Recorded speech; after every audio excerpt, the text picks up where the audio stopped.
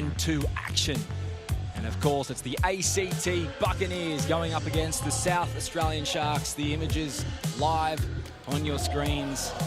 And later on today, it's the ANZAC clash. It will be nothing short of sensational.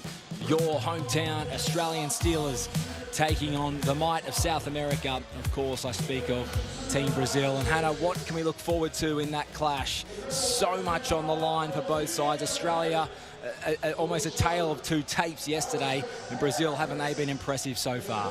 Brazil, they're clear top of the table. They have not lost. And not only have they not lost, they've beaten teams that they've never, ever beaten before. Australia, I mean, that matchup in itself is going to be something to look at. But the match against the USA for Brazil, I found quite interesting. Another one of those foes that they've struggled to get over in previous times. Brazil, they're just hanging inside the top 10, but you'd think after this tournament, I mean, they've got their eye. I spoke to the coach yesterday. He's got his eyes on Paralympic medal, which is unbelievable and unthinkable in previous years for Brazil, but they're on their ascent, that's for sure. They certainly are, and it's not just Hannah and myself, Ben Eisenhuth, calling you through the action here today. On the sideline, we've got Jed Outschwanger, and Jed, what a day, ANZAC Day. What's the action like there, down there on the sideline? Ben, it is a special day, as always. ANZAC Day, a powerful day of remembrance for our country and other countries alike. Powerful time down here on the timber on the sideline. Got an incredible matchup here with ACT Buccaneers and the South Australian Sharks. Couple of mentions here. The South Australian Sharks have two key players that are actually in development squad for the Steelers. So we've got Caitlin Schwimmer and we've got Caleb Crowden. Both on the radar, have been developing quite well, and it really highlights the importance of competitions like this and what it can give wheelchair rugby and the development piece for that sport. So an important game for them today. Both of these teams have come up against it, up against some stronger states. So we got this one. The one I'm excited for later on this evening, which I'll be around for, is the Brazil and Australian Steelers matchup. I'm pumped for that one. So let's see how this one goes. Enjoy the call, guys, and I'll be touching base a bit later. Thanks so much, Jed, man. Yes, no, we certainly will enjoy the call, and we'll enjoy the day. As you can see on your screens there, the South Australian Sharks, of course, superstars Michael Barry, Ben Owens, don't forget Matty Mitchell, how instrumental's he been so far in this year's tournament, and of course coached by that man, Andy Phillips. But without one side, there's got to be another in order to ensure there is a match, and what a match we have as the ACT Buccaneers. Not as many players, not as much depth as what the Sharks have, but nonetheless, they'll certainly give all they have. And the ACT team, of course, led by Jatima Chinsari, Kadir Faki, Benny Ladaeus, and of course, coached by Richard Voris. So Division 2 action coming your way. Day 3, we're over halfway, but there's so much more coming your way on these screens. Sit back, relax, enjoy your ANZAC Day, but most importantly, enjoy the art, the sport, the clashes of this wheelchair rugby. There's the referee. Poises to get us underway. Quite a few matches still to come here on centre court. Of course, we have the Cyclones, the Gladiators, Germany, Great Britain, and then our ANZAC Day commemoration, and of course, the one we're all waiting for, Australia and Brazil. But for now, it's the ACT team looking to get us underway, and the ball taken cleanly by Jatima Chinsari. And a try to open her account as the Buccaneers take an early lead. And great defence. We've seen the theme of the tournament thus far, not just scoring tries. We know that's almost somewhat the easy part, but it's how you can dislodge the ball and how you can try and stop the momentum of the attacking team. Oh, absolutely. The teams that are able to convert off turnover are typically the teams that win, given how hard it is to earn ball in this sport. So look out for those tight one-on-one tussles, and when teams go back into a zone and they try and occupy the key. Two very different styles of defence, but can both earn you ball. Kadir Faki, I tell you what, he'd have a few jerseys in his closet. I've seen him represent many a state here at the wheelchair rugby over the last few years. So certainly a stalwart amongst the sport of wheelchair rugby, as Barry navigates his way past Janasri. And they're all locked up to a piece. Just a minute gone here in the first term. And you mentioned the many Guernseys or jerseys of Kiriwaki. He actually played for the SA Sharks in 2024, so somewhat of a hard match to play against your old side, but he'll do it with a plum. He's also suited up for Melbourne Rugby Union Football Club in the National League back in 2024, last year Sydney University. So he's hopped around a couple of different states, but I guess that's what you do when you want opportunity and exposure on the big stage like this. Yeah, I think that word exposure is crucial in the sport of wheelchair rugby. Just being coached by different coaches, different mentors, surrounding yourself with different athletes. I mean, in the sports that you and I follow, changing teams is blasphemy. So certainly getting experience and showing your skill set to different states and different teams is certainly a good way to build the sport of wheelchair rugby, and haven't we seen it evolve in the last few years, in particular last decade. There's a turnover by the Buccaneers, and Chanassery trying her best to prevent the onslaught of the Sharks. It's not a great pass there from Barry, uncharacteristic of the number 10 from South Australia, and a few loose carries early on here on day 3. Maybe some fatigue setting in early, or maybe just a bit of nervous jitters in such an important day being ANZAC Day. Say a bit of both. For a lot of these athletes, especially in Division 2, they're not used to playing day in, day out. A 4-day-long tournament can be really fatiguing on your body. Yes, many of these athletes are training every day, but stepping up to a national level of competition can be quite exhausting. Yeah, I mean, growing up, coaches would say you got to train like you play, but it's really not the case, is it?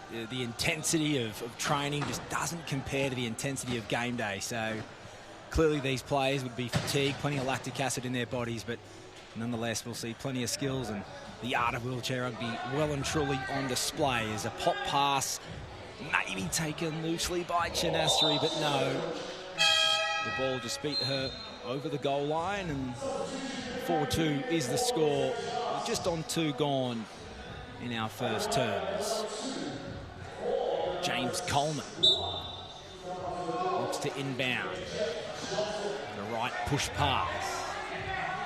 Finds Barry. And looks to be a foul call against Barry, and turnover. So great defence there by Kiriwaki, and really on the Buccaneers with a 2-point lead and looking to extend that margin as the Buccaneers through Strella. Lob pass, risky pass, but not when you have the patience of Chanassery. Bounces to herself. Pass. A no-look catch by Strella, and a one-on-one steal, but... Yeah, great one-on-one contest, ending up in the jump ball there. I think that's a great result for South Australia.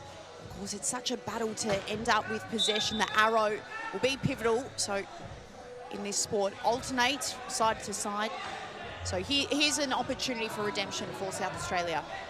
As Barry navigates his way past Strella, past Farkey, and the margin back to 1. Lovely try by the Sharks. We speak of the jump ball and the arrow in front of the umpires there on the sideline. For those sitting around or maybe sitting at a pub and enjoying themselves, or a pint or a schooner, maybe tell the fans that are new to the sport of wheelchair rugby exactly what that means. Yeah, so when you see a jump ball, just like in basketball, the referees signal the double thumbs up. When it's a shared possession, who's going to take it, and when the referees will look over to the score table and see where that arrow's pointing. So at the moment, it's pointing to the left of your telly screen, so it means the next time there's a jump ball, ACT will end up with it. The expert commentary, of course, brought to you by Hannah Kruer, and great to have her company alongside me here today. Of course, we'll be throwing to Jed Outschwanger shortly, who's down there on the sideline. But as for now, it's the Sharks looking to try and inbound. It's a challenging pass, but... Yeah, it certainly is challenging. You can see they were setting up in one-on-one defence there, the Buccaneers, so putting a lot of pressure, and knowing that it's a 4-on-4 situation. If you're not defending the inbound, you've got one person floating around, and you can see here the 2-on-1 contest. Luckily that Barry can get over the line, the Div 2 MVP from last year, so look for him to be prolific in these opening stages. Lovely pass by number 1, Jet Johnson. What a name. if you're not an athlete and your name's Jet Johnson, something's wrong. There's another turnover by the Buccaneers. They had an early lead, but they've made 2 errors in as many moments as Barry possesses the ball, navigates his way around Mackay. Gets past Chinastri, gets past Farki. It's a great individual try by Michael Barry. And the scores are all level. The Sharks, they're hanging in there. 5 plays 5 with 4 remaining in our first term. Kadir Farki. Bounce pass. Finds the lap of Strella. Gets past Barry. Great defence by Coleman too. Farki. Great offensive blocking there by Mackay. Clears the path for Farki. Another offensive block there from Mackay, and it's a great team try. Great blocking, great navigation, and a great path cleared for Kadir Farki. And we spoke about it yesterday, Hannah. How important is it not just scoring when you have the high classification, but ensuring there's a clear path for you from those low classification players? Absolutely. That's why it's a team sport and why everybody is so valuable in this sport. Doesn't matter what your classification is, often those 0.5 players can be useful from not only a defensive point of view in trying to eliminate the opposition's high point players, but in your own offensive game to set some blocks. And we're already seeing that as we see a timeout. Yeah, we see a timeout, and that means we'll go to a short break, and we'll see you on the other side of this.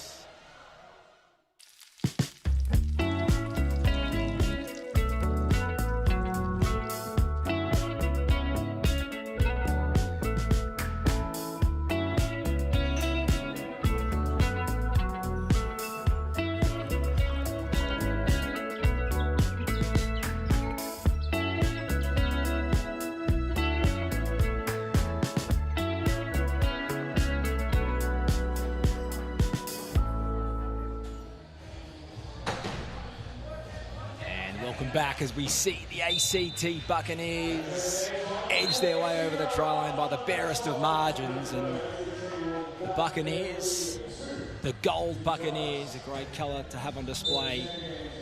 Of course, especially here today is Jetters. JJ, Jet Johnson, tries to find himself into the other end of the court. Gets past Mackay, can't get past Strella.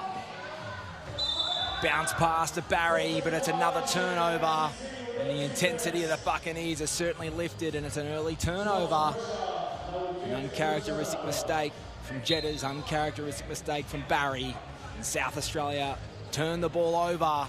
And just like that, Jatima Chinastri scores a try, and the margin now out to 3. And she's such a revelation. Only started playing the sport in 2025. Think what she's been able to do in that short space of time. Last year suited up in the National League, playing for Melbourne Rugby Club, and now playing for ACT. It's just such a special year, and can't wait to see her growth in the sport. As we see a beautiful pass there from Johnson. A little bounce pass. Lands in the lap of Michael Barry to add to his long, long tally. And Mackay. Back to Benny Ladeus. Great to see Benny back on your screens. Ladeus. Ball in his lap. Lob pass. Tries to find that lady in Chinastri. He has to reach for it. Barry was coming for the ball. Almost a foul, but the referee waved it away, and Chinastri scores another try, so the margin remains at 3. As Barry being pestered by Mackay, by Ladeus, needs to find a pass, throws it long, the Hail Mary, it may be intercepted. No, it's taken cleanly, and a beautiful pass. Matt Mitchell, the 0.5 classification, reached to his right, bounced the ball into the lap. Well, that number 6 in James Coleman, in a fantastic South Australian try. And the Adelaide locals go wild. It was a remarkable team play, because you saw they were running out of time, running out of space, that 2-on-2 contest in the key, and the turnover now. So Barry, he's on a blitz. Barry crosses the try line. We're going to go down to the sideline, Jed. The intensity on the court is lifted, but geez, isn't the crowd getting loud as well? It's starting to lift, absolutely. We've had, I think both teams are actually playing with a bit of ANZAC spirit here. I can feel it down here on the timber. A special mention to James Coleman, former serviceman in the Army. I think a day like this, to be able to celebrate him and all the sacrifice of our armed forces, it's got to be special for him to play his sport on this sort of day. So for him to score that try before, special moment, just wanted to mention it. Let's see how we go. The sideline comments there from Jed Outswanger, and it's great to have him along for the ride here in our first match on day 3 as the Buccaneers trying to propel their way over the try. Big contact, and a penalty try is awarded to the Buccaneers. Barry doing his best to prevent the momentum of Strella, but the big frame of Strella was able to shove his way over the try line. 10 plays 8, the Sharks. And I think we're seeing the experience there. As we say, beautiful pass from Barry. He represented the New Zealand Wheel Blacks at the 2025 Asia-Oceania Wheelchair Rugby Championship. So he knows what it's like to play on the international stage, coming to this South Australian outfit, showing a lot of leadership, both on and off the court. As we see a beautiful try from Jetters once again, JJ Jet Johnson. Here's Ladaeus. Bounce pass to Chinasfree. She pops the ball on there to Strella. Lovely pass. Ladaeus, though, just can't take the bouncing ball. And it's moments like that that invite the locals, invite the South Australians back into this clash as a few substitutions are made. So a couple of substitutions early on. We spoke before about how challenging it is. Not a 3-day tournament anymore, it's a 4-day tournament. Plenty of fatigued bodies, plenty of lactic acid in the arms of these athletes. So substitutions and depth like we see for the Sharks, so crucial. Absolutely, but there are so many experienced players, and we've already highlighted a few of them. Let's take a moment just to acknowledge Ben Lourdes, the number 3, ball often in his lap. Ben Lourdes, he's one of those experienced athletes who's used to playing with the New South Wales Gladiators. He won gold in 2024 West Coast Enforcers last year. Look to see what he does from the time out. Ben Lourdes is certainly integral, and having a break is just as integral. We'll set you on the other side of this. Division 2 action coming your way in a few moments' time.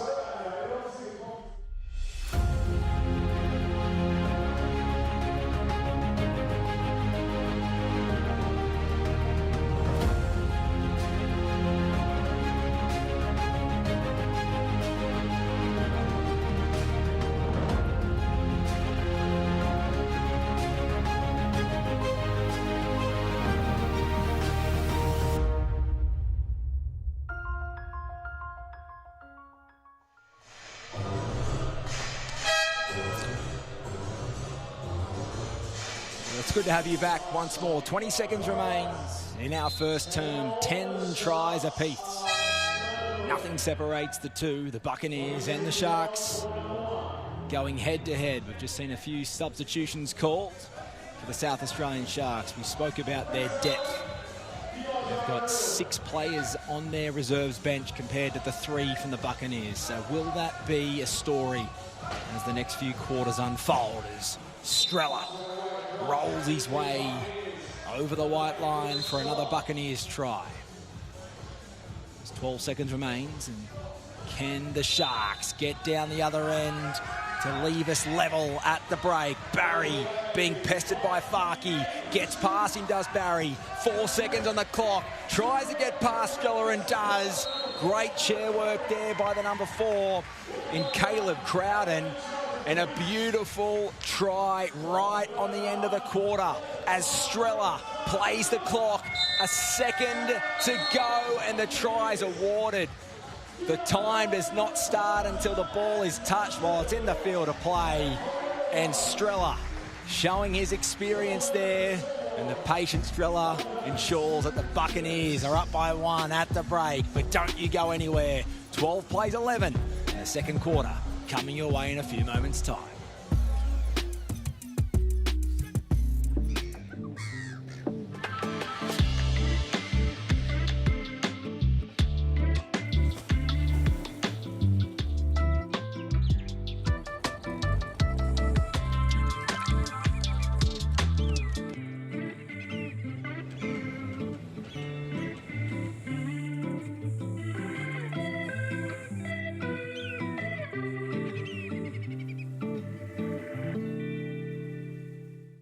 Degnan, we don't just build infrastructure, we build possibilities. We work collaboratively to bring excellence, innovation and diversity, delivering projects that connect people and shape the future.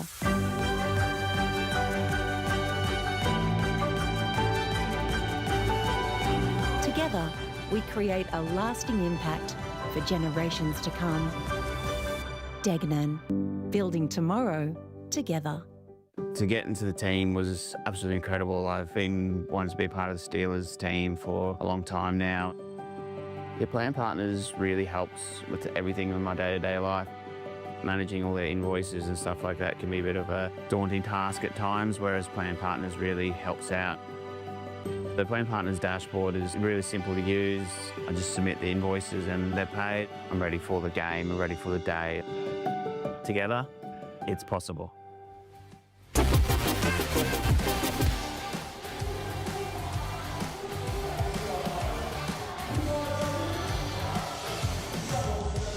Great to have your company back here for the second quarter, here on day 3 of the 2026 Santos Wheelchair Rugby World Challenge. On your screens, the ACT Buccaneers. That late try means they're up by 1 try over the hometown heroes in the South Australian Sharks, as you can hear the Jaws theme song blasting through the basketball centre. Inbound. But it may have been a backcourt violation in Benny Ledayes. That is an absolute coach killer. Ledayes should know better than that. Maybe again the day 3 jitters, but Ledayes in his own end of the court, passing the ball back over the line to a backcourt violation identical to the rule in basketball, but an early mistake from the Buccaneers really opens the door for the Sharks to try and level us up. Yeah, not ideal from Ledayes, but not an issue if they're able to get a quick turnover. The hard thing about this situation is taking the sideline inbound. Now you can see swarming 2-on-1 pressure. So to be able to score off turnover can be more challenging than what it seems. Lovely pass, Barry. That was fantastic. Pinpoint accuracy, like a dart at a board. No room to move, no room to pass. And Barry split the gap, passed the ball to Crowden, and a fantastic team try. He doesn't just score them, he assists them too. Barry to Crowden, and the scores are all level. It's great to get a player, a 2-point player scoring such as Crowden. Former table tennis champion, 2-time world championship competitor. Now turnover, or not quite, bit of pressure on here for the ACT. As we see the Buccaneers coast their way over the line for another try. And speaking of coasting, our great man down there on the sideline, and Jed Outschwanger. Jed, did you get a chance to hear what the coaches said at the break, and any information for us as we start of the second term? It's just exciting to see Crowden out here. His development in this sport over the last couple of years, coming off the back of non-selection in badminton, heading into Paris, and the decision for him to head over to wheelchair rugby and develop in that sport. I think it's exciting for the sport. It's exciting to show the opportunities in the sport, and it was exciting to see him get that try before. Big Bad Barry slung the ball over, and he just wheeled on in for an easy try. So just good to see the development. More to come. Big Bad Barry. I like that, Jed, man. Thanks for your time as always. We'll be back to you shortly as that man, Big Bad Barry, finds himself on his back on centre court, thanks to none other than Hermes, as we welcome him to the court for the first time in this Division 2 clash. Nissan Hermes. Barry back up onto 2 wheels. The sport of wheelchair rugby, it's not for the faint-hearted. If you don't like contact, the sport is not for you. But there's so much connection between all the codes we love dearly. From rugby union to basketball to almost gridiron at times, this sport has it all. A lot of people make the analogy that it's almost chess-like. Damien Morteau, who we'll be seeing later today with the Suncorp Queensland Cyclones, he himself has mentioned it's like bumper cars and chess at the same time. I think that is a great description from Morteau. Bumper cars and chess, almost like the Harry Potter wizard's chess. As Farkey looks to inbound. Great to see Angus Fowler on your screens once again. Someone who wears lenses like Fowler, it's great to see the goggles on. I've seen it become synonymous around world sport. And he's certainly an athlete we love to see. Is Fowler. Inbounds, almost intercepted, but taken well by Crowded under pressure. Farkey, Dillon all over him at the moment. Needs to find the pass. Time of the essence. It's a lovely pass. Finds Barry, takes it in the left. Passes from the left. Should find the number 7. Does so. And Matt Mitchell, almost a risky effort, and the try is not awarded. Mitchell with the try line wide open, but great cover defence from Hermes, and maybe a chance that goes amiss, but they will have the one-player advantage in this next phase of play. That was a real get-out-of-danger card, that one. I'm so impressed by the defensive efforts, particularly Kadir Farkey in the key. He just did such a good job of stopping and slowing the play. You can feel the intensity lift when you have a 2-on-1 like that. Corner inbound, also typically tricky, albeit I'm sure SA would have practiced this many, many times, finding the open option. The first try to open his account in Benny Owens. And almost an intercept. Owens may get the loose ball. He will. He's made an error, but in the same breath, he has found himself on centre court. What a way to put your body on the line from Ben Owens. He was the Sydney Slam best high pointer earlier this year, so has come into some blistering form. Also a former ACT Buccaneer this time last year, so going against his old side, always a challenging thing to do. Well, he's had 2 big moments in almost the first 10 seconds on the court. He scored a try and he's found himself on his back, but he's now back on 2 wheels as Kadir Farkey makes his way into the attacking end of the court. If you're a Buccaneers fan, navigates his way past Fowler. And the Buccaneers hold on to that 2-try lead as a beautiful pass finds Crowder. Good offensive blocking from Sherman. One-wheel action, did really well to stay on his 2 wheels there. Caught one from Ladeus. His defensity's really increased since that early mistake at the start of the second term, but it was great chair control there from Caleb Crowden, CC. And he glides his way over the try line as Kadir Farkey does the 1-2 pop pass. Back to Hermes. It's a lob pass for Ladeus, and with all his experience, he'll have no problem in ensuring the extra try goes the way of the team in gold and the Buccaneers. And the 2-point margin remains. And we know how important it is to get that advantage, to get that break, as we might see another one, an uncharacteristic error from Caleb Crowden. He's done so well at the start of the second term, but a loose carry there, just couldn't take it cleanly. Great pickup as well. So the pressure's really on here 3 minutes into the second term. You see this backcourt pressure being put on. Bit of a race against the clock for SA. Crowden responds well to his error only a few moments ago and finds the larger, more experienced frame in Ben Owens. Doesn't he move well on 2 wheels? We spoke about youth. Youth was the theme of day 1, experience the theme of day 2.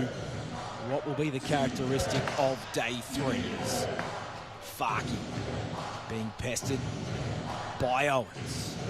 Trying to get past Fowler, does so. And Kadir Farkey just moves so well.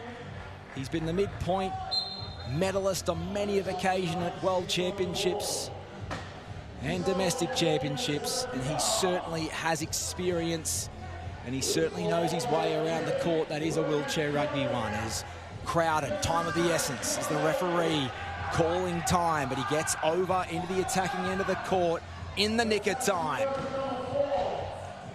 25 seconds remains on the shot clock as Crowden throws it over the back of the head. And that kind of decisions made when you're feeling under pressure. The no-look pass over the shoulder just to try and clear some space when you're feeling stuck in the corner, especially when you have two barging chairs behind you. So in those moments, you need to look to your teammates and have those teammates provide some short, stable outlet options. So it needs to be a team response. You can't have the ball handler under that much pressure.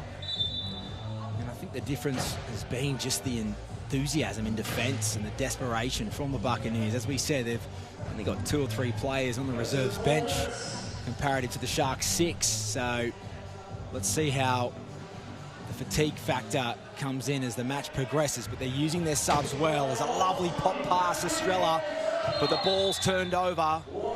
Estrella finds himself on the court. And we'll see the mechanics coming out to assist him back up on the 2 wheels. But we spoke about it earlier in the call. Defence is so crucial in the sport of wheelchair rugby. We often see tries scored many a minute. But how important is it to pester the defence or pester the attackers when you're in defence and try and dislodge that ball? Absolutely. SA did that really, really well then, recognising that Shanazri, she had the ball, she felt the pressure of the one-on-one contest and tried to get rid of it as quickly as possible rather than knowing that she's a newer player to the sport, holding on, treasuring possession and making a really brave and well-analysed decision. She wanted to get rid of it hastily, which creates one-on-one opportunities, just like here. If you're able to put the ball to advantage into space and let your teammate roll on, it's much more favourable than getting rid of it to the closest, quickest option who might not be strategically in the best place. Well, unbelievable from Barry. Lost the ball and said, not today. Bounced it back to himself, had 2 Buccaneers defenders all over him. But Barry was able to pick up the loose ball. Ladeus lobs it over the top of that man, Barry, and finds Dylan Streller. And again, certainly has a case for the best mid-pointer in the domestic competition at the 2026 championships is Robertson. One of the first times they've called his name today. Trying to get past Ladeus. Great defence by Benny. Cops one in the back from that man Streller, and a smile on the face of Robertson. I think it was just quite simple. Well, what else could I do? That's exactly what we saw about a minute ago, where a player is pushed there. They're looking the wrong way, so in that moment, eyes on the sideline, you've got 2 bodies around you, and you've got no choice but to flick it backward if you can't manoeuvre your chair to pivot around. So SA, they're on a hot tear, red hot, much like their tops. Yeah, risky pass, though. As soon as they turn the ball over the Buccaneers, they respond instantly. Their defence is unmatched. As soon as they make an error, they don't put their heads down, they don't wheel away, they ensure that they're trying their best to get the ball back in their possession, and you're only as good as your last mistake, and ACT, they are responding well to every error they're making in this Division 2 clash. Yeah, you can see Ben Launay's called for the equipment check, now calling for a substitution, so we'll see him move. Looks like Kadir Farki will be coming back onto the court. And you highlighted his experience for Farki before. He was a grand finalist back in 2021. If you can think back that far to the Harlequin season in Victoria. So knows what it's like at the pointy end of a competition such as this one. Robertson tries to find Barry, does. It's not the best of passes, but all Barry needs is a sniff as Barry tries to get past Janasri.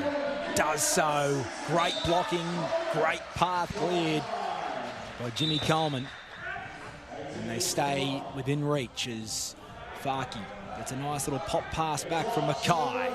Tries to get past Barry, and Barry just can't dislodge that ball. And we spoke about him before. The fact that he's a 2.0 classification on that occasion, he's out-wheeled a 3.5 Michael Barry.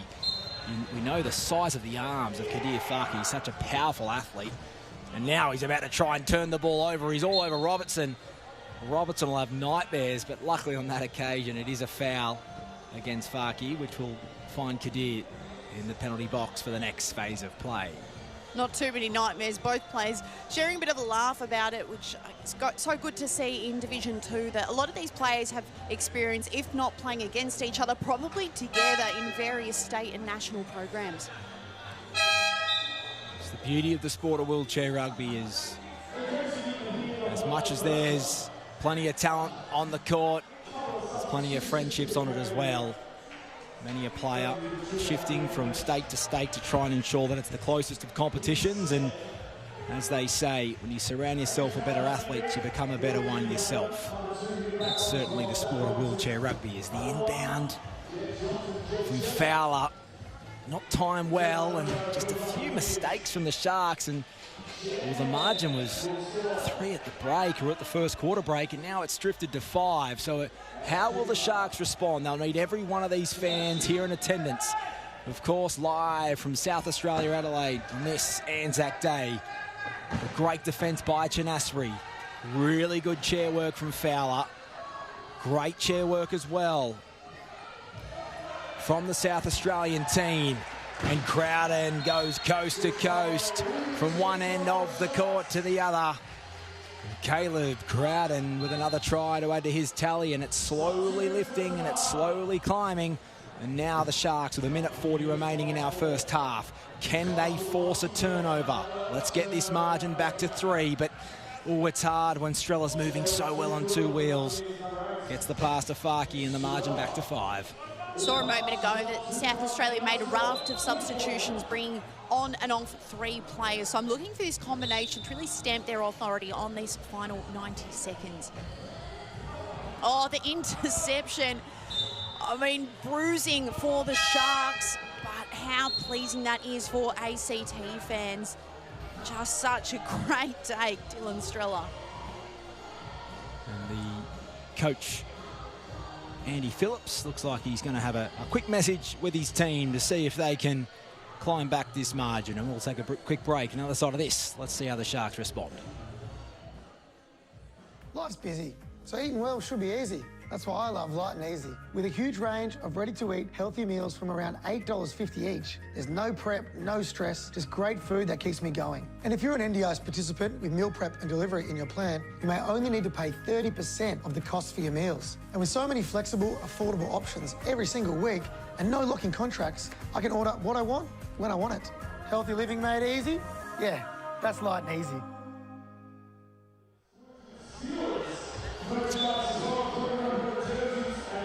And at the break, at the timeout, Andy Phillips was incredibly vocal to his 4 players on the court.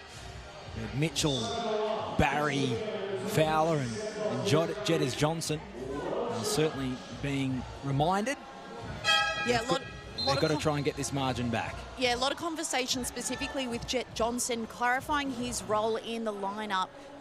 It's when you get to high-level sport, these things aren't being, it's not a telling off, it's just a clarification to get the best out of each athlete. And Andy Phillips, he's one of the best in the game at doing so, Wheelchair Rugby Club Person of the Year in 2025. So a lot of experience to back up his opinion. Speaking of that man, number 1, Johnson, he's done very well with his chair, but it's so tough. Arguably MVP at the moment, Dylan Strella. Just moving so well on his 2 wheels. He's patient, he never stresses. And how will Johnson respond? Gets past Farke, power with those arms. And the path is clear. Johnson, try time scored. Penalty try, in fact, as Farke was over the try line to prevent the chair of Johnson rolling over. And less than a minute remains in our first half, and there's a big turnover. Big chance. Barry, though, needs the try. Farke and his wheel got caught up with his teammate Mackay, and that opened the path, and all Barry needs is that moment. Can he force the turnover for the margin? There it is again. Barry takes it cleanly. 45 seconds remains in the first half. 3 tries. There's the third. 3 tries almost in 10 seconds.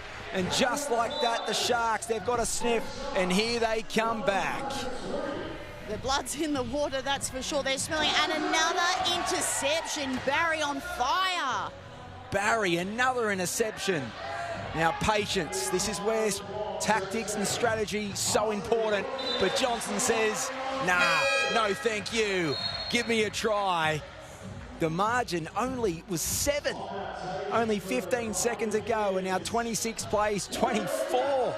A 2-point margin with 28 seconds remaining in the first half, and no other choice but for Voris to call a timeout. And we'll see you on the other side of this. The Sharks score 4 in 10 seconds.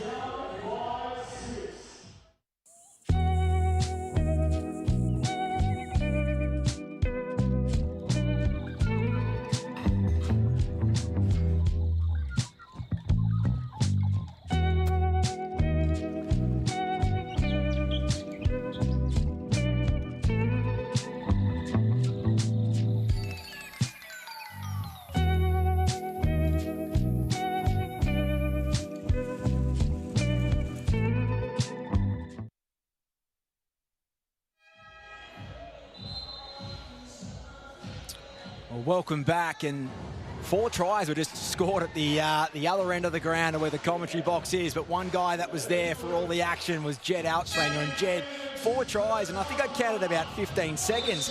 What's happened down there at your end of the court? It was all happening, Benny, and to look over and see Dickie Voris just sort of get crushed as those tries were coming across the line, then to see him get quite vocal with his team, just about settling down. He's got great coach IQ, but this sort of stuff's stressful for the coaches at times, but it was just good to see him communicate. Let's see what happens in the last 15-ish seconds to go. Sideline expert Jed Outswanger, and 27-24. 15 seconds remains, and no, not what they needed, the Sharks. They did so much in the last minute, and they've just given 2 tries almost in as many seconds as Coleman bounces the ball to himself. Can Barry take it cleanly? 12 seconds on the clock. Barry needs to try and find a pass. Time may beat him. The Hail Mary to Johnson. But there's the timer that goes off in the background, and what an impressive first half here on day 3. That half almost was a whole game. It had so much from the first quarter to the second. It was the Buccaneers being dominant early in that first period, but the Sharks, they aren't going anywhere. They were hanging tough, but a couple of small errors in the last few moments of play really just gifted the Buccaneers 2 extra ones. Talk us through that first half, H. I almost need a break. Well, Ben, you said it almost feels like a full match in and of itself. I think the key is we've got a whole other half to come, so neither team can act too emotionally at this point, given we still have another 16 minutes of action to come next. You're looking for the team who stabilises out of the break, but I can sense the Sharks are coming, and there have been so many Sharks performances to celebrate throughout that first half. Well, 28 plays 24, and you can see the Sharks on your screen, and one instrumental part of the South Australian side is their number 6, James Coleman, and our sideline expert, Jed Outswanger. Well, you're down there with Jimmy Coleman, and Jed, talk us through it. Yeah, it's good to be down here with James Coleman. Now, James, I just want to point out a huge fact today. Special day for you, special day for Australia, ANZAC Day. Servicemen, what does this day mean to you to be able to play your sport on this day? Oh, this is fantastic. It's the first time I've been able to, actually play on an ANZAC Day match. Being a serviceman, it's a highlight at the moment. So, yeah, loving it. Just happy to be able to honour my ancestors. I can feel that, mate. I can feel that ANZAC spirit out there, and it's exciting to see. Look, your team's got a little bit of work to do. Some exciting couple of seconds down there at the end of the last quarter. What do you think you guys need to do? What's Andy saying on the bench to be able to push forward into the second half of the game? Look, we just need to focus on our game. Stop letting them dictate what we're going to do. We need to slow it down a bit, control our passes, control the ball, and push hard. I actually don't. Yeah. Well, thank you again, James, and thank you for your service. No worries, thank you. Thank you, team. Well, thank you very much, Jed, and thank you, of course, James Coleman, for so much more than just your expertise out there on the wheelchair rugby court. But ladies and gentlemen, don't you go anywhere. That's the first half, but that means there's still one more to come, and we'll see you on the other side of this.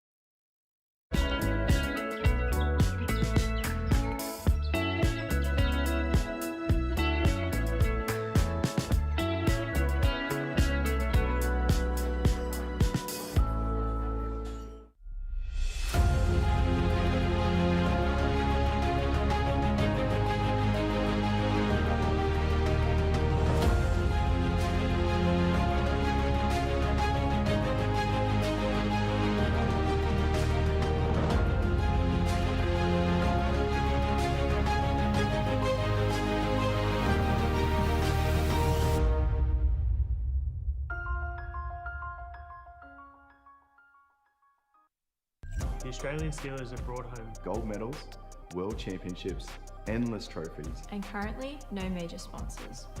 Scan the QR code on screen to help us become officially sponsored.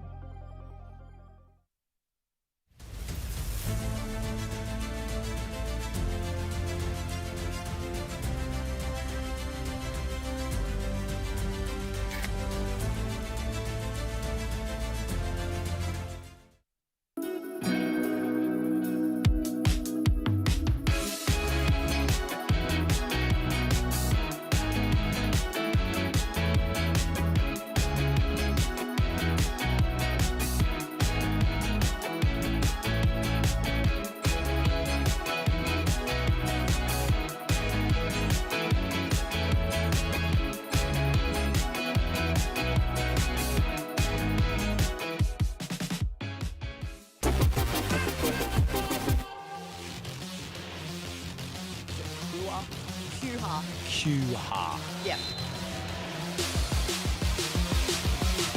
Well, welcome back, ladies and gentlemen. Of course, on this day 3 of the 2026 Santos Wheelchair Rugby World Challenge. My name is Ben Eisenhuth, and I've called the action through the first half. And alongside me, Hannah Q-ha. And Hannah, what great action.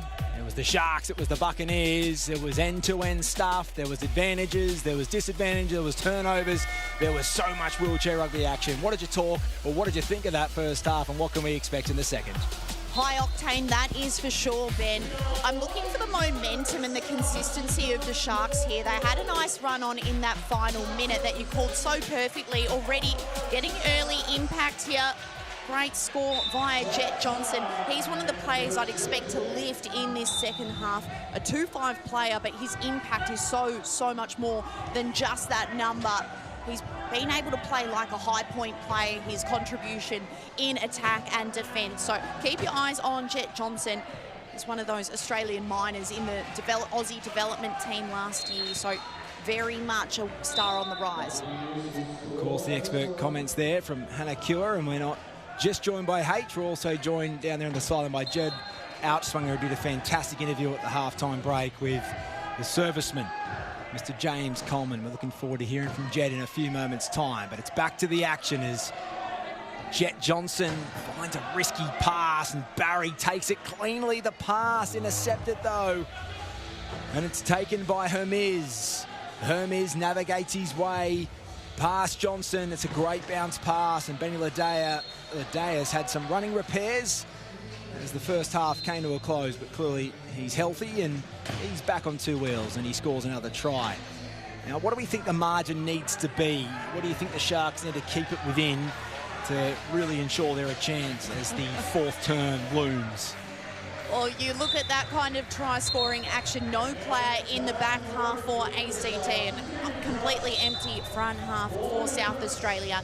If they can eat into this scoreline, maybe equalise it by the end of the quarter, I think that'll be a really, really healthy measure of success. Let the 4th do the talking and get them in front. Well, there's a big moment there. A pass from Hermes, and he throws up the left hand and apologises to Ladeas. It was always a risky pass. The 2-hand behind head throw, almost like we see in the game of football, the game of soccer, can sometimes just have a bit too much oomph, and on that occasion it did just that as Coleman. Bounce pass, finds Johnson, who can't take it cleanly. It's a loose ball, it's lobbing, it's bouncing, but it's taken by the Sharks, and another turnover. In fact, I had 5 chairs in my way, I couldn't even see where the ball went, and it's rolled over the sideline, and the ball will be inbounded by the South Australian team. They trail by 4. Better pass from Coleman. You look for them to increase their ball security. You see a couple of loose passes now, getting stuck in the 2-on-1. It's going to be a long mercy ball, and when you're throwing a long ball like that to a 2-5 player, you want to be really, really sure of the decision. This is getting hot. And did not get the ball into the other end of the court in time. Great defence. They say defence wins premierships, and on that occasion, the Buccaneers' intensity really lifted. Aman Dillon makes his way onto the court alongside, of course, Benny Ladeas, Dylan Streller, and of course, Nissan Hermes, and the Buccaneers, whom lead by 4, looking to extend that margin. And Barry trying to come across, trying to prevent the onslaught, but he can't, and it's a beautiful team try. Strella finds Hermes. Now, we spoke just before as Jed was on the sideline, and I'd like to go down to Jed once more. Jed, great halftime interview. Obviously, it meant a lot to interview James Coleman, but can we see the Sharks' resurgence? Can they get their way back into this one? I think there's plenty of time. There's still time enough. Let's see how the work rate goes from the Sharks. I think the Buccaneers have been just too good on transition, but it's going to be interesting to see how this game plays out. The third quarter is the premiership quarter, so it's going to be interesting. We've got the likes of Caitlin Sherman on court. I just got to highlight just the development of this athlete.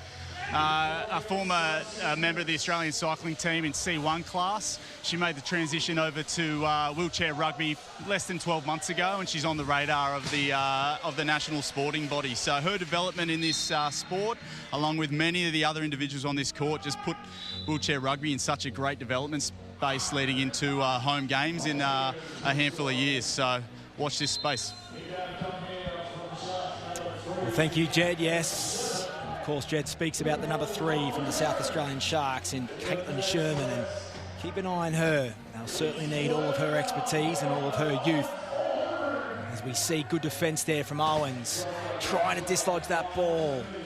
They just can't. Strella tries to get past a few South Australian players, and instead of navigating his own chair, he bounces the ball into the lap of Hermes in the margin. Now it's 6.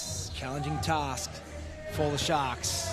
I think the other thing worth pointing out with Sherman coming onto the court is the fact that she's able to add an extra point of play for South Australia. Usually you're allowed to have 8 points amongst the 4 players, but given she's a 2-pointer herself, she adds another point for SA to play with. So I think it was a really good idea bringing her onto the court. Now you can have 2 more experienced 3-point and 3.5 players. So now good to get her onto the court and offer something, a bit of a shake-up. And Sherman offloads the ball there to Barry, who finds his way to the right end of the court. If you're a fan, of course, of the South Australian Sharks, and there's plenty of them, plenty of fans here in attendance here at the Basketball Centre. Adelaide, South Australia is where we find ourselves here for the 2026 Santos World Challenge of this Domestic 2, Division 2 competition. Can the Sharks dislodge the ball? Barry reaches in, and that's a great defensive play there from the Sharks. The intensity's lifted. You saw the chair work of Owens, the chair work of Barry, and now a chance to narrow this margin from 5, hopefully to 4, but it's all about the inbound. That's it, and having it in the hands of the 27-year-old in Sherman.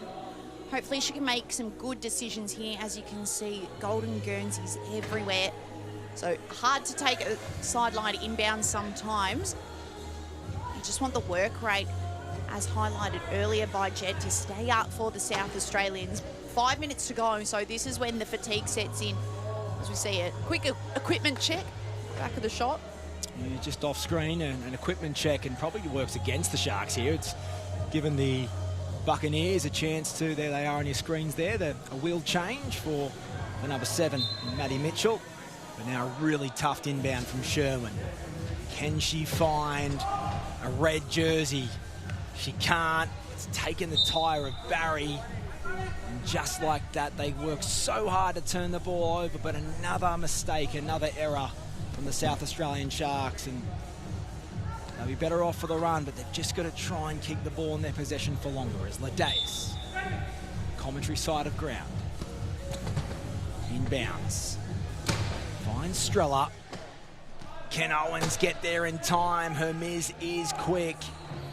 And he tries his very best, but Nissan Hermes, the Silver Fox, earns another try for the Buccaneers.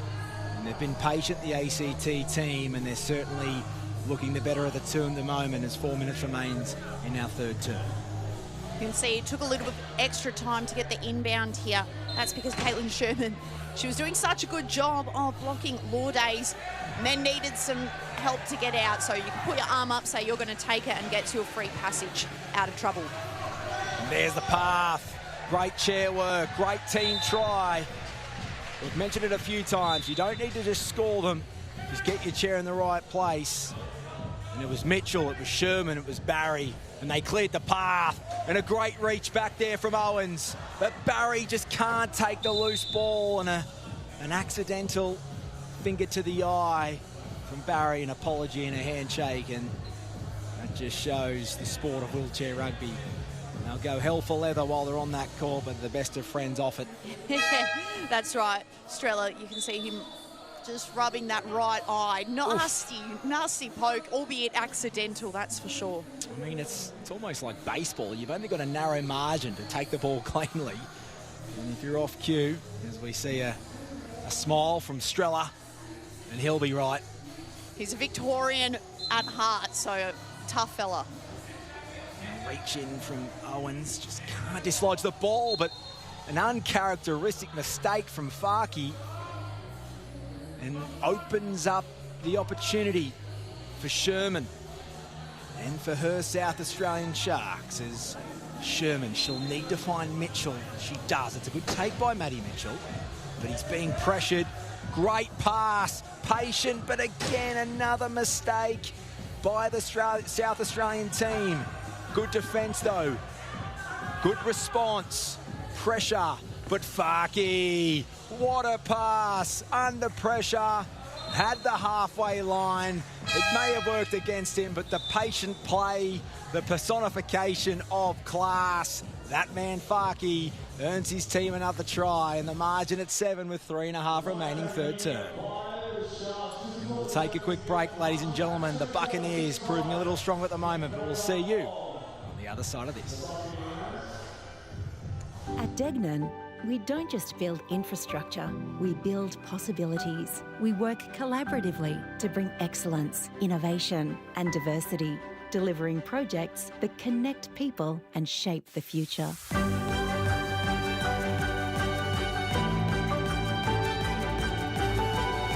Together, we create a lasting impact for generations to come. Degnan, building tomorrow together. And of course, Degnan, one of our great sponsors here at the 2026 World Challenge. As you can see on your screens there, Richard Voris just telling his team to keep things calm. We've got quite a large lead as the third term is coming to an end. He's a busy boy, old Richard Voris. He's a player and a coach of the New South Wales Gladiators, and of course he's the head coach of the Buccaneers, as the hometown heroes, the South Australian Sharks, with a mighty mountain to roll up. They trail by 7. I think I'd like to see it within 3 or 4 as the fourth quarter looms. But H, what are the Buccaneers got to keep doing, and what are the Sharks got to do that little bit better? I think the ACT, they can afford to be patient here. South Australia, they're making mistakes off their own bat. It's not necessarily the defensive gains, but rather SA's own turnovers. So if ACT can stay patient, just be in the right place at the right time to mop up those turnovers as they almost commit one of their own, luckily holding on, I think they'll do well to even widen this scoreline.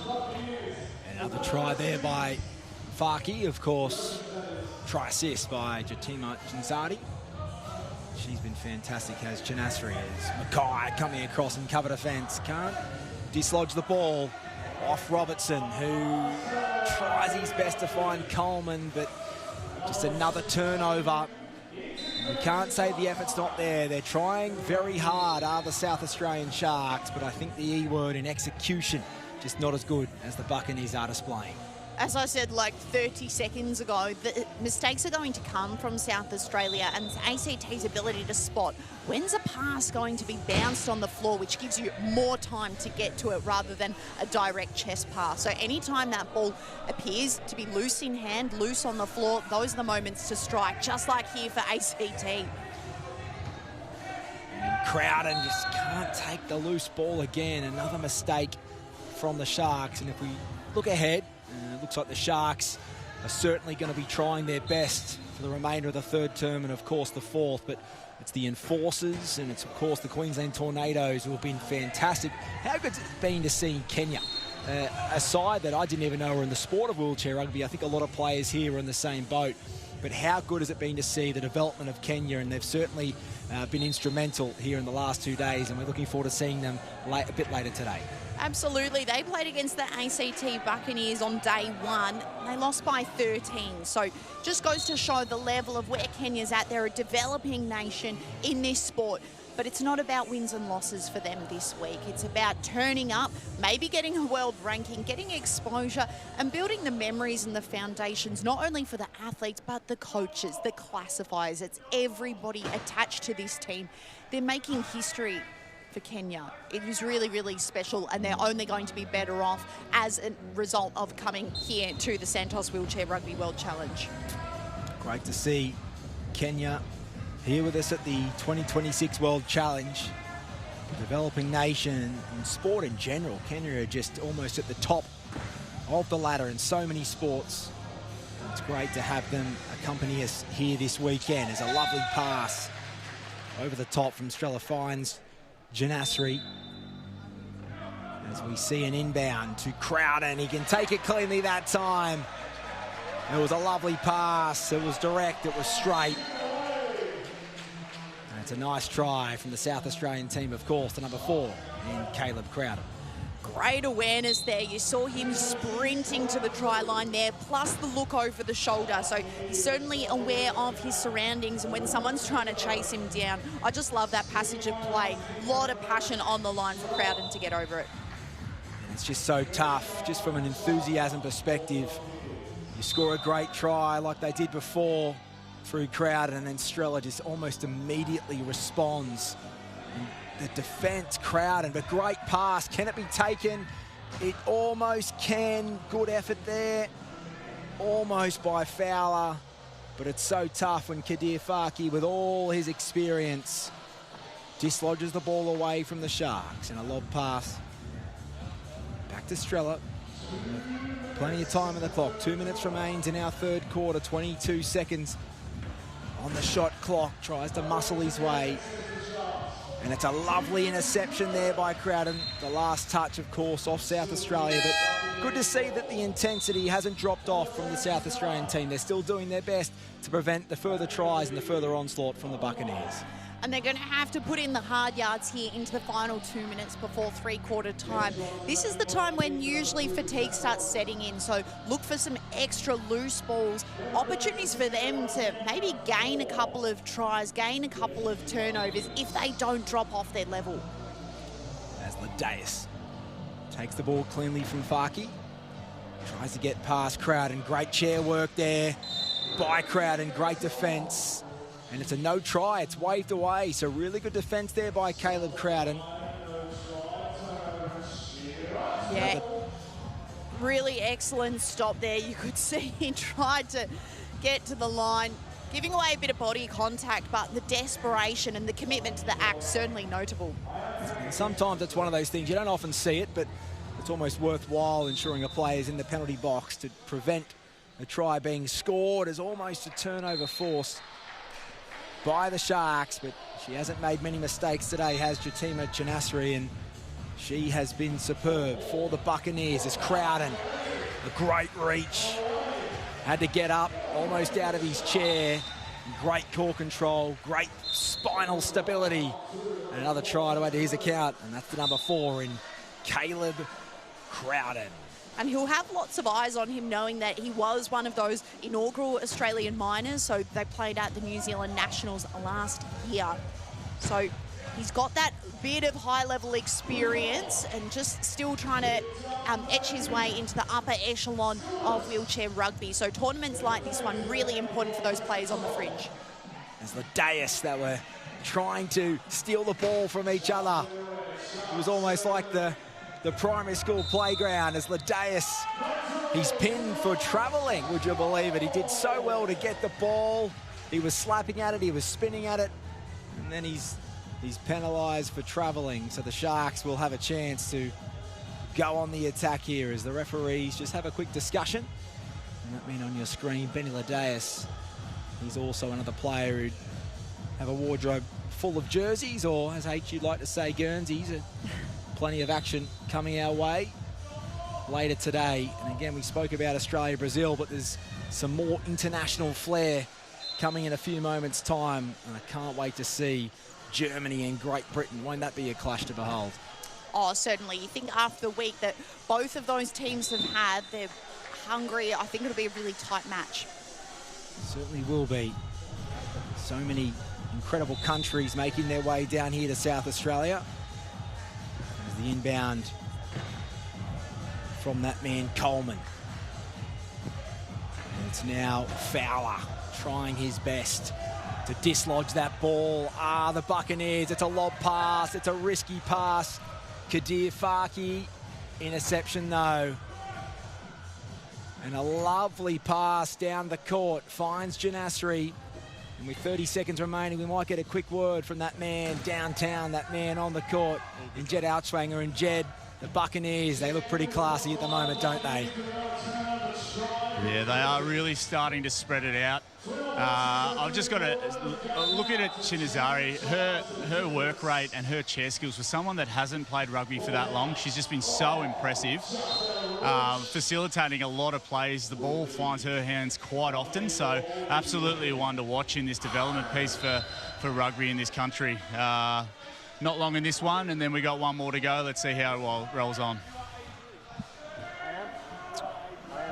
Expert comments down there on the sideline from Jed Outschwanger, and Jed, of course, speaking about number 5 from the Buccaneers and Jatima Janasri. And that's that lady on the screen who's almost got her hand caught between the ball and her wheel. Yeah, that is a really heavy hit. You almost felt a collective gasp from players and spectators on that one. She's a tough cookie, that's for sure. Actually did no by January, which I think epitomises how tough she is. Certainly is tough, as that brings an end to our third quarter, ladies and gentlemen. It's the ACT Buccaneers 42, leading the hometown heroes, the South Australian Sharks 31. But don't go anywhere, because the fourth quarter action is coming your way right after this.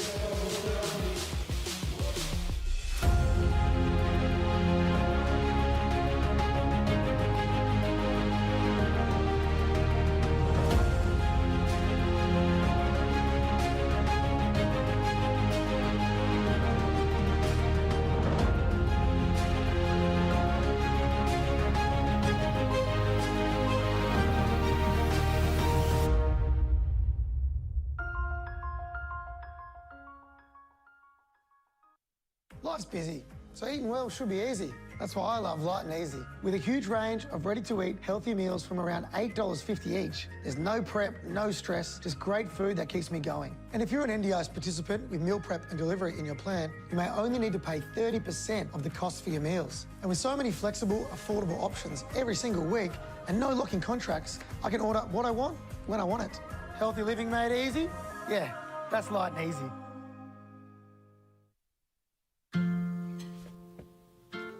I got this one. Yes, I've got this! I've got this one. I'll keep you strong. All of this will be a place like no other. Just like no other.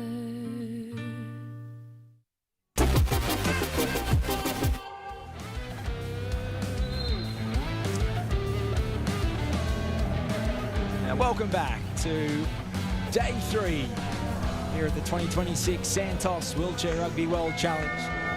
My name's Ben Eisenhuth, one of your callers here for our first clash on day 3, and alongside me is Hannah Kuhar. And Hannah, 11-point margin for the Buccaneers. South Australia with it all to do, but they'll certainly want to try and keep that for and against in a somewhat positive fashion or positive frame. What would you like to see the Sharks do that little bit better as the fourth quarter looms? I think it's ball security, Ben, making sure that all of their passes are as efficient as possible. I think there were moments where it was either poor ball handling, so they weren't able to take the ball cleanly, or the decision making. It was under pressure, so the pass released too quickly to the wrong option. So It's one of the things that's so counterintuitive. When the pressure is high, you actually have to act like it's even less pressure, so you've got time and space to make the right decision. So it's moments like this one, rolling into a 2-on-1 and the 12-second violation. Really hard work for the player who's got ball in hand. You want everyone else to be supporting and being that outlet. And as H said, a violation against the Sharks, just not propelling the ball down the court in time. When you inbound, you've only got a certain amount of time to get the ball to the other end of the court, and on that occasion, the Sharks were unable to do so. And a lot of the time, it's not necessarily the attacking mistake, it's just the defence has so much pressure and pushing so hard, as we see a lovely pass from Ladaes, finds Strella, and great chair work from his teammate in Hermes.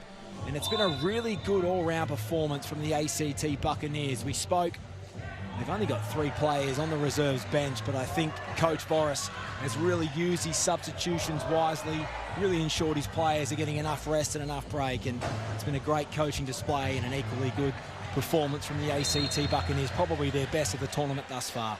And this weekend is about getting minutes into players. It's almost a good thing as an athlete when you see that the bench is slim. It means you're getting a lot of time on court, and knowing that in Division 2, it's a priority to grow these players, not only within state programs, but on the national stage. You've always got eyeballs watching your performances, and of course people watching at home. Amazing strip there, Barry getting to work. Yeah, great work from Barry there. He was being patient. He knew he was going to try and be as quiet as a mouse to dislodge that ball, as Ladaes trying to prevent the ball being taken by Crowd, and it would just roll over the goal line. It should be an inbound from Team ACT. And how clever was that set up? He knew that he didn't have to win the sprint battle and beat the end line. He just had to let the ball roll out. So that's clever from Ben. As contacts made from Barry, doesn't agree with the referee's decision, but it's a game of inches. Trying to steal the ball, it's just so challenging. It's like the game of basketball. You've got to take it cleanly. You cannot take the arm of the player who possesses the ball. And on that occasion, Barry finds himself now in the penalty box as Ladaes finds Hermes. Lob pass, one bounce, and the ball taken on the bounce once again from Strella. And he's been very impressive, arguably the MVP, and Dylan Strella, the number 8 from the ACT side.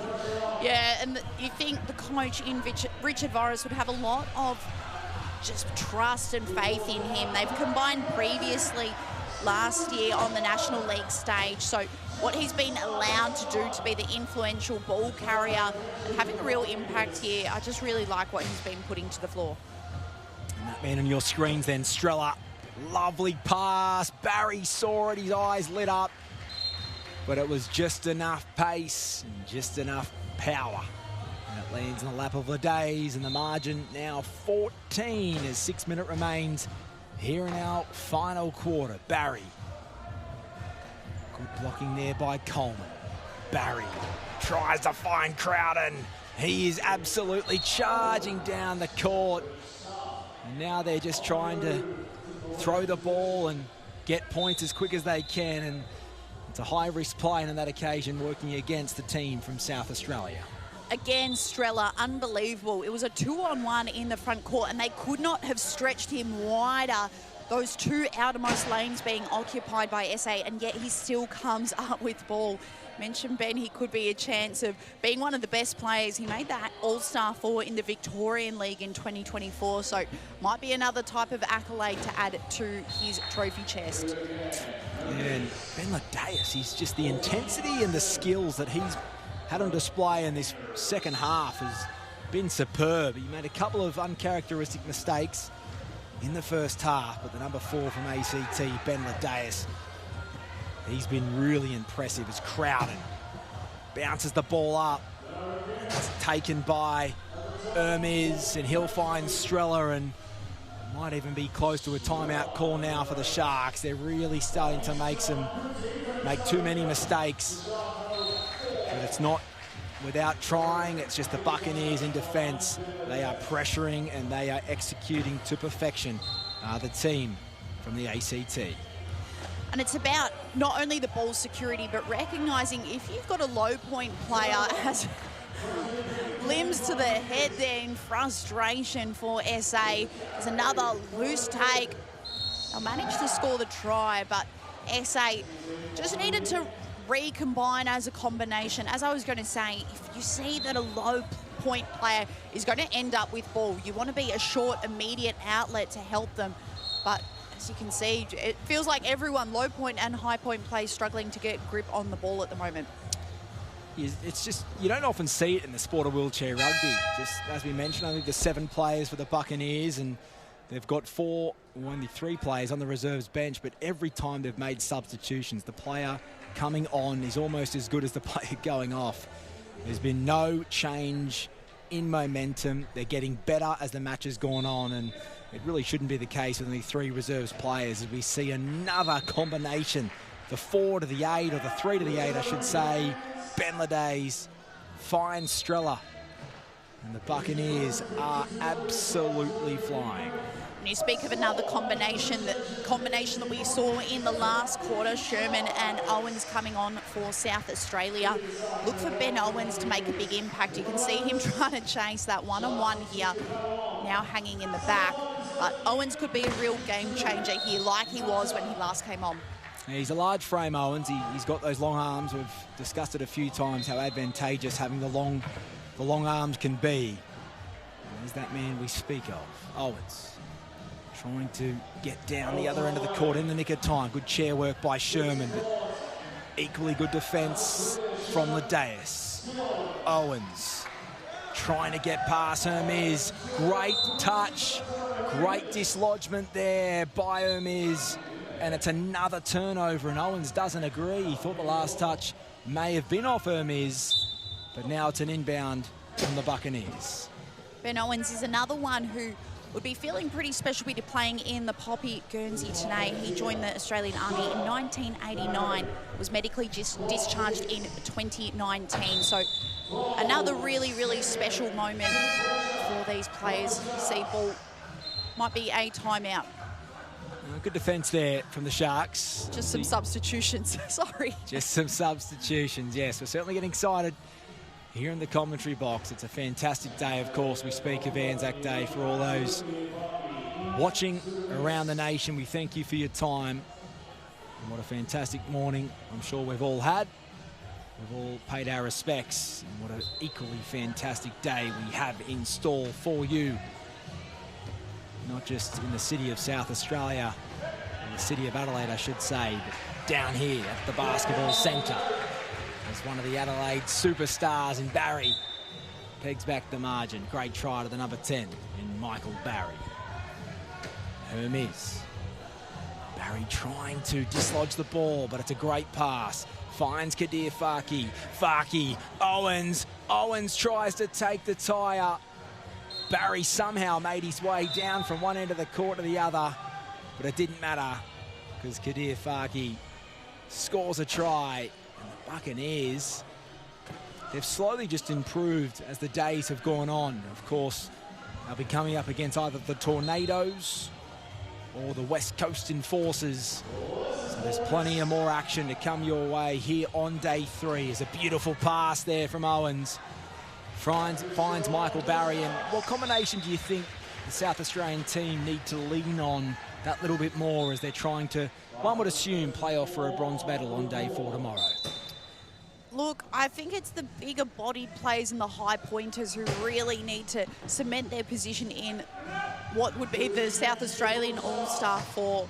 As you can tell, I think Ben Owens makes great impact when he's on, but Barry, he has been so influential for the side, top scorer and prolific. So maybe it's a combination of those two athletes supported by those low point players to get ball in hand.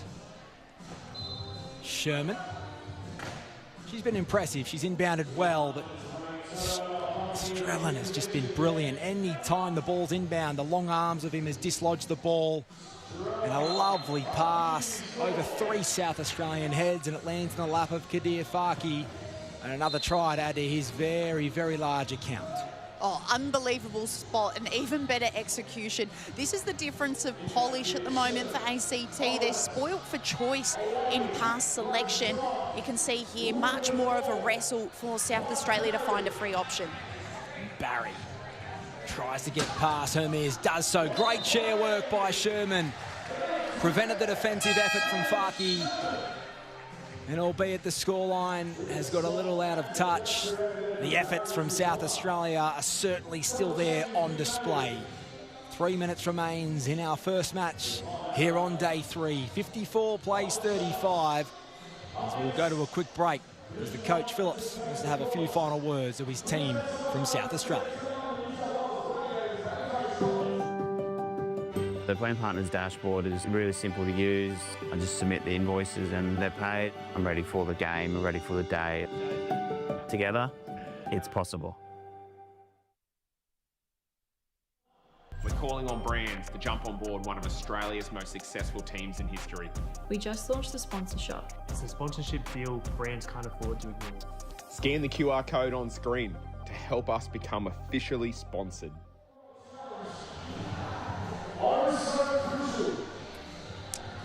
And welcome back. Yes, officially unsponsored. I'm sure that won't be for too much longer, as the Australian Steelers will be on your screens in a few hours' time. Of course, the team that we all have grown to love. They've got many a superstar. They welcome back, of course, Riley Batt, Chris Bond on display, Captain Bond, and a new look Australian team. They had a bit of a scare early on day 2, but they fought back as the Aussies love to do. Weren't they impressive late on day 2, and a really confident performance when they beat the United States of America. Yeah, 57-48 the scoreline of that one, and I think the Aussie crowd enjoyed silencing the USA side. They've been vocal all weekend. Performances perhaps not backing up that readiness to show a bit of lip on court. Just the intensity early in that match was just unmatched. They came out of the blocks absolutely firing, did the Australian team. Certainly that's been echoed with the ACT effort as Farke dislodges the ball. This is by far the best performance from Team ACT. And if you're a Tornado, a Kenyan, or maybe even an Enforcer, you'd be certainly nervous. The combinations from all 7 players and the efforts from all 7 Buccaneers have been superb. And a 20-point margin. It looks like it could even get a little bit wider as Hermes, he's been fantastic. He's certainly had big shoes to fill since he's come on the court with Janasri and Strella, but Nissan Hermes has been brilliant for the Buccaneers. Absolutely. He's one of the more experienced players, so his decision-making under pressure, I think, makes him stand out within this ACT side. Never looks particularly flustered. He's got great strength, and you can see the way in which he spots the gap now. Happy to gun for it, slow it up, and then, commentator's curse. Still puts the ball to advantage, but feels a bit of pressure on that one. Commentator's curse and a backcourt violation, but great defence there from the Sharks. They're not going anywhere. They know they're looking like a bronze medal chance. They'll be playing off a bit later today, and there'll be a huge, huge chance. Just, I think Coach Phillips, just still trying to find exactly what combination he'll try and use for the majority of the match, but the effort's certainly been there from South Australia. Just the execution and the turnovers, just far too many when you're coming up against the talent of the ACT Buccaneers, with the likes of Farke, with the likes of Strella and Janasri, who has been brilliant. As 2 minutes remains in our fourth quarter as JJ wheels his way down the court. Great chair work there from Robertson.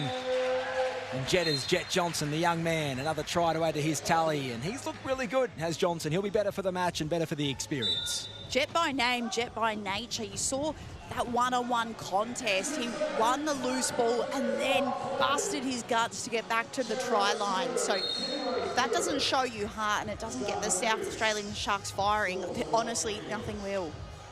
I haven't seen Coach Phillips. I think he might actually sleep standing up. I've never seen him. That's exactly what Sharks do.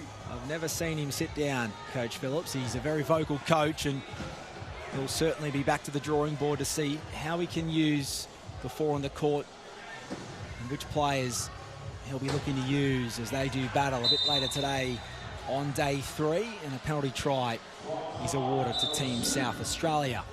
And a real quick inbound from Hermes, didn't waste any time, and Benny Ladeus, a familiar face in the sport of wheelchair rugby, but there's 3 red jerseys all around him. Fowler trying to dislodge the ball.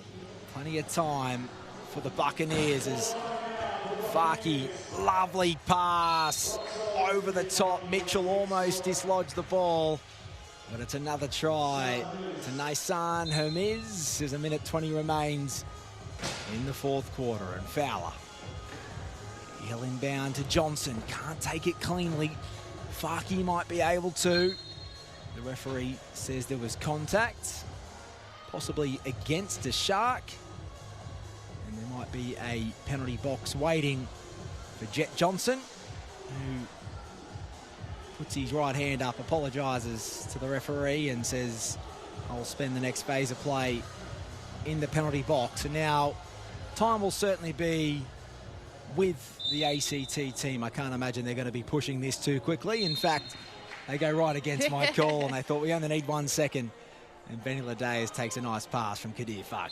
I want to highlight, Lourdes, his play just before that one. If there was ever a play to exemplify the difference in class between ACT and SA, it was the one where he was in a 3-on-1 contest, the only player from the ACT in the front court. And not like SA, they would be feeling flustered, they try and get rid of the ball. He knew he could just hold on to it and wait for the assistance of his teammates.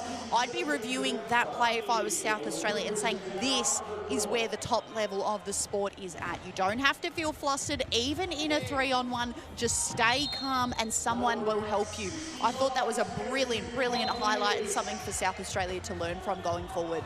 Yeah, there's plenty to learn for both these two sides, but well and truly, if you're a fan of Team South Australia, it's again the defensive efforts from the Buccaneers.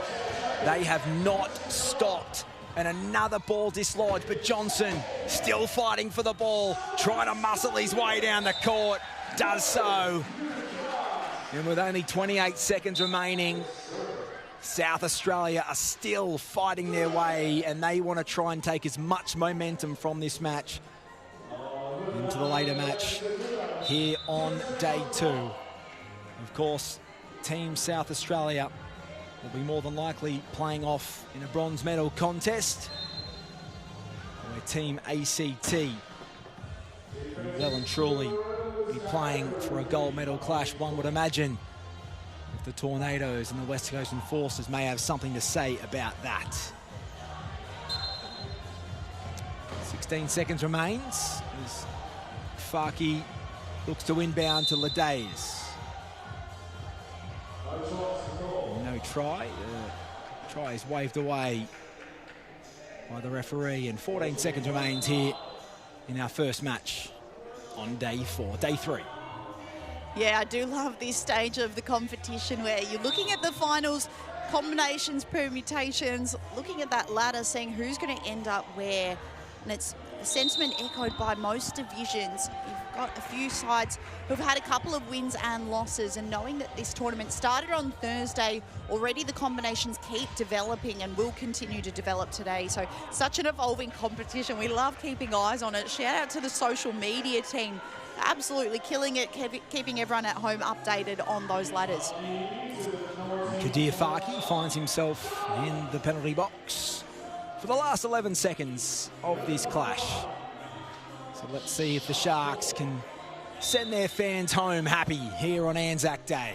10 seconds remains. Can Jetters get down there in 7 seconds? Time of the essence. Loose carry. 3 seconds. Come on, Jetters. Finish home well. Bring us home. Time will just beat the Sharks over the try line.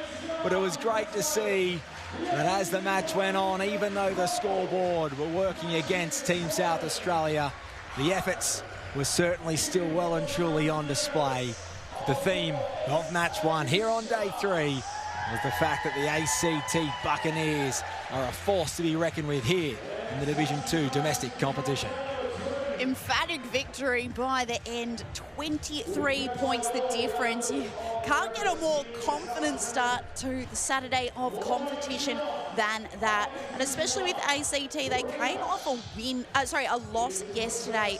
So knowing that the West Coast Enforcers got the better of them by only 5 tries, I think they'd be feeling pumped with confidence now, knowing that SA, they're in the rearview mirror and they can look forward to that pointy end of the competition. Saw so many different players on the line, so many combinations, and geez, the smiles on the faces, they tell you all you need to know. Well, Team ACT, they haven't got long. They've only got about 2 hours till the next clash. They'll be facing off against the Queensland Tornadoes, and that's still to come. But for now, we'll go down sideline, down there on the court with Jed Outswanger, who's got a very impressive guest alongside him.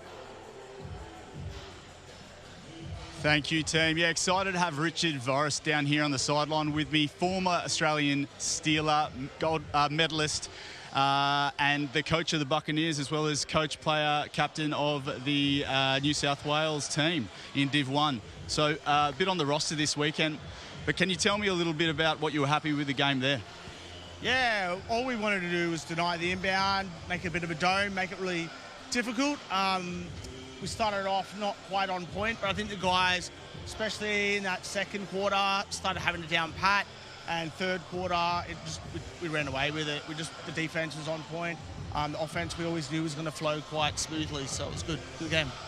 I could certainly see on those tighter moments through the middle of the game where it did squeeze together, just some of the leadership from the coach's bench, what you're saying to your team. Can you share any insights, what you did to sort of convey to the team there to pick it up again? Yeah, just keeping it simple on offense. Sometimes the guys are newer players and that, sometimes some of them. So just rushing, panicking when they don't have to, and then just sticking to the game plan, just nice tight dome, put heaps of pressure on that inbound and just forcing them to have to cluster up near their goal line, really creating quite a cluster, and we were able to capitalise on that. Well, thank you very much, Richard. It's always a pleasure to have a chat as to a coach. I know you're busy. Can you just give me, if we zoom out a little bit, how important are competitions like this, tournaments like this for the country, but also the development of your sport here in Australia?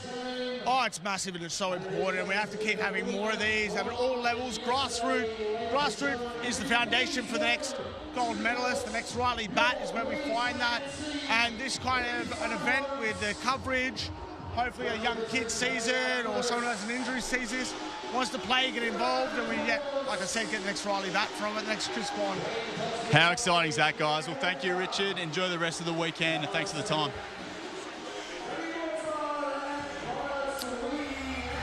Well, a great interview there from Jed Outswanger with, of course, Richard Dickie Voris, a busy man here at the 2026 World Challenge, the head coach of not just the New South Wales Gladiators, but of course the victors in the ACT Buccaneers, who were fantastic.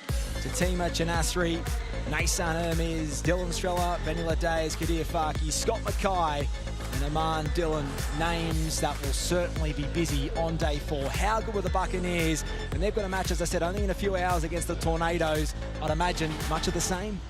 Yeah, looking at these highlights, you think there's no way they can drop off this level. Coach Richard spoke about making sure that was structured and making good decisions. And looking at some of these moments, wow, the decision-making was on point. Beautiful passes, beautiful try scoring, and an assortment of try scorers as well. So they've got depth, they've got expertise, and they've got the skill to match it with the very, very best.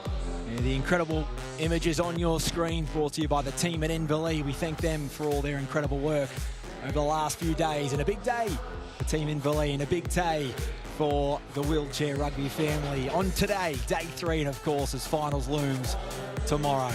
But on your screens and coming up next, don't you go anywhere, because it's the Queensland Cyclones taking on the New South Wales Gladiators in Division 1 domestic clash. We thank you for your company, but don't you go anywhere, because it's ANZAC Day, and we look forward to the match coming up next.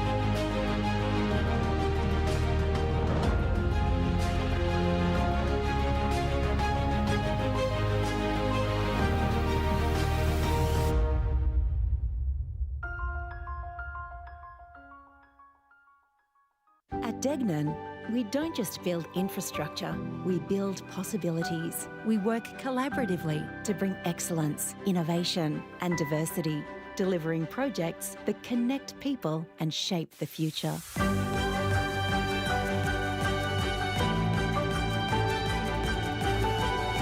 Together, we create a lasting impact for generations to come. Degnan, building tomorrow together. Life's busy, so eating well should be easy. That's why I love Light and Easy. With a huge range of ready-to-eat healthy meals from around $8.50 each, there's no prep, no stress, just great food that keeps me going. And if you're an NDIS participant with meal prep and delivery in your plan, you may only need to pay 30% of the cost for your meals. And with so many flexible, affordable options every single week and no lock-in contracts, I can order what I want when I want it. Healthy living made easy? Yeah, that's Light and Easy.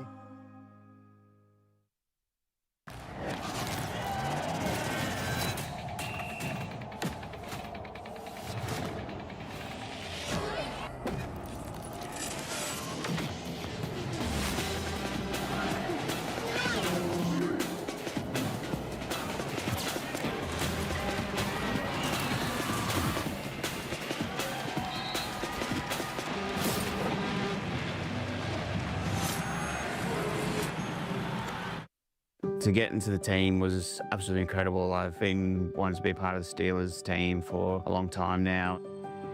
Your plan partners really helps with everything in my day-to-day life. Managing all their invoices and stuff like that can be a bit of a daunting task at times, whereas plan partners really helps out. The plan partners dashboard is really simple to use. I just submit the invoices and they're paid. I'm ready for the game, I'm ready for the day. Together, it's possible.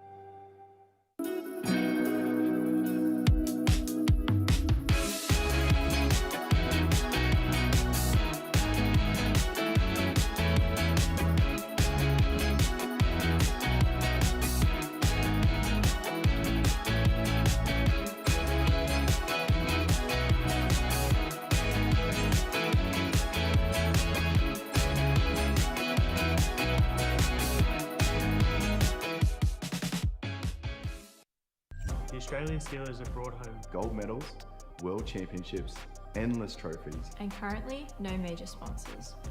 Scan the QR code on screen to help us become officially sponsored.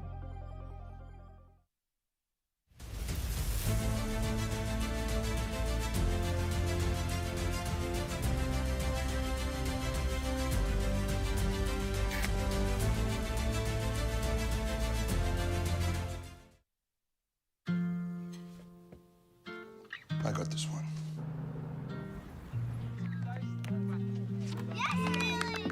I've got this! I've got this one! I will keep you strong. All of this will be a place like no other, just like no other. Wheelchair rugby is the most ridiculous sport. It's a little bit vicious. Think of wheelchair rugby like Dodgem cars on steroids. Once that whistle goes, it's on.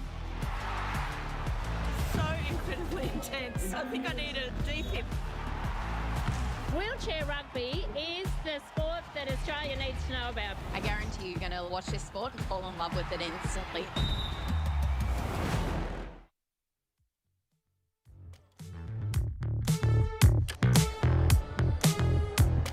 And welcome back to all the action at the Basketball South Australia Stadium, the city of churches, and what a battle we've got here between the two sides, New South Wales and Queensland. These two sides faced off against each other in the domestic final last year. New South Wales claiming 5 straight titles. In 2026, they are looking for 6. It looks unlikely given their results, but they went down 10 points, the Queenslanders, 57-47. John O'Farr, Hannah Kuhar and Jason Anderson on the sideline. And we've got a great battle here, Hannah, between these two sides, both with plenty of history. For the Queenslanders, they're stacked with Australian representatives. For New South Wales, it's really the new era, the new chapter for the Gladiators. Really really good points that you make, Jono, and thank you for having me. Queensland, they had a busy day yesterday playing both matches, losing to Victoria Thunder by 4 in the morning, and that match, as you said, between the New South Wales Gladiators and the Cyclones yesterday as well. So with a day of a lot of play, that means there's a lot of learning, and especially as you've highlighted, we've got pre-existing Aussie connections within this Queensland side, sharpening up on the state level yesterday. I'm expecting a huge performance from the Suncorp Queensland Cyclones. Yeah, 10-point difference between the sides in Game 4 on Day 2, and now we are Game 2 on Day 3 of the Santos Wheelchair Rugby World Challenge. Great to have your company, whether you're watching on Fox Sports, on KO Sports, or maybe one of our overseas affiliates, such as Amazon Prime, into America and into the world. And it's a good start initially by Queensland. They win the tip-off. Tweedy disposes quickly. And Sabblejack, first points for the Queenslanders. Hannah. Yeah, the 34-year-old, she's one of those really experienced Aussie players. She's had Australian experience, of course, not only just in rugby, but an Australian basketballer as well. So a lot to bring to the floor. And a man that certainly brings plenty to the floor, Mike Whitehead, just zooms away for early points, and we're one apiece. The interesting thing is, Hannah, we're Day 3 of the competition. We haven't had an overtime game. We came very close to that Brazil-Germany game yesterday, though. Are you going to put the Moz on this one and say it's going to overtime? Sometimes it can be like Beetlejuice. If you say it enough, it'll happen. Continue to manifest, my friend. Feels like with we're playing 4 8-minute quarters. Sometimes you want more, and out of this matchup, we always love when New South Wales and Queensland go against each other. A bit of a state of origin-like affair. Yep. So I say bring on extra time. It'll be interesting if it gets there as Delvey just works out a way to get forward. Delves now delivers once again. He's been one of the star high pointers for the Gladiators in season 2026. And expect for him to have a really big impact. Both teams with slimmer benches. It's not like they have as many options, especially when you compare to the Division 2 sides, who typically bring a larger bench, happy to get minutes and rotations into a lot of different athletes for their development. These ones, they know how to play the game. They want as much exposure as possible, especially for those on the fringe of, say, a Steelers side or an Australian development side. So they want to get back into the big leagues and want as much court time as possible. Tweedy will go backwards, so Queensland go forwards. Let's go sideline. Jason Anderson, how are you making it? What are you making of it so far this quarter? Yeah, thanks, Jono. I know you've mentioned the possibility of a draw in this one, but I'm actually keeping an eye on what the margin might be at the end of this, and particularly for Queensland.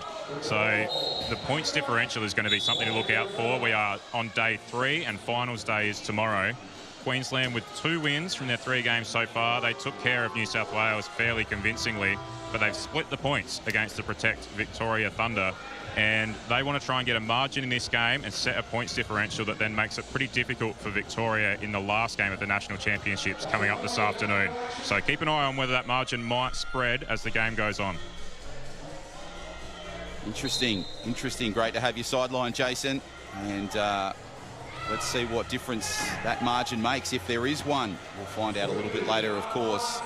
Foxley Connolly goes downtown and finds Tweedy. I mentioned earlier, Hannah, that BFC's had a bit of a haircut. That might make him a little quicker on the court. There's a little less wind resistance, a bit of less drag on the back of the noggin. I mean, I was always a fan of that hair. Last year, his haircut, I thought it just brought a bit of Foxley Connolly energy, and you have to feel for that athlete, knowing that he's a high point player, a huge future in the sport, but at the Steelers at the moment, they're spoiled for choice at that 3-5 level. So he's one that I'm looking forward to seeing back in the Steelers outfit like we did this tournament last year. Yeah, they've certainly got amazing depth, the Australian Steelers. We've seen it on offer in all of their games so far, and a huge contest awaits us a little bit later today after our ANZAC Day commemorations and ceremony. There's Foxley Connolly now. Of course, Australia-Brazil, a huge international battle. The second one today, of course, Great Britain-Germany following this one. Good test for the Germans, and Great Britain has... It's been a tournament of mixed fortunes, and speaking of mixed fortunes, there's a change there for the Queenslanders. Foxley Connolly just adding some extras there, and it pushes the margin out to 4. You could see the release on that inbound already. Every player wincing as soon as the ball came off limb. So often these athletes, they're elite performers. They know before they release the ball where it's going and if it's worked out or not. So look for just a super efficient Queensland to score off every turnover, and you'd hope for New South Wales they minimise the number of errors against such an outlet. What an outlet pass that was, Foxley Connolly. Oh, Whittaker just missed out. That was amazing. Over the back of the shoulder. It's like he's got the mirrors on his chair or something, just the rear view mirror. He knows exactly where that ball's going. Beautiful work. It's nice work here from Whitehead. Threads the needle, finds Delves. Delves now, what does he do here in the front court? He's under some pressure. He's got a couple of options. Nice work from Jake Howe on a screen. Delves, beautiful chair speed inside the key. Finds Whitehead. Whitehead now navigates his way forward. Jake Howe in protection. Delves in the key. Needs support. Howe backwards. Yes! Gladiators find a way. Gladiators always find a way, and it doesn't matter if they're going forward, reverse, they'll find a way to barge through. That's an inspiring passage. Great passage yesterday with the New South Wales side, especially in the latter part. They were trailing the game, but geez, they were playing the game like it was a lot closer.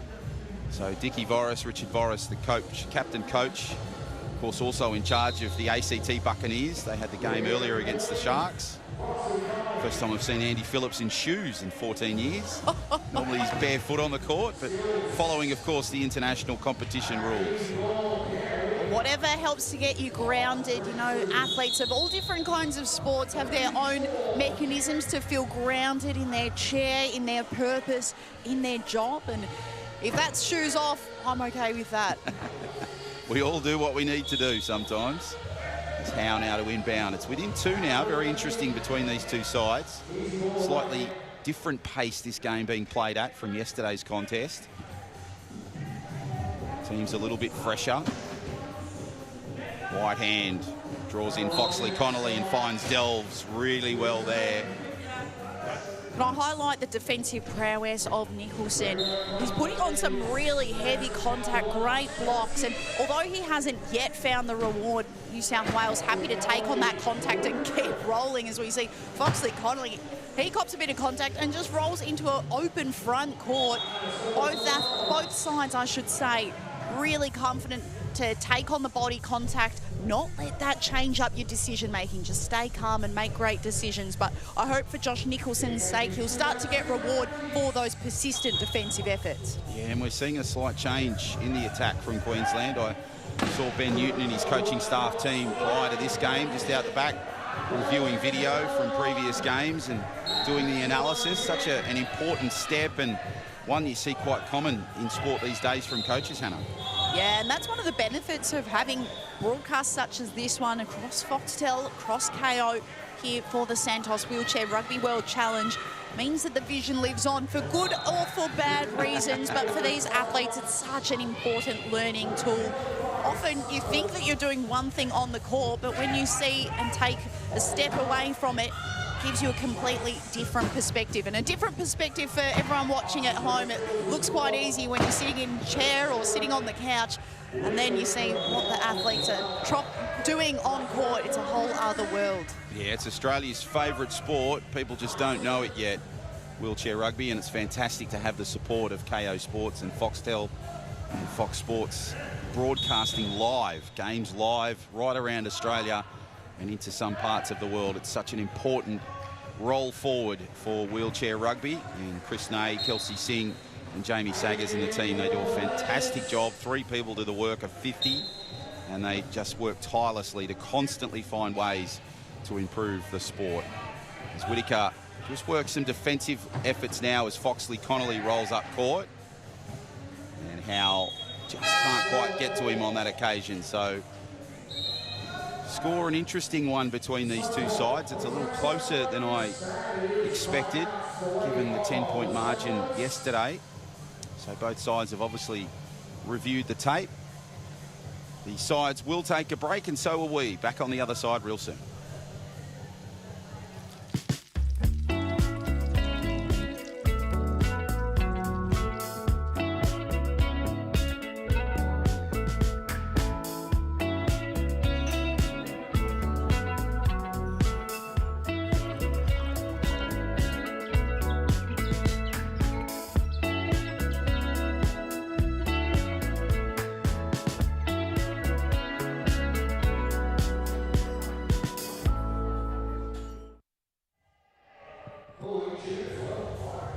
And welcome back to Adelaide, South Australia, a fantastic state.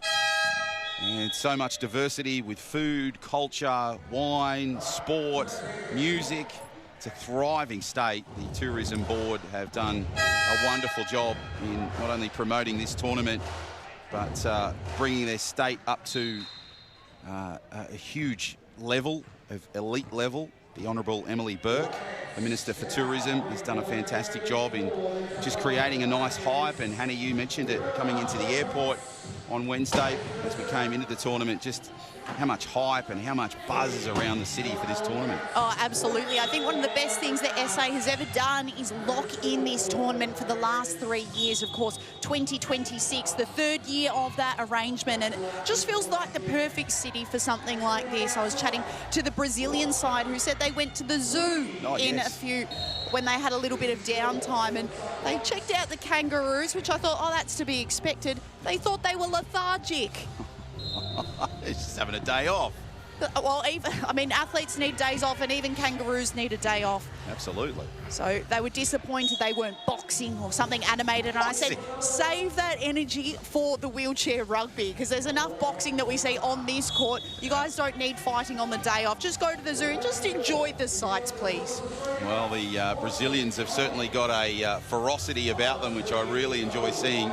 Benoit Lebrec is certainly an animated figure, a coaching figure to watch as the ball comes loose. And he's quite an animated figure, and he'll be very much up and about later today when the Australians take on Brazil. I'm surprised that the Brazilians said they want to see jumping and bouncing kangaroos, because that's exactly how their coach is on the sidelines. Probably what they see on the ads, I suppose, on the television. Put him in a kangaroo suit and get him in the enclosure and you wouldn't know the difference. Delves navigates his way around BFC. Nice battle between the high pointers there. And Sabblejack instantly looks for a response. Longer ball there to Tweedy. Both of these sides are so quick in transition. As you saw off that inbound from Sabblejack, she was already looking into the open front court, one player just hanging out the back. So the early engagement is really, really important at the moment. Queensland sinking 3 back to the key, playing a bit of a zone defence, giving New South Wales time to bring the ball up the court, but then now the skirmish will start to hit. So 2 different styles of defence, always looking for that free player out back. Yeah, skirmish is a good word, and they're on now. Delves looks for support, wide hand, just couldn't get to it. Collision. They were going to take us out there for half a second. BFC was charging with his chair. Ball out of bounds. So Sabblejack to inbound now. 12-11. Interesting from Mike Whitehead in the back of the shot. Don't know if you saw it. He was just indicating with his limbs, just calm down, just settle things a little bit. That's what you would expect from the 50-year-old. He's a level head, one of those mature athletes who's seen a lot of rugby in his time, the 6-time Paralympian. So a good idea to just check the temperature. Blue head for the team in blue. Yeah, nice, calm and collection player. And Foxley Connolly adds the extras there. So 2 minutes to play in this opening quarter. Howe now to inbound for New South Wales. Looks for something for Whitehead. Delves, nice little skills there. In the backcourt, they need to move fast here. And they just get across that halfway line. And Delves puts on a nice bit of exhibition there from New South Wales and just beats Sabblejack. And for the young players watching at home, that was really clever craft from the number 14. You see the way he was swerving, making those S-shaped bends, which required Sabblejack to turn her head. And you know the athletes, when they have that blind spot, if they're looking left and you're shooting up right, you're going to get past them. So really, really clever craft. So Whitehead moving pretty quickly in the chair. 14-12 your scoreline. Favours Queensland, as you can see there. And Delves now navigates his way through beautifully around Tweedy. The frustration tells you the story of that play from Tweedy. Sabblejack. Nice little pick up from BFC. Foxley Connolly now has a couple of options in the backcourt. Sabblejack, nice protection on Delves. Lures in Howe and finds Tweedy. Oh, incredible setup from Sabblejack. You saw she was free in that right channel, but the mid-pointer overlooked. She thought, I'll do the selfless thing, apply the block, and create a fat channel of space on the right. So just a really instrumental part of that play. So Delves now just soaking up the clock. 40 seconds they have to go from baseline to baseline. And with 20 seconds left, Delves crosses for the try. Sabblejack, quick response. BFC now surveys his options. John O'Farr, Hannah Kuhar and Jason Anderson, your commentary team for this one. Downtown for Sabblejack. He makes a tough task look very easy. Yeah, she is everywhere. She can take the inbound and then clear the floor, score the try herself. One of those really versatile athletes, so much to offer. Love what she does. Delves now, his chair speed is just phenomenal. Great example of it right there. As Delves now works to get around Sabblejack. He might be looking for some support here. No. He had the look on his face that, hang on, I might throw it here, but throw off the defence, but he goes through for the try. I think he had two eyes on the scoreboard there and looking at that clock. Stopped on 22 seconds, so really clever to manage these final moments of the first term. So Morto, the Australian Steeler, to another, BFC to another, Sabblejack to another, Tweedy. Can he get there? Big effort. Nice finish. Easy pickup in the end. He had all the time and space that he needed. Shows you what kind of athlete he is, can manoeuvre through really short distances. 14 seconds now, so plenty of time if New South Wales can sculpt this one. Delves wasting no time here as the Queenslanders lock up Whitehead. And Delves will soak up plenty of time here. 0.5 of a second left. Smart play. Just the nerve to hold your ground until half a second was remaining, and now a timeout. So a brief timeout between the two sides. I wonder what would be going through their mind at this stage. You can see Dickie Voris there just on screen, just having a chat to his players. There's the Cyclones. Benny Newton just giving instructions. I can see Connor Tweedy there in 11, just giving some instructions. So too BFC, working out a game plan right in the shadows of quarter time. And it's only 1 point the margin between these two sides. So already we're starting to see a different shift, Hannah, between New South Wales and Queensland, given what we saw yesterday. It was quite a blowout for the Cyclones. Oh, incredible to think it was a 10-point margin. At this stage, it's hard to separate the two. Could this be the separation? You see how quickly the Cyclones, almost like Cyclones themselves, the way they're sweeping onto the court. Yeah, rolling with plenty of speed. So BFC with the inbound. I doubt that you'll see much here, but let's see what happens. BFC's going to go the Hail Mary. Sabblejack just out of her reach. And so on that, given that the ball didn't touch any limbs, the clock didn't restart, so there's half a second now for New South Wales to do some damage. You think off this play, they'll be wanting to do a similar thing, go long and make sure the ball is caught just before the try line. So they find themselves in the back court at the moment. And Whitehead just holds the ball and no progression from where they were. So there's your scoreline at quarter time. We've got a great battle here, 17-16. It's Queensland by 1. Will that be the case at half-time, three-quarter time or full-time? Find out on the other side of this break. You're watching all the action of the 2026 Santos Wheelchair Rugby World Challenge, live and exclusive on Fox Sports and KO in Adelaide. See you soon.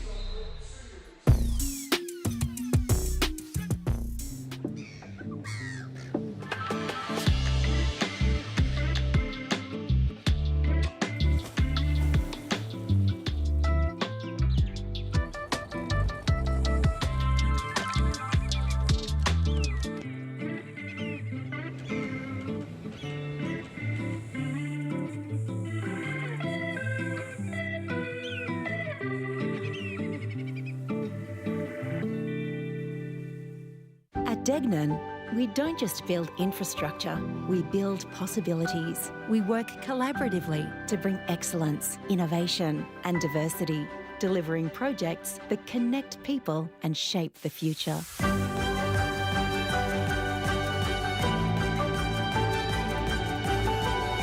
Together, we create a lasting impact for generations to come. Degnan, building tomorrow together. To get into the team was absolutely incredible. I've been wanting to be part of the Steelers team for a long time now. Your plan partners really helps with everything in my day-to-day life. Managing all their invoices and stuff like that can be a bit of a daunting task at times, whereas plan partners really helps out. The plan partners dashboard is really simple to use. I just submit the invoices and they're paid. I'm ready for the game, I'm ready for the day. Together, it's possible.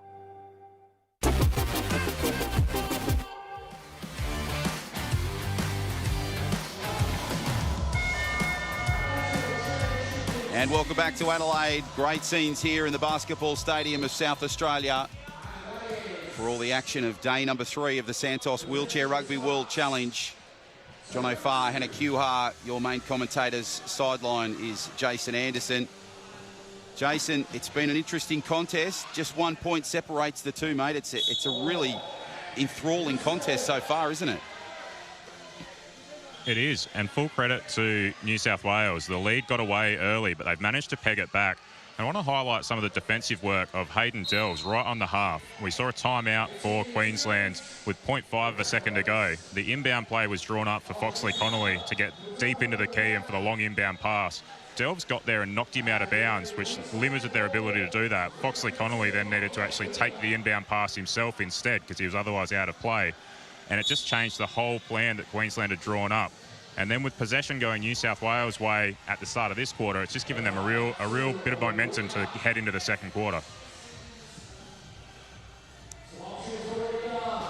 So an interesting tactic there from Jason between the two sides, and well spotted between New South Wales and Queensland. So that shows you the differences we're seeing in this game from the game yesterday. Some questions are being asked of the Cyclones at the moment. He's now Whitehead. Navigates his options down back. Great protection there from Howe. You look to Billette here. Oh, beautiful skills in the front court. Turned 18 on Thursday. And she was told by her mum and her coach, you're not allowed to have a drink. We're athletes at peak performance, so hopefully her team's got something to celebrate come Sunday night, and then she can have the best 18th birthday party of all time. Well, there's something to celebrate right there. Whitehead to Howe, that was very special. But yeah, it'll be quite a great party for Rhiannon following the Santos Wheelchair Rugby World Challenge. A lot of Australian players have birthdays normally in the tournament, and that's great defence there from Whitehead on Cam Whitaker. When the tournament's a little bit later in the year, I know Mr. Reliable Andrew Edmondson normally celebrates a birthday. Yeah, there's a strong correlation, or maybe causation actually, between early birth dates and success of athletes. You know, in the junior system, when it's a December 31 cut-off, it favours the kids born in January, February. Often they have bigger bodies, they have more maturity, more experience, especially at junior levels. And it's actually quite sad for the November and December born athletes, where if they don't get picked in a few junior teams, the impact of that compounds and you tend to lose more of those athletes. It's a really curious phenomenon, and I love sports that try and do something to change it, whether that's having wider age demographics of under something, so you've got a mix of age groups. But it's fantastic to see a young athlete such as Rhiannon Billette playing in Division 1, really remarkable, especially for a young woman such as herself. Oh, geez, I think I'm the only one. Am I the only one that's got goosebumps over those stats? That was fantastic, that little run there, Anne. Nice little deep dive into I feel this when players are born and what impact they have at junior level. I think I feel this personally. I am a November baby, so Right. I've spent my whole life battling against the stronger, taller, older January-born athletes. But the good news, if I was to give you an upside, is that when the January kids who haven't had to build resilience like us end-of-yearers, they don't make their first rep team and then they quit, whilst the November kids, we're used to it, so we'll keep battling and hopefully have success in the long term. And there'll be an equipment check on Mike Whitehead there. Terry Vineyard, the very experienced referee. So there'll be a quick tyre change. I'm a July baby. Share my birthday with my dear mother. I keep telling her I'm the gift that keeps on giving. I'm not sure that she agrees. How's that impacted your sporting career, Jono?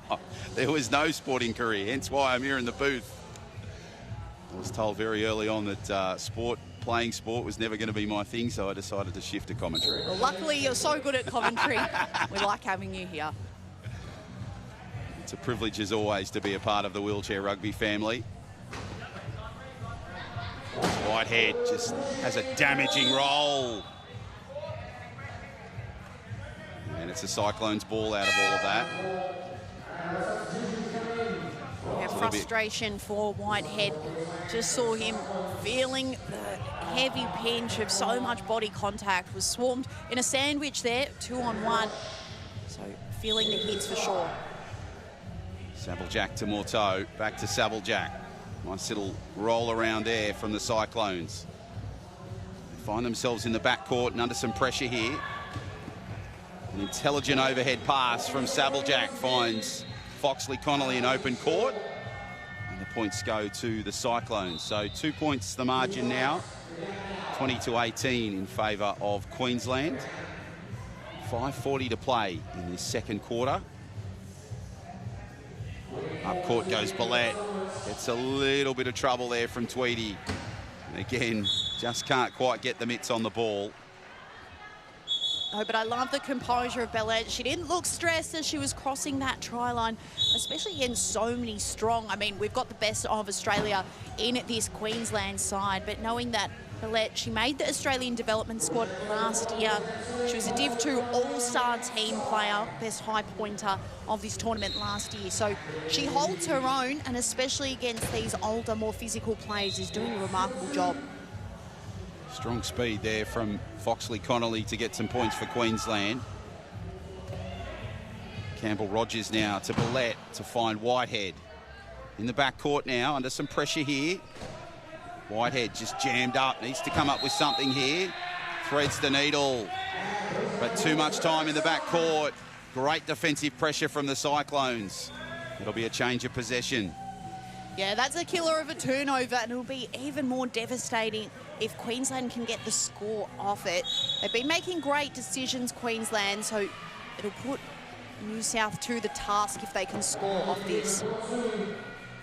So a nice combination between Morteau and Sabeljack sets up Foxley Connolly.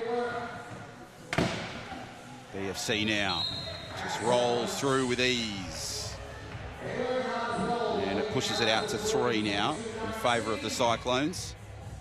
Whitehead, Billette, has Sabeljack, female on female. And great pressure defensively there from BFC, Hannah. It ends up being a jump ball, which is a great response, or great result, I suppose, for the Tornadoes. Have the arrow going to the right of your telly screen. So a nice inbound opportunity. I'm curious to see what the setup is for New South. They look to have quite a pack mentality at the moment. Yeah, they're happy to engage in those one-on-one battles. You can see no easy pass option here. Well deflected. Mike Whitehead getting his mitts on the play. And ball just going out of bounds. So it'll be Tweedy now to inbound.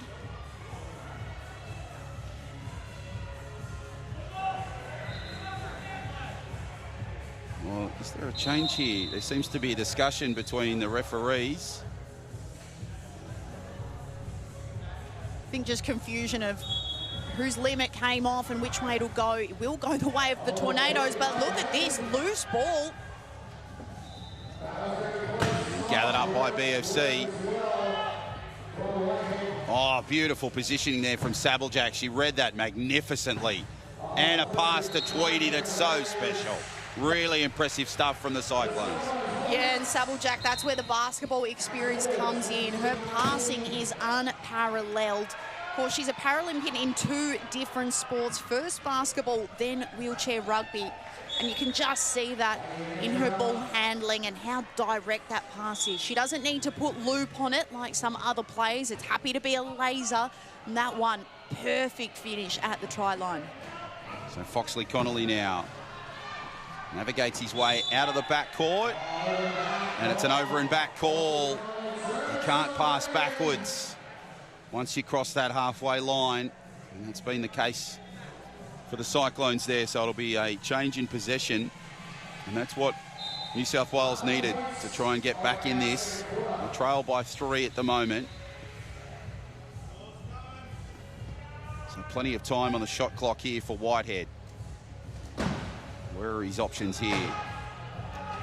They're all just in a pack at the moment. Nice work from Tahini to run the screen. Whitehead delves. Has he got enough? How? Oh, how did he do that? Brilliant. Wonderful stuff from the Gladiators. Again, they just built and built the pressure. And the points came from persistence. Absolutely, and it came from spreading the court. You could see they used a lot of width. Started on the right, brought it over to the left. It was a pinpoint pass, but the defence so strong that you could not wheel your chair forwards nor backwards, just completely locked up. Great outlet in the end. That was a great team score. Yeah, Delve certainly had his challenges.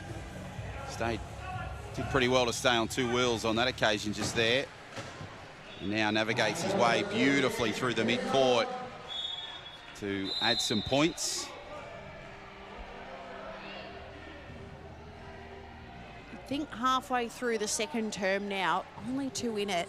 This is a really flattering result, or flattering performance so far for New South. Queensland, I'd like to see them lift their level from here. This game proving to be a marathon, not a sprint, as it was yesterday. It was a fast and furious amount of points very quickly from the Cyclones. They laid the narrative and the foundation early. That's an intelligent play from Tweedy on that occasion. So 3 to play. 4 is the margin now. 3, in fact. Connor Tweedy's another one of those athletes who'd benefit from a lot of minutes this tournament. The World Challenge last year, he made his Steelers debut, which was so exciting and great reward for toil within state programs and Aussie development programs. Also one of those athletes who went to the Shibuya Cup, so where you see the Australian athletes who are not yet at Steelers level, but just pushing to get there. So Connor Tweedy, he's a name to watch, that's for sure. Yeah, the Shibuya Cup, a wonderful development phase for the Australian Steelers. There's Foxley Connolly now.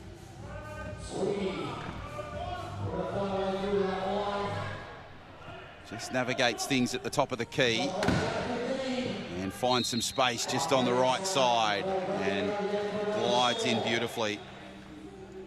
Of course, there's 5 Australian Steelers in this squad and a remarkable record, and it's really down to one man who was a player and now a coach in Ben Newton. 12 out of the 22 members of the extended Australian Steelers squad all hail from Queensland, which is quite a remarkable record. Once upon a time when I first started, it was a lot of New South Wales Gladiators, the Andrew Edmondsons, the Riley Batts, those sort of players. Now the big shift up north to Queensland has been quite enormous and really inspiring to see. Absolutely. It speaks to the strength of what Ben Newton is building within the Queensland community. He's coaching both the Queensland teams, the Div 1 and Div 2 teams, and same for all the support staff. Talaya Eggers is the manager of both.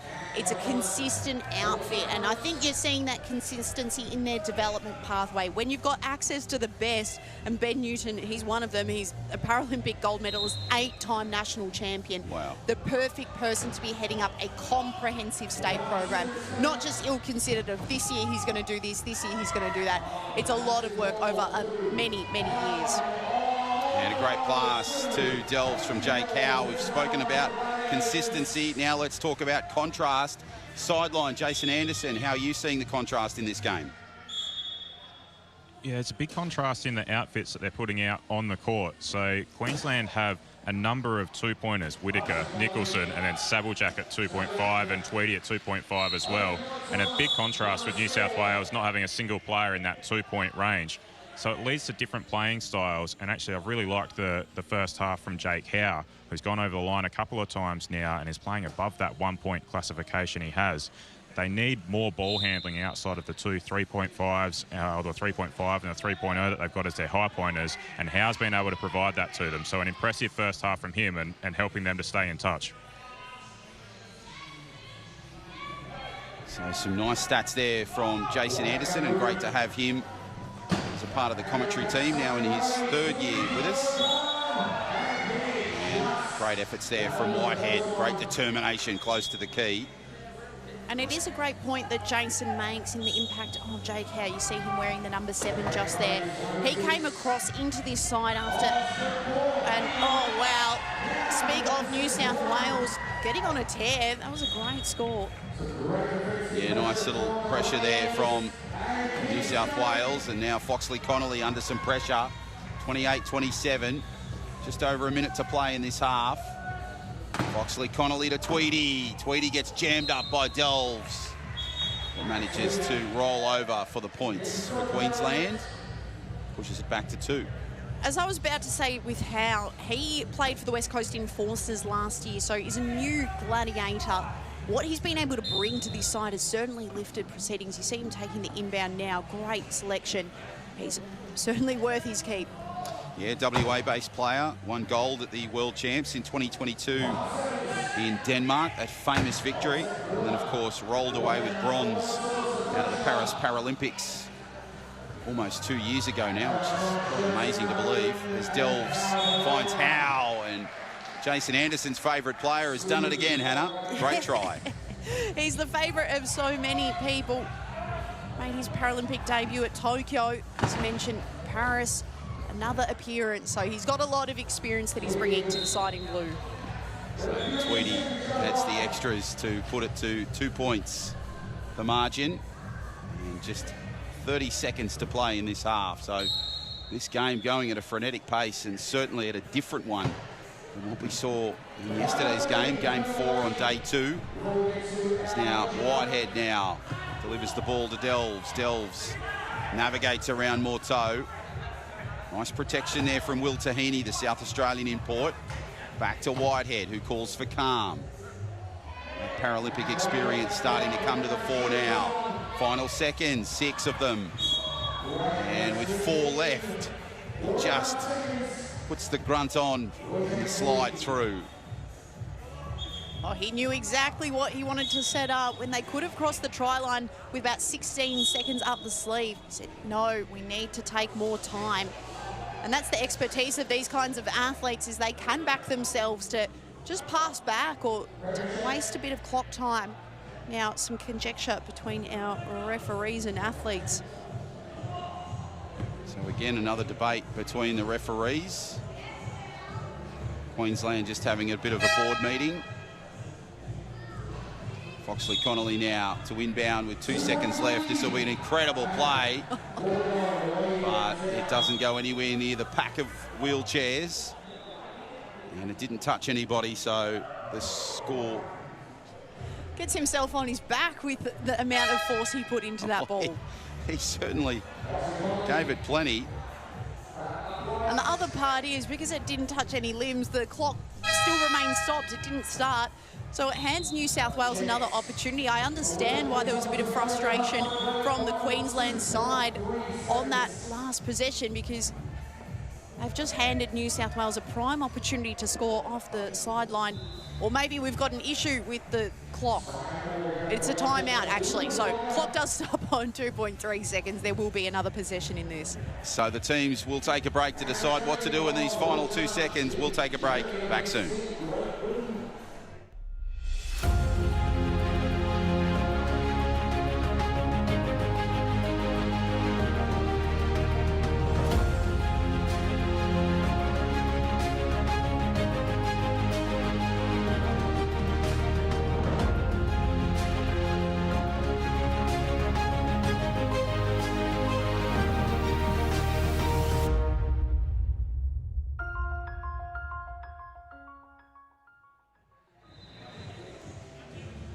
And terrific to have the support of Santos, proudly supporting Australian rugby and wheelchair rugby, and naming right sponsors of the Wheelchair Rugby World Challenge. They have been part of the wheelchair rugby family for a number of years. And this will be a big chance here for New South Wales. 2 seconds left. Ben Newton appealing to the referee. So they'll change the input and the inbound. So interesting feedback. Whitehead saying, no, Hayden Delves, you take the inbound, get yourself out of trouble. He was sandwiched right on the try line. So now that he takes the inbound, he gets a free passage. Great arm. Oh, that's extraordinary. But no try. Oh, geez, that is so unlucky. You thought that was the perfect pass, the perfect take. Whitehead, oh, we all wanted that to count, my friend. That was pass of the tournament. Oh, that was unbelievable. A replay, there it is there. Oh, it's a 50-50 call. Who knows? What a thrilling contest. What a great half of wheelchair rugby we've had. 1 point in it, the Cyclones lead it. But I got a feeling the Gladiators, they're going to do something really special here. Hannah, what did you make of both the first and second quarter as we get ready for our halftime interview? So that term, even Stevens, and I think that's exactly what we saw. It's now the composure in those last moments, or the really decisive moments, and I think there was a great learning moment there for Braden Foxley-Connolly with just over 2 seconds on the clock. He went that long Hail Mary, which didn't touch any limbs, and not only did it hand time and possession back to New South Wales, it could have handed them a try to equalise. So it's just little learning moments. It's a good thing for all of these athletes with their development, but a moment I'm sure he wished he could have back. Yeah, absolutely. So plenty of great moments in that first and second quarter.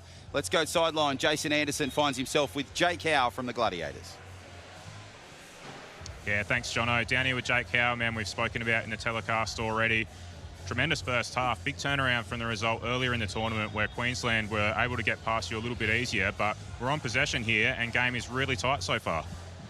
Yeah, the difference between yesterday and today is we're just keeping our offense clean.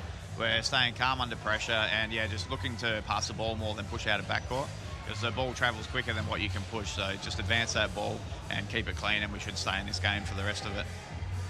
Yeah, well, it's working for you so far. And on a personal level, making your debut for the Gladiators, a bit different from playing for the West Coast team where you're normally from. How are you finding that? Yeah, awesome. It's a new team, like playing with them. I've only played with them a couple of times, but the longer the tournament goes, the more you gel and the more you get to understand each other's range on inbounds and passes and capability of catching and all that. So, yeah, we're just cleaning it up as a team, and, yeah, we should be going good by the time the end of this game and tonight. Awesome. Appreciate you coming over, and all the best for the second half. So some great influence there from Jake Howe, and the Gladiators, they're giving us a game and a half here at the moment. We're at half-time between the Gladiators and the Cyclones. 30 plays 29. Queensland lead it. Will that be the case at full time? Only one way to find out. You're going to have to join us on the other side of this break. You're watching all the action of the Santos Wheelchair Rugby World Challenge from Adelaide on Fox Sports and KO. We'll see you soon.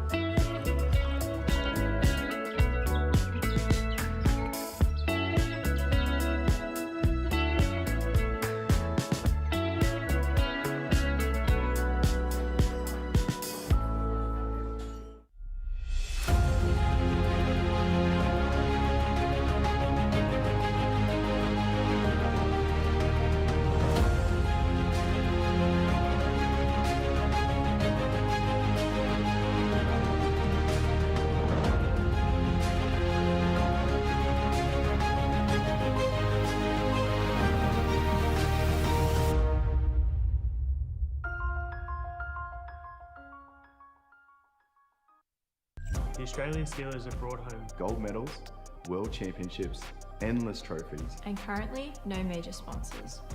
Scan the QR code on screen to help us become officially sponsored.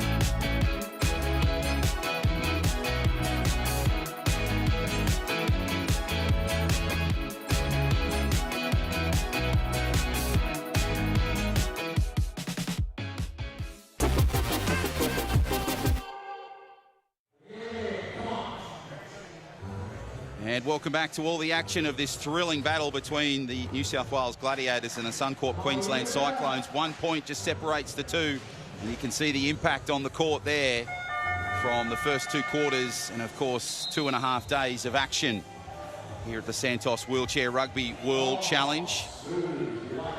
Great to have your company on Fox Sports or KO, or maybe our overseas affiliates into the UK, all over Europe, and of course into the United States on Amazon Prime.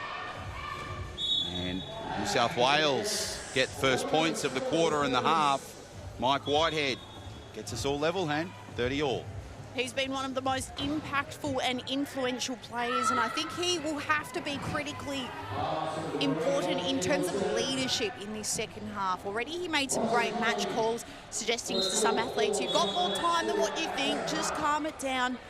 You can see already he's just providing a lot of direction, especially to younger athletes such as Rhiannon Bellette. Just keeps talking to her, which is great to keep supporting and bringing other teammates into the game. So Whitehead delivers the ball, finds Bellette. Nice presence in the front court. Beautiful turn and burn from Rhiannon. She's really challenging Foxley Connolly here. Whitehead.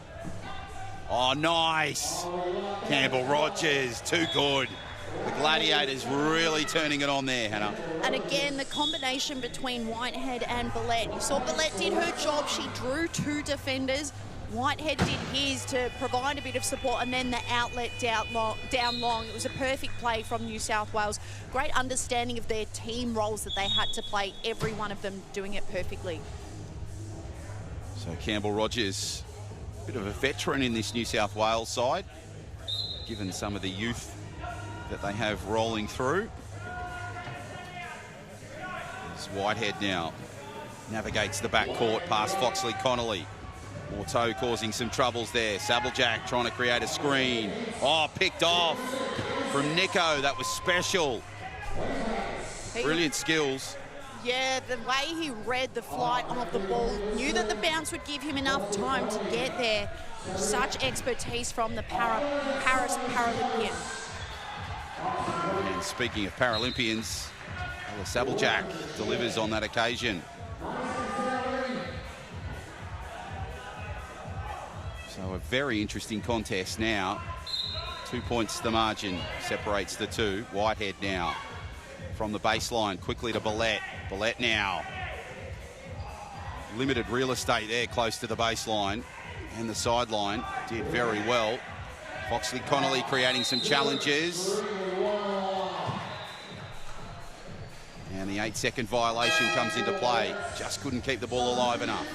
This is a matchup to watch. It is quite brave, everything they're seeing from Rhiannon Bellette against Braden Foxley Connolly. Of course, Foxley Connolly, we've known him from the Aussie Spinners, the basketball side, then bringing his talents over to rugby and making Australian teams in the process. He's the considerably more experienced player than Bellette, but she's doing well in bravery to take on every single contest against the number 3 for Queensland. It's Bellette now. On a screen there, beautiful presence from Whitehead. Rolls into the front court with a big show and go. Now looks for something up front. Good composure here from the Gladiators. They'll need to come up with something though, as the Queenslanders really put the pressure on defensively. Campbell-Rogers with an inch of his wheel, just hops it over. Oh, really lucky to get over the try line there. You saw before the try was awarded, Brendan Foxley-Connolly appealing to the referee, saying, no, those wheels are in the wrong spot. You've got to award it a no try, but score. And now he's in a bit of danger. So Foxley-Connolly just with the error there. You can see his frustration. This is really interesting for New South Wales, now drawing that scoreline. It was 3 back to 2. It's been 1 at both the quarter time and half-time break. So all you need is 1 or 2 turnovers, and if they can score from it, they are well and truly in this contest. And we go sideline now. Jason Anderson, you're pretty impressed with Rhiannon Billette, the young 18-year-old. I'm impressed with the bravery to give her this court time at a really crucial point of the game as well.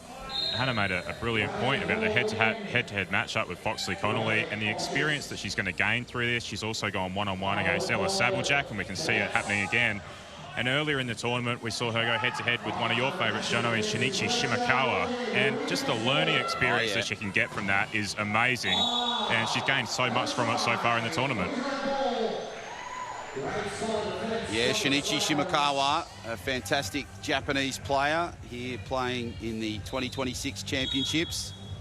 Of course, he was a veteran in 2018 when they rolled away with gold in quite an extraordinary game of wheelchair rugby against Australia at the World Championships at the Old State Sports Centre in Sydney, Australia. And then, of course, I thought retirement would have beckoned post-Paralympics in Paris. But Shinichi went, no, I'm not done yet. He turned 51 in January this year, the 29th. And he just keeps rolling with more success. He's a wonderful player, an amazing ambassador, and we are very blessed to have him in the sport. When you speak to athletes who have retired, they say you know when the time is up. You've got a feeling in your chest, you've got a feeling in your gut. The key is to not retire before that point. So I'm glad that he's proved you wrong, Jono. Meanwhile, a crucial turnover here. Yeah, massive turnover there. It was Whitehead to Billette, but not to be for New South Wales. So 5 to play to the margin. Game going in a different fashion and a different pace. So maybe a little bit of fatigue coming in for both sides, probably more so Queensland at this stage of the match. Yesterday, they were a little more in control, a little more ahead of the Gladiators. But the Gladiators have done their homework and really shown a different side to their abilities. And it's great to see as Foxley-Connolly gets through that front court. And Nicholson, nice screen. Good finish from BFC. As you made that point about fatigue, we see a raft of substitutions. So 2 on, 2 off for New South Wales, 3 substitutions for Queensland. So they're happy to use their benches, albeit it's not like a hot 4, cold 4 situation.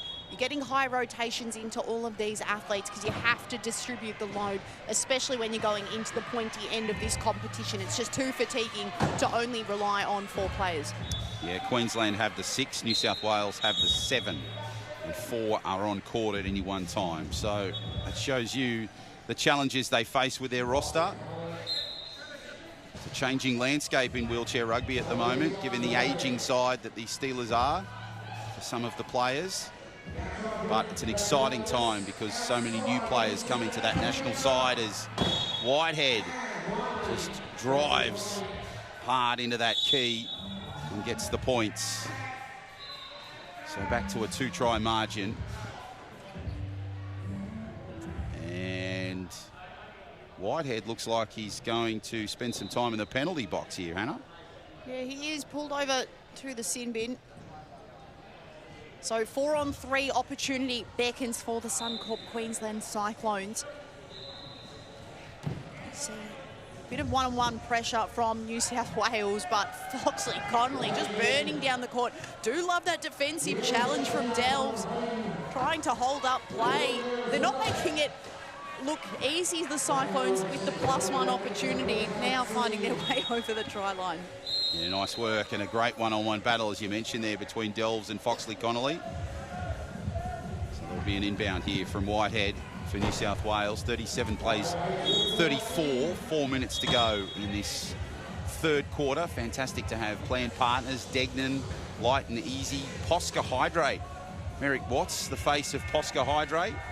I'm told by Bryce Ullman that pineapple flavour is the go-to. That's his go-to. He makes sure that's in his kit bag everywhere he goes, the Posca Hydrate. Yeah, it's a good one when players are looking for a bit of energy. I think Posca, one of the healthier alternatives, which is a great thing for elite athletes.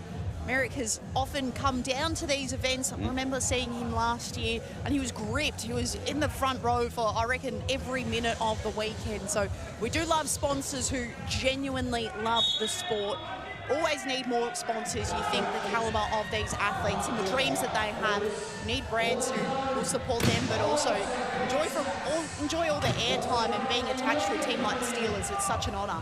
Well, if you're a business that are looking to get into wheelchair rugby, I can't encourage it anymore. Of course, the Australian Steelers looking for a major sponsor. They've had an amazing campaign to try and find that sponsor. So let's hope it's just a matter of when, not if. Oh, I think we're all shocked as to where the support is, because this team, pretty much everything they touch turns to gold, and they're reigning world champions. So many likeable athletes, marketable athletes. I just can't believe the community, how strong this sense of loyalty is. Everyone loves this team. So, yeah, hope some businesses also show their love. Yeah, they did an amazing fan day experience on the first day after their victory over Germany, and there were loads and loads of kids outside. There probably would have been 50 kids at least, all keen and wanting autographs from the Australian Steelers. And as a veteran in this sport, as a commentator, it's just amazing to see, and it just fills me with pride seeing the Australian Steelers just in that spotlight, and it's just getting brighter and brighter as the years go by. So Foxley Connolly just adding some points there for Queensland. 3 points the margin. 3 to play, or 3.5 to play to be more exact, in this third quarter, second half.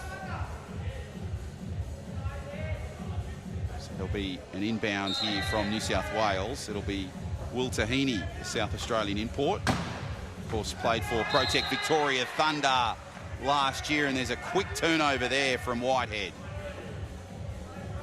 Tahini also an SA Shark back in 2024, so has done a little bit around the traps.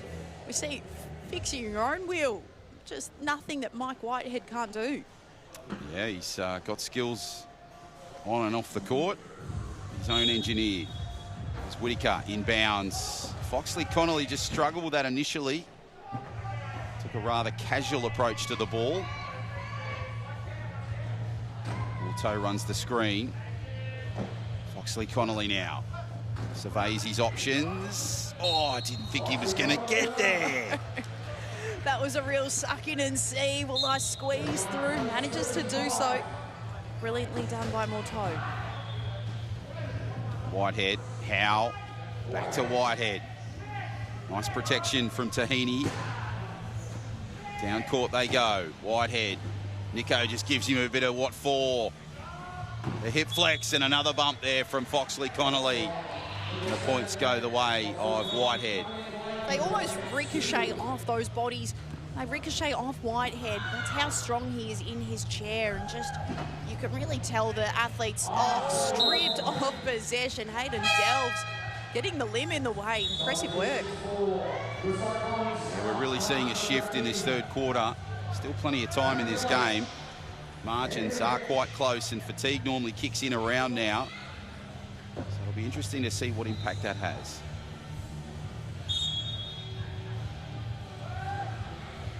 Simple Jack to inbound. Quickly to Foxley Connolly. And to Tweedy. They go forwards, then they go backwards. And Queensland bring up 40 points. Tweedy reversing over the line. Has been a Queenslander in this Queensland State program for a long time now. Won silver with the Queensland Cyclones in 2022. Love seeing the development of his movement, seeing that reverse over the try line. Love it. Delves was jammed up there. Got it to Whitehead, who goes back to Delves. And an impressive play from the Gladiators on that occasion. Brings it back to a 3-try margin. Onto Morteau. No, in fact, it's gone to Foxley Connolly. Foxley Connolly now. Delivers up court. Great presence. Lures in the defence. Finds Connor Tweedy. And the points go for the Cyclones. The two mates are just having fun in the front court there. It doesn't matter who scores. They're happy to see their bestie get over the line. So love seeing that combination between the two youngsters. Great battle here for Delves. Delves, beautiful chair speed. Oh, nice work from Howe. He's really questioned up Foxley Connolly. Finds Whitehead. Whitehead, Delves. Oh, that's glorious. John, you are loving this. It's just so good from New South Wales. They're such an improved side from yesterday. Yeah, that passage almost looked like a training drill, like a three-man weave. The ability to cross over channels, place the ball to advantage and cross over the try line. Like a well-rehearsed play or a scripted opportunity. They just knew where to put that ball. That's a nice position of the ball there for Delves. Look at this battle one-on-one. Foxley Connolly gives the little hip shake, but not enough for Delves. Too quick in the chair. Chair speed too much. Sabblejack, just a bullet-like pass to Foxley Connolly there. I think that the intensity of that pass reflects the lift of intensity from New South Wales. These last few passages, they've come alive, so Queensland, they need to stomach this pressure being applied from the side in blue. And Tweedy adds some extras, so it pushes it out to 4.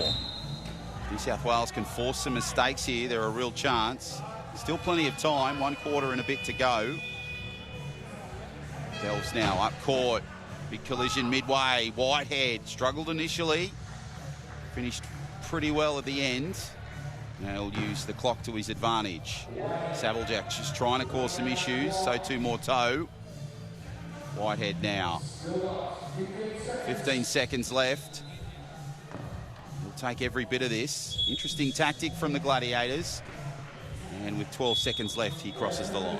Yeah, it is an interesting tactic knowing that Queensland have 40 seconds here. So if they take the full 40, they'll have about 10 on the shot clock. But there's the pressure. All stays with Queensland. Yeah, it does get interesting when you get to this final minute. So 43-40, New South Wales will be pretty buoyed by that. Given the margin was a little further out. Tweedy, Foxley Connolly.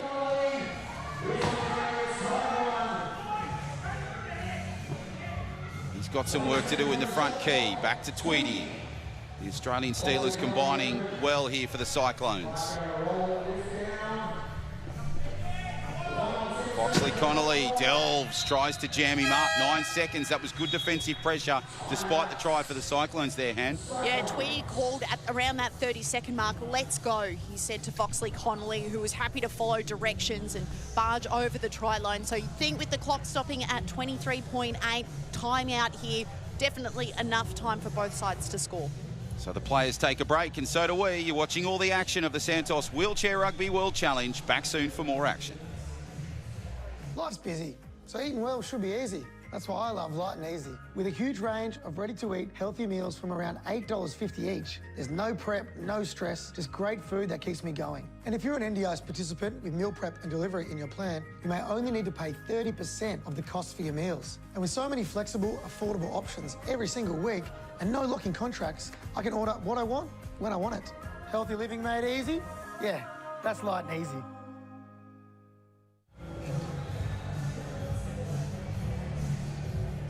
And terrific to have the support of Light and Easy. Good food made for you. And Dylan Alcott, of course, the ambassador there for wheelchair sports. And, of course, Light and Easy. And Light and Easy have been with us a couple of years now. So great to have the support there. And Dylan Alcott, certainly former tennis player, a champion tennis player. And now has made his way into the media and certainly making big waves and rolling forward in great ways in the media. Absolutely, and it's important. We know that it's so powerful to have visibility of athletes with disability, media personalities with disability. So great to have him as an inspiration, albeit I'd love to see him on the rugby court He hasn't yet made an appearance, but maybe one Nationals we can dream of having him, if not in the commentary booth, on the court. I'd love to see it. Yeah, to be a fantastic addition to either the commentary booth or maybe a team at one stage. I don't think he was tough enough to play rugby. That's why he ended up playing basketball. Okay. You said that, I didn't. I'll stand by it. Fair He's enough. welcome to tell me otherwise. Fair enough, fair enough. But no, a great ambassador, and geez, he's got plenty of silverware in the cupboard with all his successes on the tennis court. He's done a wonderful thing for Australian tennis. Could he squeeze into the Vic team? He's residing in Victoria. Well, look, I'm sure Bryce Allman and the veterans down there in Victoria will certainly find a way for Dylan to get into that side. Who knows, maybe in a future event at some point as we get back to live action. 22 seconds left. How to inbound, finds Whitehead.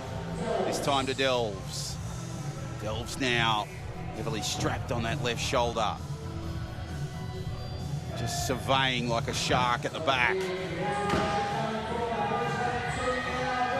Now just navigates his way through. Big trouble, big challenges. Gets the pass. Whitehead picked off Foxley Connolly. No try for the Gladiators. Brilliant defence from Queensland. We go to three-quarter time. What a fantastic game we've got here. Can the Cyclones hold on, or will the Gladiators roll forward for a win against the old rivals? 4 is the margin, three-quarter time. Join us for more action real soon.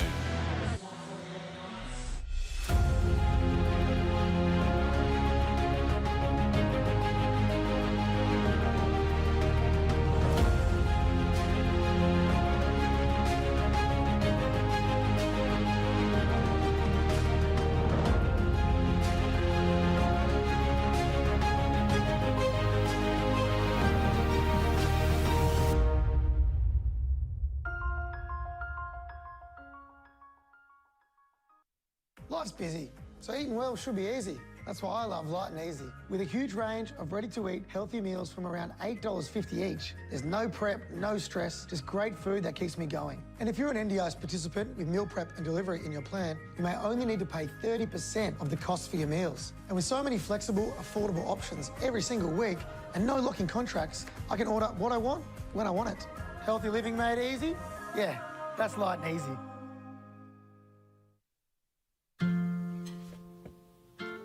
I got this one.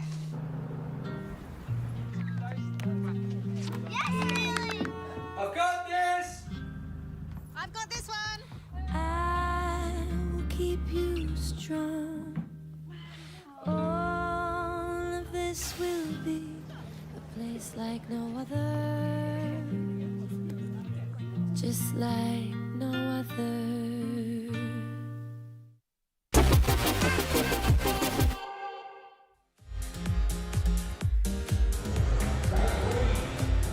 Great to have the support of Suncorp, the proud supporters of the Cyclones and the Tornadoes in the 2026 tournament. We've seen the Cyclones in action at the moment against the New South Wales Gladiators. Final quarter action. 4 is the margin and a spill early. Whitehead zips away. Makes things very interesting. We're back to 3, Han. Well, it's a dream start for New South Wales, but Damien Morteau, the 0.5 player receiving that inbound. You could see as soon as the ball slipped from his grasp, he had a smile on his face like, oh, that is not ideal. But I think the choice to pass the inbound to a 0.5 player, an interesting decision. So Howe inbounds, Whitehead. Queensland just scoring moments ago to push it back to 4. Whitehead to Howe. Howe now navigates his way mid-court, drives it to Billette.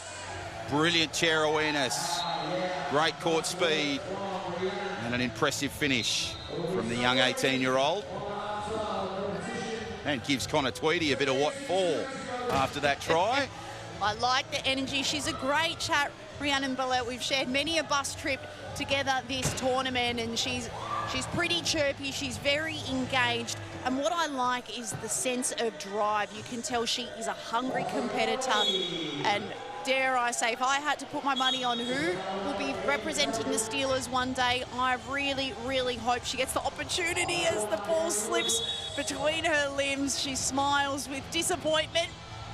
But maybe this is one of the reasons she'll make the Steelers, because she's happy to keep on working and no mistake will get her down. She'll keep on fighting. So I'm still very much in her corner. Yeah, that perennial student. So Foxley Connolly. So it'll be a turnover here. So a big difference player in this game. Jason Anderson sideline. We've got a great contest here, 46-42. How are you seeing it so far in this early stages of the final quarter? Yeah, thanks, Jono. I mentioned off the top that points differential was something to keep an eye on as well. The top qualifier out of Division 1 will go straight through to the grand final that'll be held tomorrow. And to try and do that, the Queensland outfit are going to have to try and have a points differential that outmatches the Victorian outfit. They're currently +7, whereas Victoria are +11. So they effectively need a win, and they need to win by about 5 or more to start putting some pressure on Victoria. So that's what I want to look out for here. They'll have an idea of what that margin is, and they'll try and stretch it out. And they do it right now. They get it out to the 5-point buffer, and anything more from here will start to put pressure on the Victorians to not just win later this afternoon, but to win by a certain margin as well. Well, that's an interesting stat. Great insight, Jason. Great to have your sideline. Billette now, what does she do here? She's got a couple of options. One's right behind her in Whitehead. Delivers quickly and just gets away from Campbell Rogers. Tweedy with the crumbs. He'll go downtown, lures in the Gladiators. Sabblejack now surveys her options. Beautiful presence from Foxley Connolly. And Foxley Connolly delivers nicely. Just to piggyback off what Jason was saying, Victoria, they'll go head-to-head with New South Wales at 6:30 this afternoon. So it could be a nervous wait for the Cyclones. They'll finish up this match, and then I dare say they'll be watching on as Foxley Connolly, well, he's watching the flight of the ball and taking it in his grasp. What a try. Yeah, nice little turnover there for Queensland. Great play, but yeah, there's plenty of pressure on that New South Wales-Victoria match later on. That'll be played at 6:30 local time here in Adelaide. And depending on the margin of this one, it favours the Queenslanders at the moment, 49-42. But the Gladiators will be wanting to just upset the apple cart there a little bit. And they played on day one, Victoria and New South Wales. That scoreline was 60-52, so an 8-try differential. If you're going off, you know, would that be a guide to go off New South Wales? I think they've improved since then. Victoria also would have improved, so it's hard to go into all the predictive analytics of it all, but I think it is a great point from Jason. It's not just about winning this match, it's about having perspective of the tournament. And great presence there from Foxley Connolly close to the line. And also, too, from a tournament perspective, it's fantastic that results are decided as late as Game 3 in that last match, Hannah. Oh, incredibly. And there's so much talent spread across Australia, and it's exciting for the future of the sport to know that even if athletes aren't competing for the Steelers at this tournament, to look at Division 1, they're the athletes who are the next best, and they are so, so strong to have an even competition. Credit to all involved. Nice work from Foxley Connolly. Sets up Tweedy. And Tweedy rolls through. Nice play from the international representative. Of course, the coach of New South Wales, Dickie Voris, he's got a very impressive resume, of course, claiming gold back in Tokyo in 2020, and gold at the World Champs in Denmark in 2022. Players take a break, and so do we. Back with more action real soon here from Adelaide.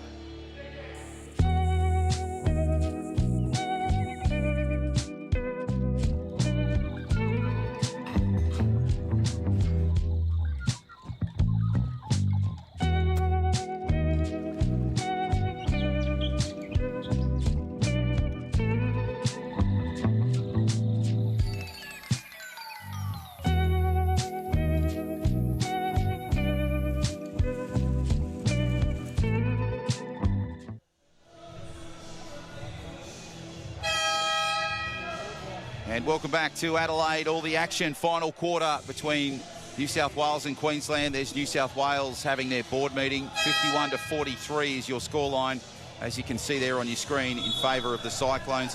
Hannah, you picked up something there from the Cyclones bench.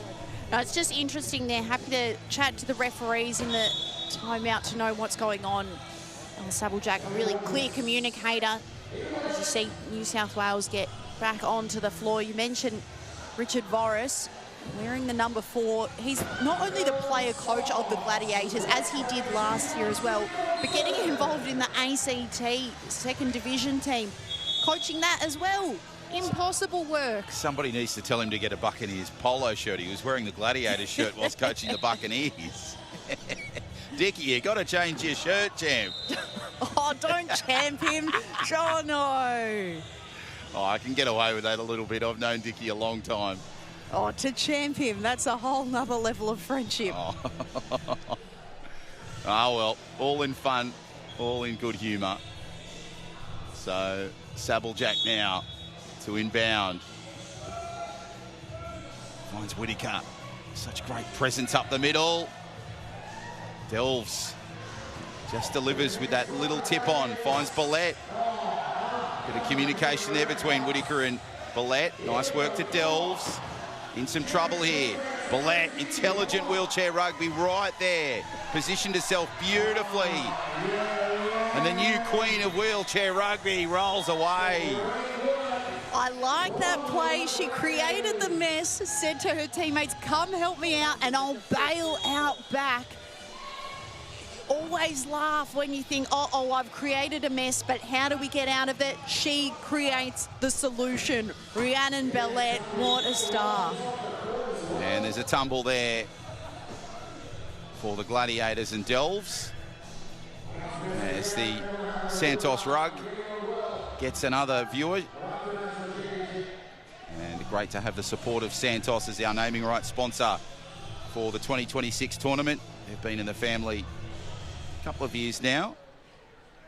Some support here from the Gladiators support crew, manager Darcy Howard and mechanic Courtney Unan.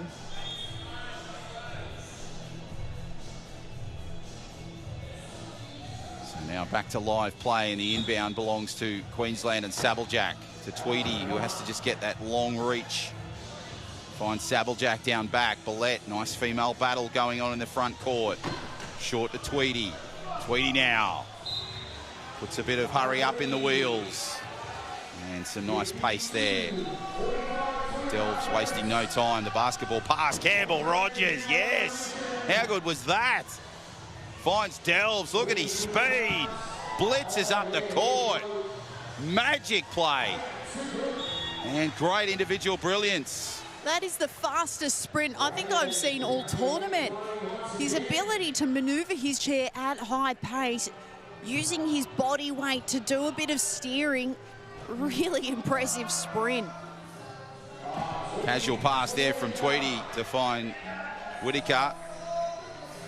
And Whittaker rolls through for points. So Campbell Rogers now came up with that beautiful pass initially. Now Delves, the 2-on-1, has to go downtown. Billette, it might bounce a little too fast for her. She put in a wonderful effort, though, to try and get it. Yeah, looks disappointed with herself. She said you need to throw a little more forward, a little less to the side, especially considering the height of that pass. He tried to give her all the time and to change the way in which the ball spun. Unlucky. Tweedy, Sabblejack. Oh, Whittaker! The veteran. He looked a little confused, but he rolls through for the points. Feels like bounce passes always create confusion, even though it was placed so perfectly there. I really liked it. Clever work. Delves, almost back to himself from Campbell Rogers. Picked off by Sabblejack. Beautiful work. Big collision. Whittaker with the screen. Tweedy.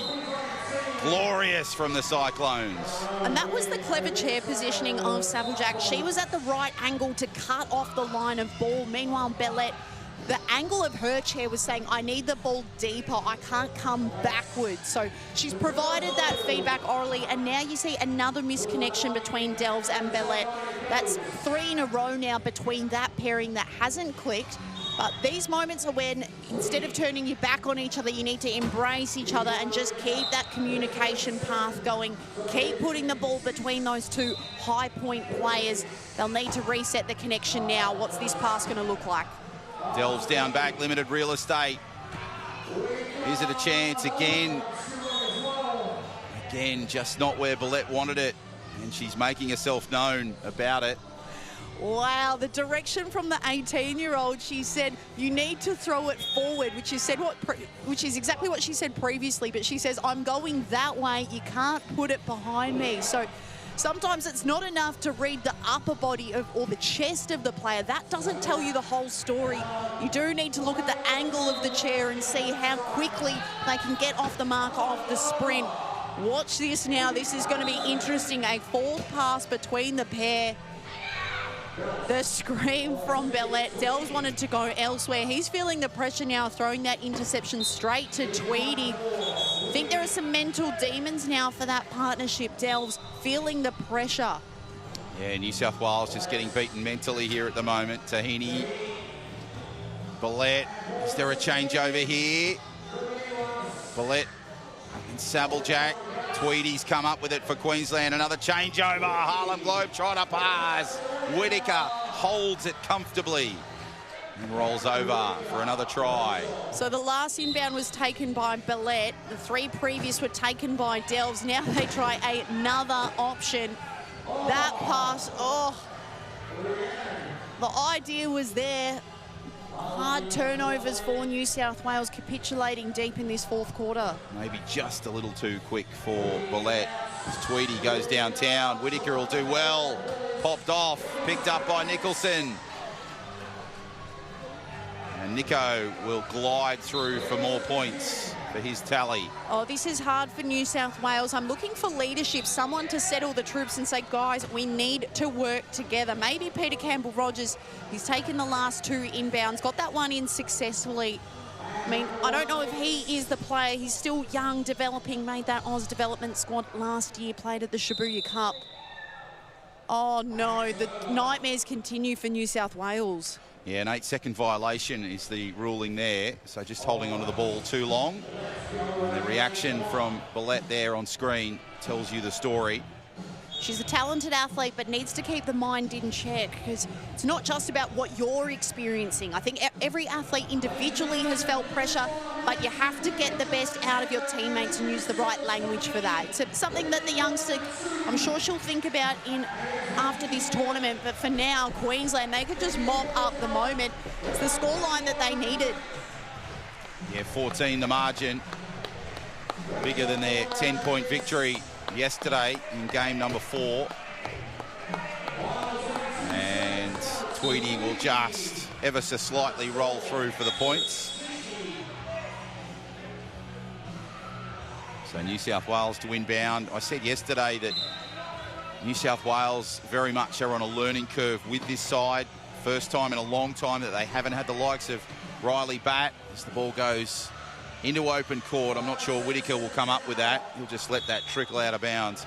First time in a long time that they haven't had the stars. Riley Batt, Andrew Edmondson, these sort of players.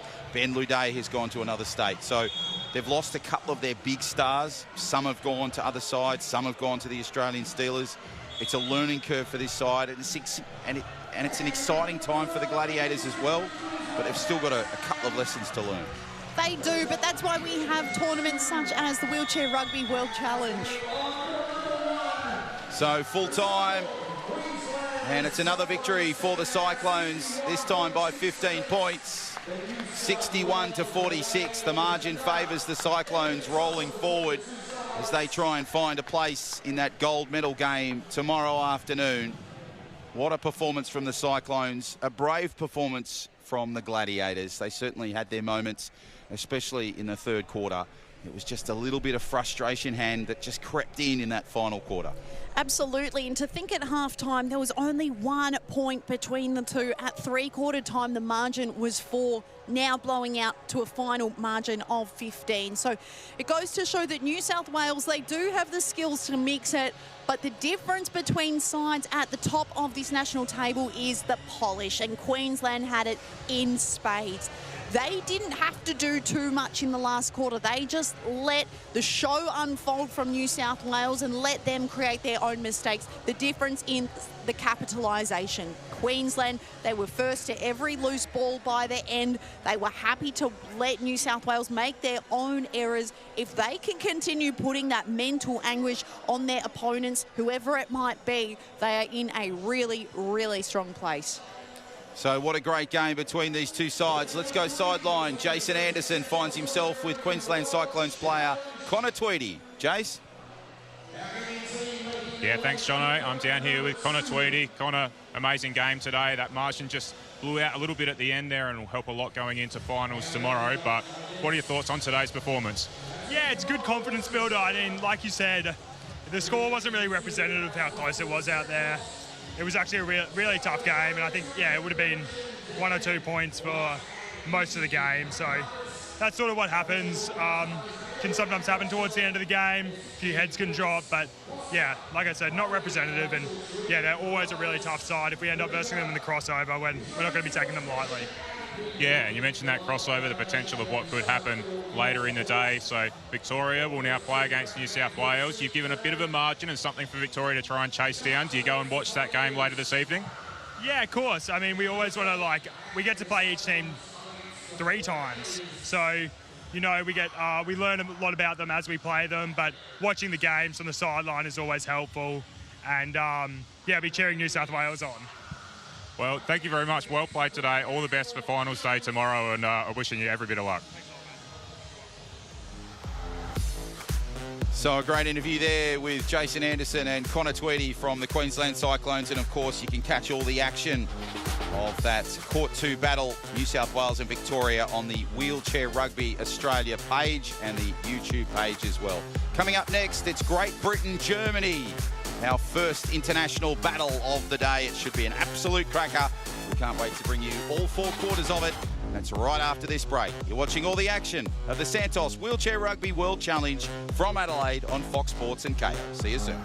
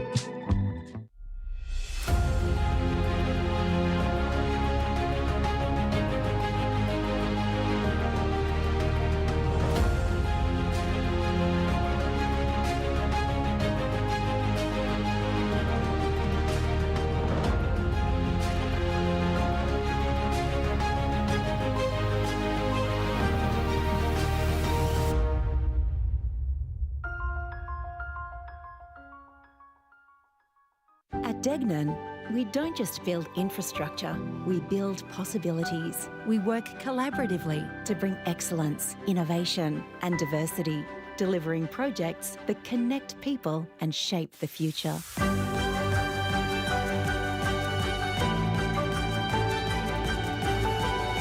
Together, we create a lasting impact for generations to come.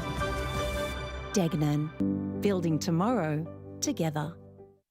Life's busy, so eating well should be easy. That's why I love Light and Easy. With a huge range of ready-to-eat healthy meals from around $8.50 each, there's no prep, no stress, just great food that keeps me going. And if you're an NDIS participant with meal prep and delivery in your plan, you may only need to pay 30% of the cost for your meals. And with so many flexible, affordable options every single week and no locking contracts, I can order what I want when I want it. Healthy living made easy? Yeah, that's Light and Easy.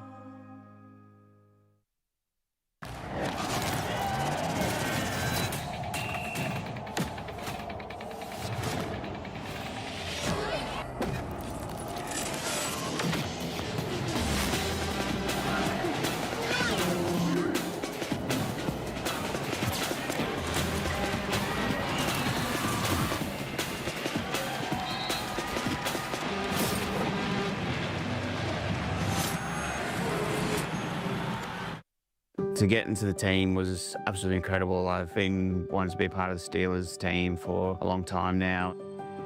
Your plan partners really helps with everything in my day-to-day life. Managing all their invoices and stuff like that can be a bit of a daunting task at times, whereas plan partners really helps out. The plan partners dashboard is really simple to use. I just submit the invoices and they're paid. I'm ready for the game, I'm ready for the day. Together, it's possible.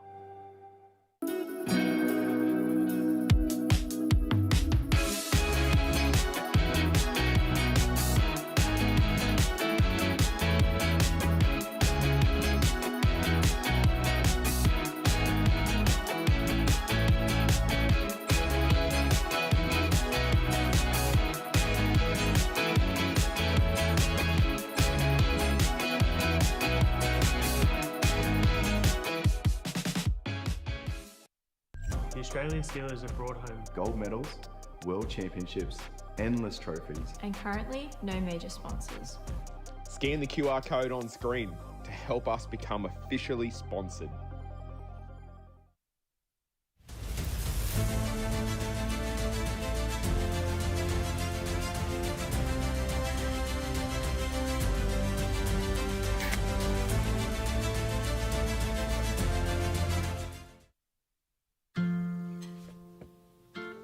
I got this one.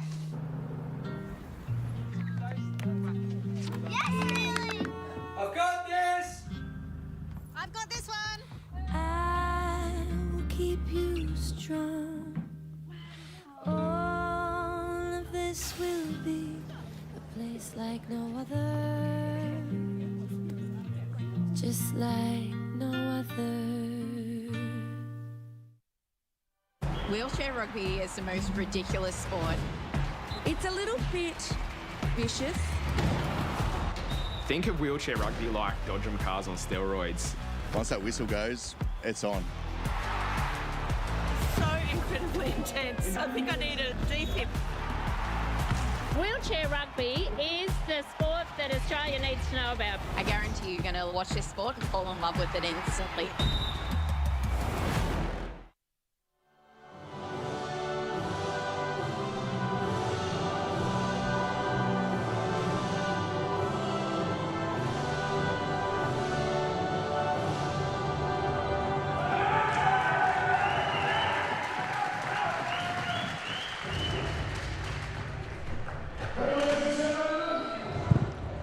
And what a powerful way to start this battle between Great Britain and Germany.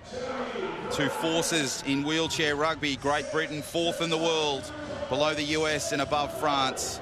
And of course, Team Germany ranked 10th in the world, above Colombia and below Brazil.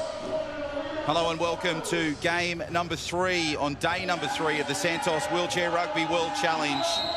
John O'Farr is my name, joined alongside Jed Altschwager, and sideline is Hannah Kuhar. Jed, what a battle this is going to be. Oh, my goodness. Great Britain going up against Germany. Great Britain, a side that's had mixed fortunes right across the tournament for these 2.5 days. And Germany, a side that almost beat Brazil yesterday. Yeah, it's going to be exciting. And what I really like about this is when any ever game is about to start, all that I see on that court is opportunity. Opportunity for these two sides to come to battle, come to war, figure it out. The story will be told by them and we get to call it. I'm excited, mate. Yeah, it should be a great game. There's your Great Britain side on screen. And there are the Germans. So much talent right across their ranks, both male and female. And of course led by Christoph Werner. Adam Scaturo in charge of Team GB. The Great Britain team have had wonderful support. A gentleman in the crowd has been here all 3 days wearing the Union Jack proudly.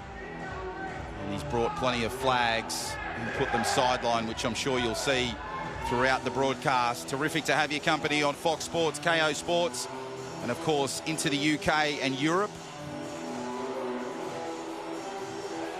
Yeah, Jono, what I've liked about this German team has been the ability to get all players' hands on the ball. They really run it from end to end.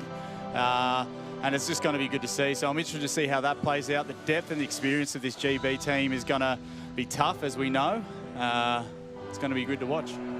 Young Jonty Kunzel wearing 13 in the red for the Germans. The Sweet 16.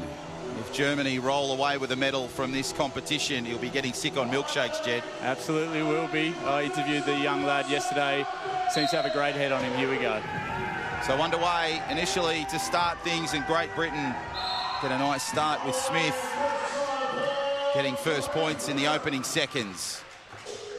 So now the Germans will have first use of the ball. Kripke now just navigates her way in the back court. Up they go through the middle. Nice one to Kunzel. Kunzel now surveys his options. Beautiful to Kripke, just out of the reach of Herbst. Picked off by Coggan, finds Robinson. And the veteran rolls around down back. Navigates his way through that front court. Brilliant back and forth there. And a nice work initially from Robinson, sets up Tyler Walker for the try.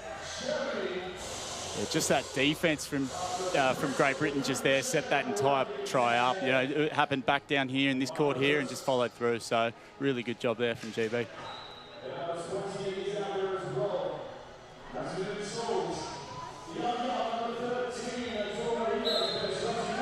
So Kripke now to Herbst.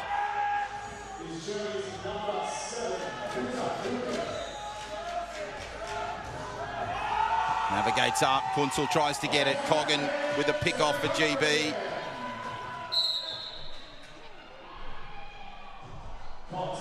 And contact made. Walker just a little bit confused with the call initially there, Jed. Yeah, there was a bit of confusion there. It'll be interesting. Yeah, interesting to see what happens from here with this inbound. So Coggan with the inbound. Hannah Kuhar sideline. What are you making so far of the opening 45 seconds? High intensity start, Jono. I was expecting Germany to come out of the blocks. I think this is a really achievable match for them, and they'll want to have a response given that they have had those losses to Australia, USA and Brazil. But all the energy's coming out of Team G, particularly their bench and their coaching staff. It is so loud down here. They have the Barmy Army behind in support, and they are just making everything hard for the German side. I'm also keeping an eye on that youngster in Jonty Kunzel. As you've mentioned, he's going to be a pivotal player. He's so young, just 16, but already Coach Christoph Warner has put a lot of faith into him. He's not only the future of German wheelchair rugby, as we all knew, but it looks like he's the now. And a great pass. Speaking of the now, from Walker to Robinson. And GB push it out to a 3-try margin. So now Stoltz to inbound. This game being played at a frenetic pace so far, Jed. It is. It's going to be interesting to see how this unfolds. They've got three days of games in their arms, and we're coming into day 4 tomorrow, so here we go. Kripke in the key. Big collision with Walker. Robinson all over it too. Beautiful to Kunzel. Oh, the youngster just couldn't do it. Brilliant defence from GB to block him out. It really was. Good pressure there by GB. Everyone playing their role. Good to see. So now Smith to Walker. Now Robinson. Navigates around Kunzel. Herbst tries to get him on that halfway point. Robinson now slowing things down, lures in the defence. Finds Jack Smith, the low pointer, and the points belong to GB for the margin. 6 to go before the quarter. Absolutely. Interesting observation I've had here. Josko Wilkie not on the German bench. He's played almost basically every piece of play for Germany thus far, and he's not seen at the tournament, at the competition right now. Well, that'll be an interesting scene to see how they get out of that, because Wilk is a wonderful player and a great addition to this German side. Kunzel now under some pressure, the youngster. Beautiful presence. Finds Herbst.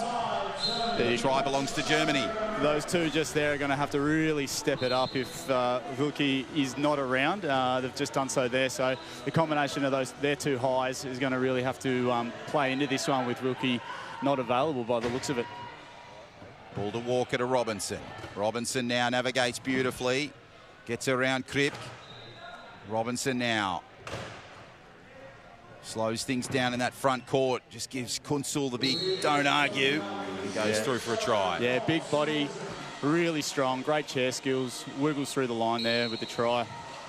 The master v the apprentice. Absolutely. Kripke now. Inbounds, Herbst.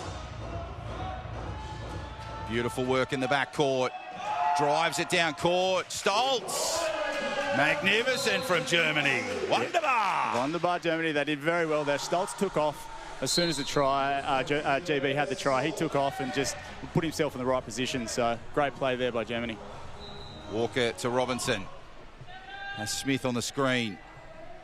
Robinson in the front court. Where does he go here? Oh, beautifully around Herbst. Robinson quickly to Walker. Pop pass, and Walker fills the gap with points. Great hands by Robinson just then. Straight into the tall man, straight across the line. Kripke to Kunsul. Big collision there with Robinson. Herbst now in the front court. Has Stoltz who runs the screen, blocks out Coggan. Try to Germany. 7-4, 3 the margin. Just under 5 to play. Coggan now. Finds Walker. Oh, the Hail Mary. And it bounces favourably for Robinson. Oh, how good. Yeah, that's a long pass, long play. Robinson and Walker really keeping the communication even from end to end there. Very impressive play.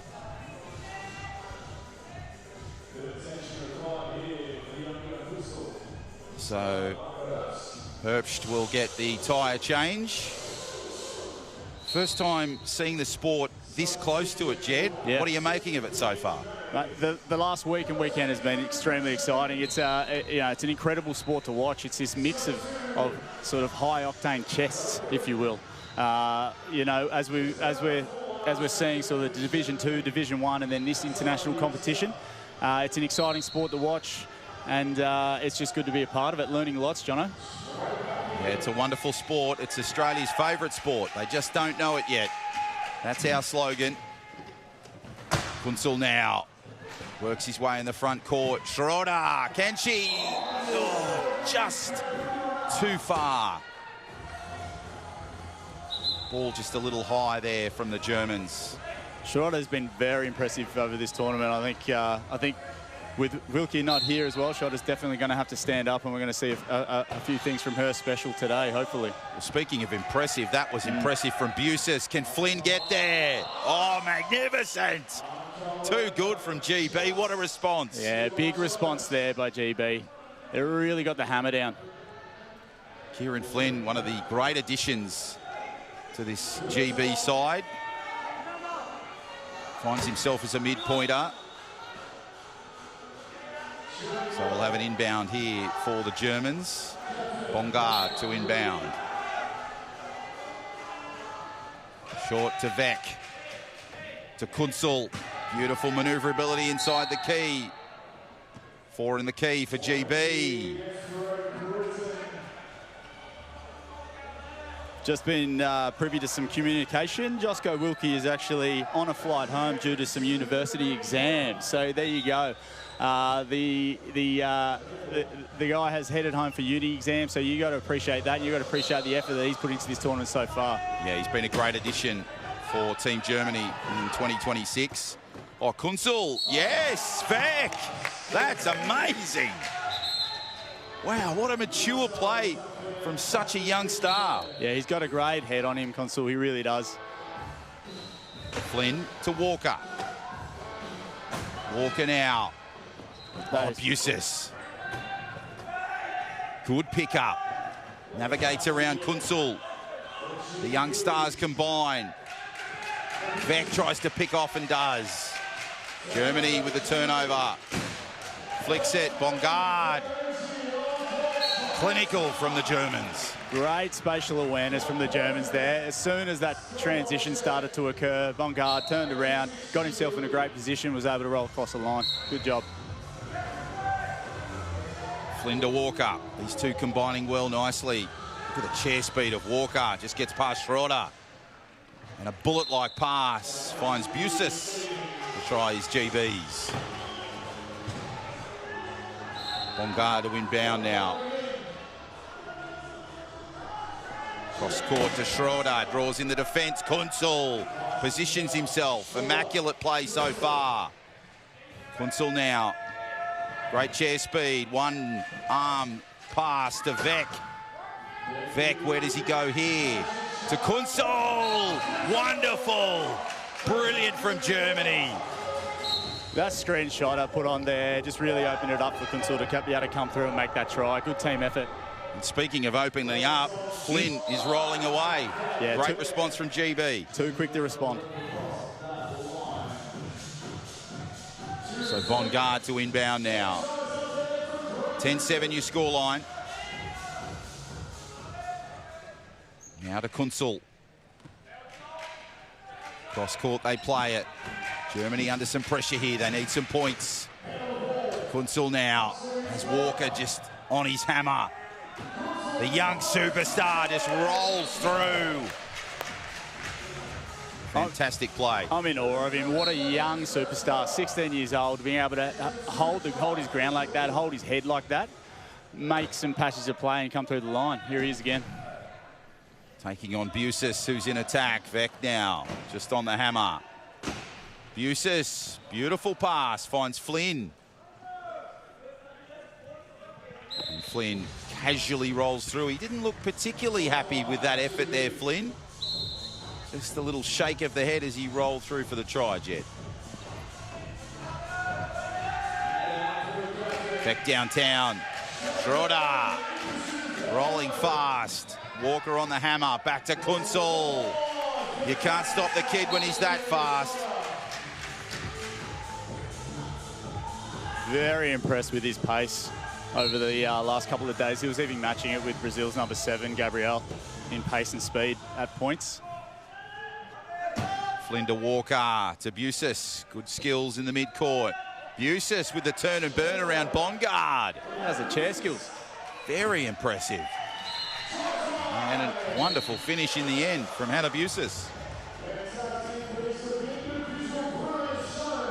Of course, Team GB, they missed out on bronze. They went down to Australia 50-48 in the Paris Paralympics.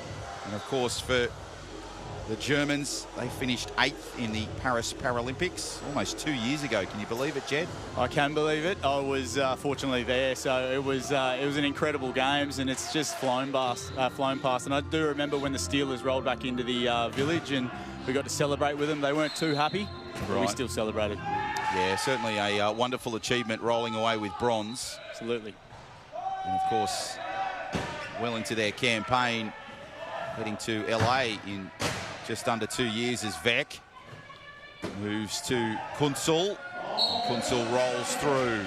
Kunzel again, but really true to with that screen, reading the play, reading the roll. She's done so well, putting herself in a good position. Great work, Busis. Fantastic work, Walker. Walker and Kunzel, the one-on-one battle. Walker, beautiful positioning. Great skills in the mid-court. Bongard swats it away. Accurate with the hands, Bongard right there. Very impressive to watch. Great intensity there from the Germans. West will come on. So too will Jenkins. Robinson and Coggan will be the changes there for GB. So a complete shift.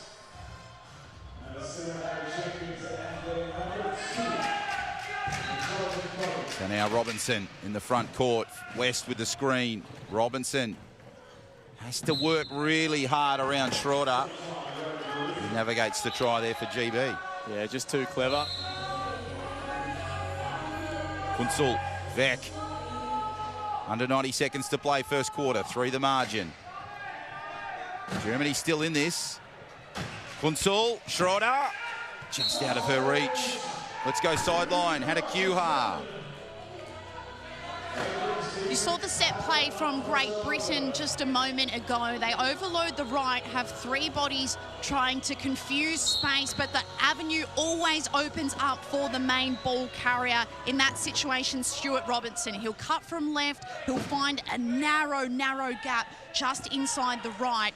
So it's clear that Germany hadn't done their homework on that passage of play, and especially when we have such great broadcasts on KO and Foxtel, you've got to recognise those patterns because they'll use that play quite frequently off an inbound.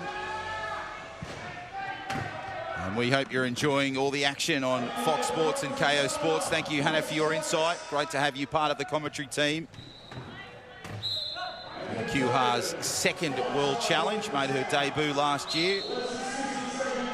And we're inside the final 60 seconds as Vec now charges up court. Bongard runs the screen. Great work, Vec. Great work, Kunzel. Solid from the Germans here. Down by 5, they need a try. Kunzel, Vec, Schroeder. Oh, that's too good. Again, we saw the ball in every player's hands, and it really just goes to show just the effort that they put in. The work rate did not quit with almost under 30 to go. Let's see how it plays out. Robinson now works hard through that mid-court. Kunzel just gave him a little bit. Bongard just trying to lock out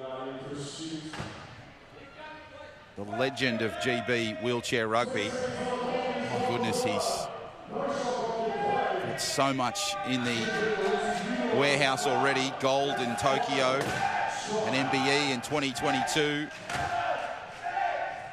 Robinson used to wearing blue. He was part of Protect Victoria Thunder last year. And he gets the try. And a timeout looks like it's been called here, Jed. Yeah, we've got just under 3 seconds on the clock, so always plenty of time to score a try. So from this time out, it'll be interesting to see what the coaches say. So the coaches will decide that, and whilst they do that, we'll take a break. Back with action real soon.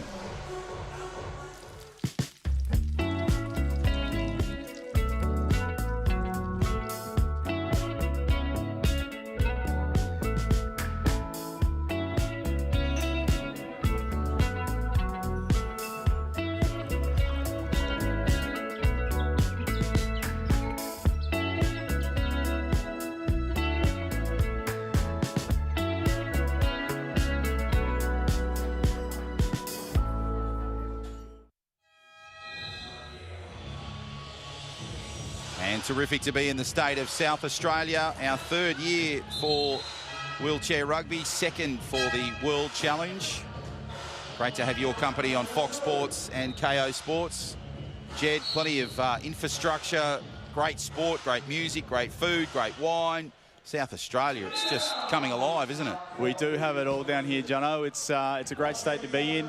We've got the wineries are spectacular, as you said. I hope you do find yourself enjoying some of our fruits at some stage. While maybe after the tournament. Of course. But yeah, it's just such a thriving place, South Australia.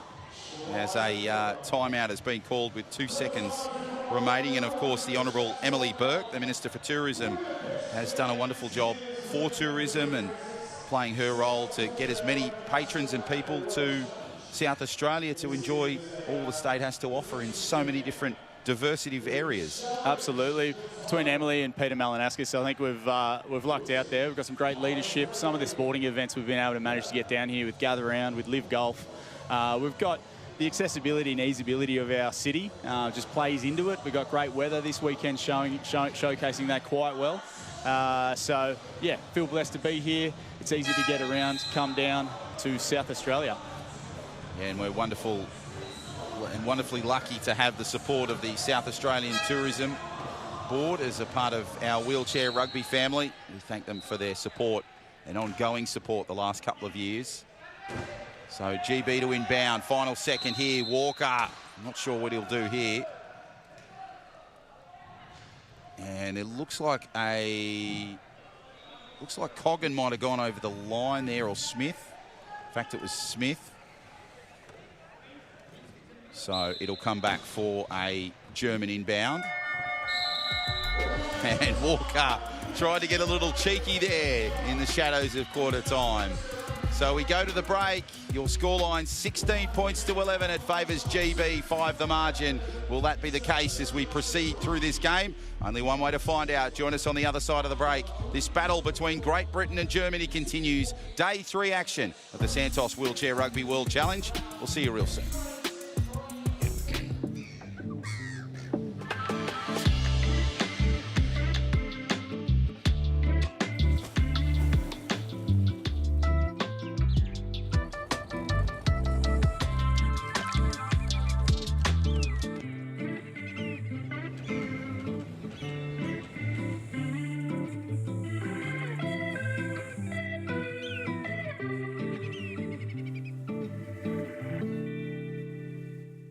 At Degnan, we don't just build infrastructure, we build possibilities. We work collaboratively to bring excellence, innovation and diversity, delivering projects that connect people and shape the future.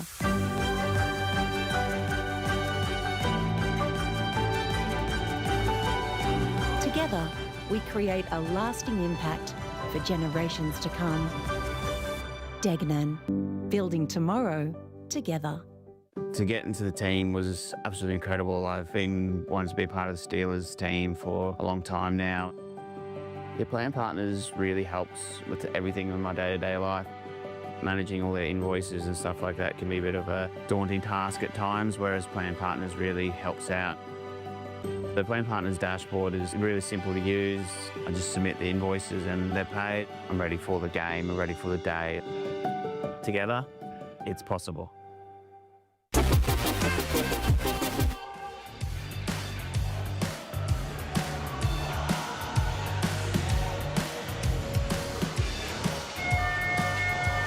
And a wonderful atmosphere. There is the proud German flag in display as we see Germany and Great Britain. Second quarter action underway. And of course, it's Great Britain that lead it at the moment, 16-11.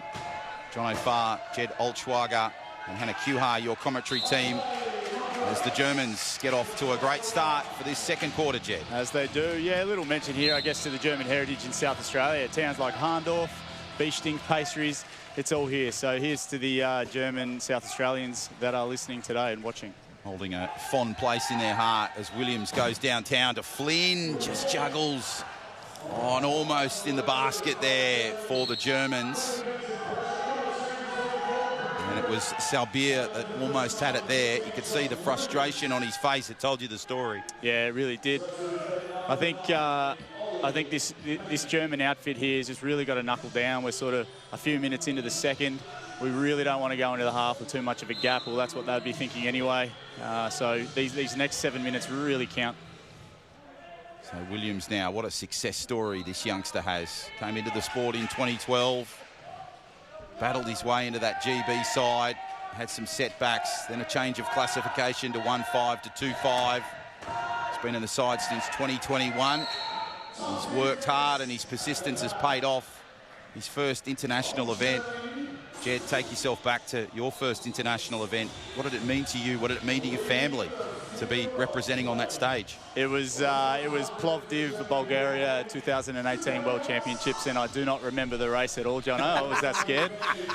We got a silver medal, so it did end up pretty good, but it meant a lot. It meant a lot to myself, my family, everyone that supported me, and I guess when you're talking about number 15 there for GB, there's so much that goes on beyond and behind the camera and behind the games, you know, in the training, all the sacrifice that these players make to be able to get to spots like this that are, you know, make the incredible stories. So, yeah, there's plenty out there. So Williams adds the extras. Let's go sideline. Hannah Kuhar, what are you making of this contest so far, Han? Germany's put on their older, more experienced lineup, and I like the change. Just then, Great Britain used their same overload play, this time using the reverse option. So looking at the left-hand side and the small avenue of space, they managed to get the stop, albeit player in the sin bin. So I just like that they're using their time on the bench effectively to watch what's going on. That's what you can expect from older players. They're clever. They might not have the bursting speed of someone like a Jonte Kunzel, but they're smart. So look for a clever change up here from the Germans.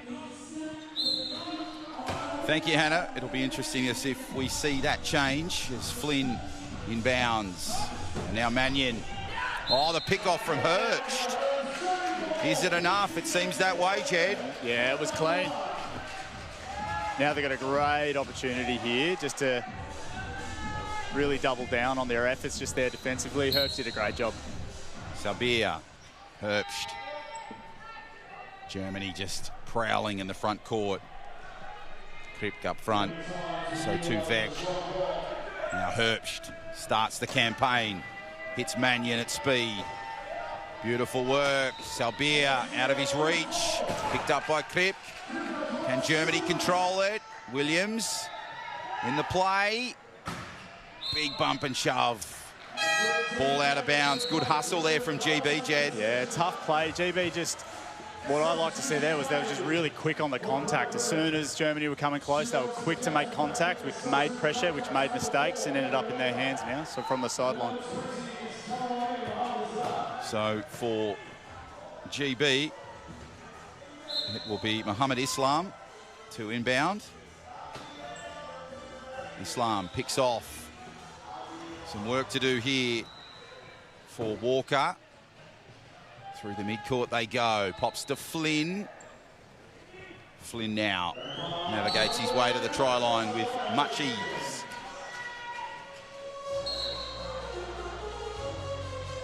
Kripke to Vec. Vec now.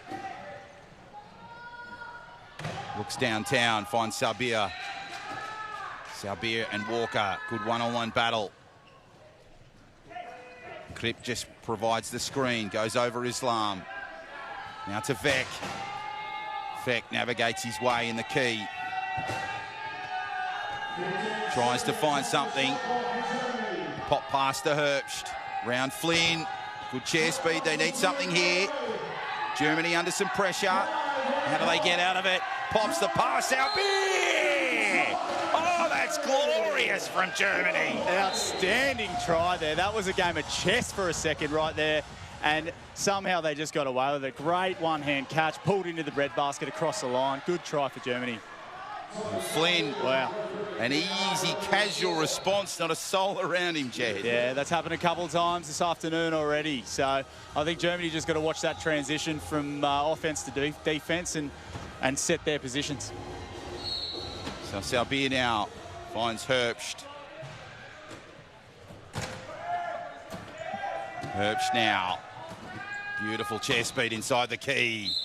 Just bumps off the GB defence and Robinson and gets the points. So now Islam to inbound. Quick to Walker. Walker now. Great screen from Robinson. Pick off there from Germany, unsuccessful. Robinson quickly to Flynn. Good chair speed. Great positioning. Fantastic awareness from Team GB. Yeah, good grunt work, really. They just got the balls in their hands. They saw their players. They achieved their passing. It's pretty simple rugby, really. Simple rugby is good rugby. Vec now. Up court he'll go. Delivers nicely. Chance here for Herbst. Herbst now. Navigates through Flynn, through Walker, and through for more points. Yeah, Herbst is finding a few of them this afternoon, so he's having a good one. Walker to Robinson. Robinson. Islam with a screen on the left. Flynn, a possible opportunity on the right. Robinson chooses neither.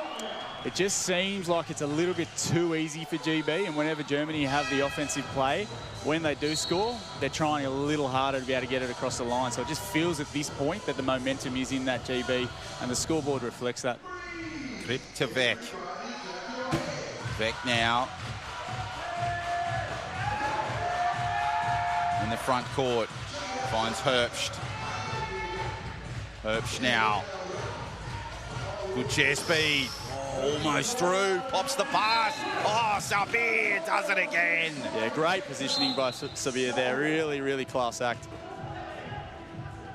Wonderful play. Robinson now. Goes long downtown and finds Flynn. We see that again. That's happened a few times, like I've said. They've really got to watch that peel-off player if they're going to stop that. You got Robinson, who we know, everyone in this stadium knows has got a long pass in him. They just need to protect that.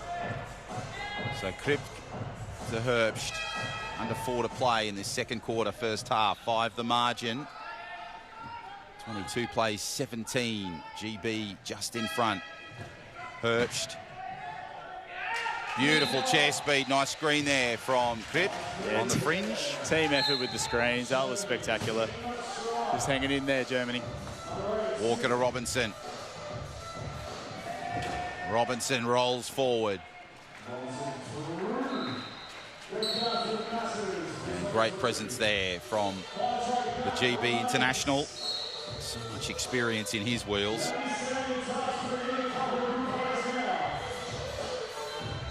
Herbst now just slows things down for the Germans. Asks a couple of questions of the defence from Germany. Islam and Walker, it's Robinson rather. Just lock up Herbst.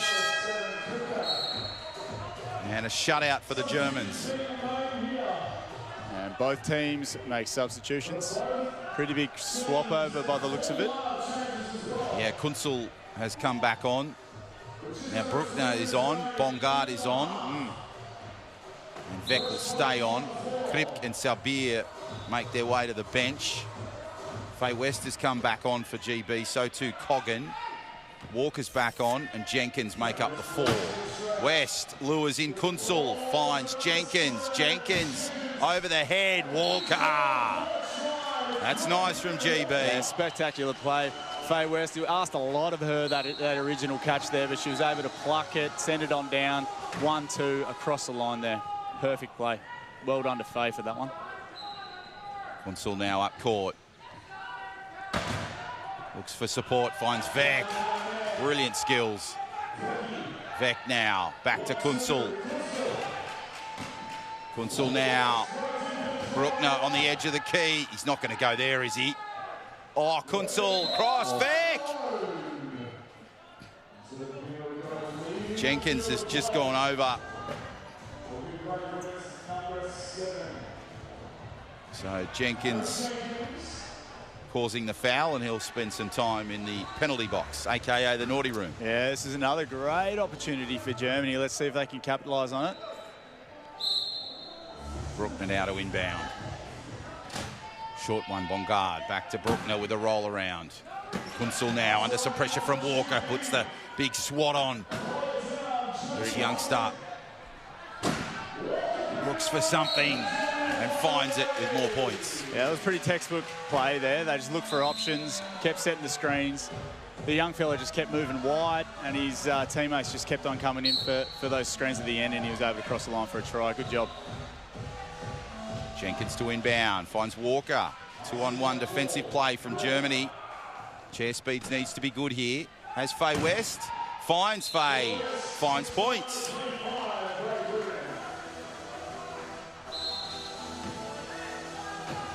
Germany to inbound now. Bruckner down back, finds Vec. Vec now. Finds a way mid-court to Kunzel. Kunzel now under pressure. Overhead to Bruckner. Glorious from Germany. Yeah, really well done there from Bruckner. He could see that unfolding. He kept himself wide. He kept himself patient, which is what I really like about this German side, the patience. Able to catch it and move across the line, even under some pressure. Here we go. Hannah Kuhar, we're seeing some great skills on court.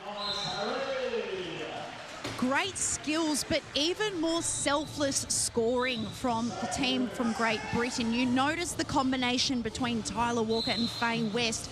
They don't care who gets the individual stat to their name. They're happy to pass right on the try line, get the other person the try, whoever's in the best position. But curiously, the margin at quarter time was 5. Right now, it's 6. They might be scoring selflessly, but the Germans have done very, very well, particularly the combination of 4 who started this quarter to make sure that there's not a difference. Now we return to 5. Well, what a great play there. Thank you, Hannah. And great to have you sideline seeing all the action live on Fox Sports and KO and our overseas affiliates. Nice play there from Germany. And now Walker sets it up for West. And she'll head up court to score more points, Jed. Yeah, I guess as we're seeing this unfold, just as Hannah said there, those selfless plays, playing as a team, utilising, playing your position and sticking to that position under the control and guidance of your coach is really going to come into play. Kunzel to Vec. And great presence there from Germany, gets more points. Jenkins to inbound pretty quickly here. Finds Walker, uses his height. Jenkins has to really muscle through the mid-court. Oh, Kunzel. Hand contact. So contact there. Overreaching rule. And he'll spend some time in the penalty box. So Germany one short. He'll come back onto the court when the next try is scored. Inbound here for GB and Jenkins.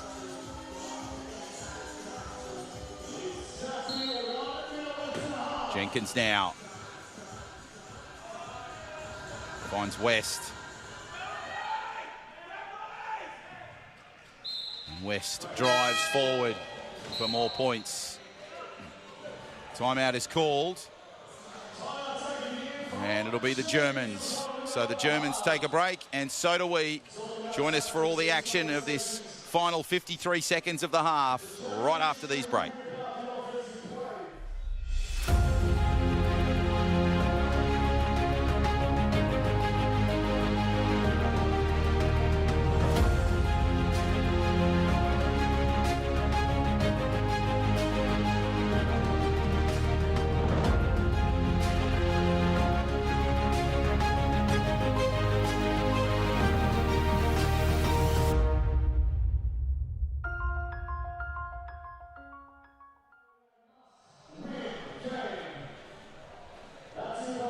Wonderful to have the support of Santos, proud supporters, naming rights sponsors of the Wheelchair Rugby World Challenge.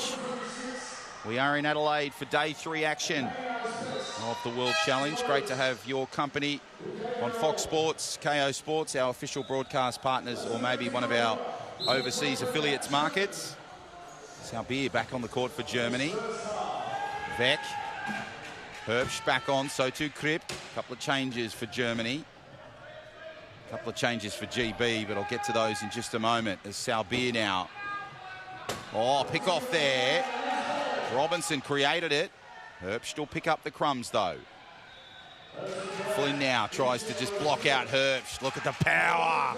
Determination from Michael Herbst. That was 1-on-3 there. Herbst did so well to be able to navigate his chair through those 3 lads from GB.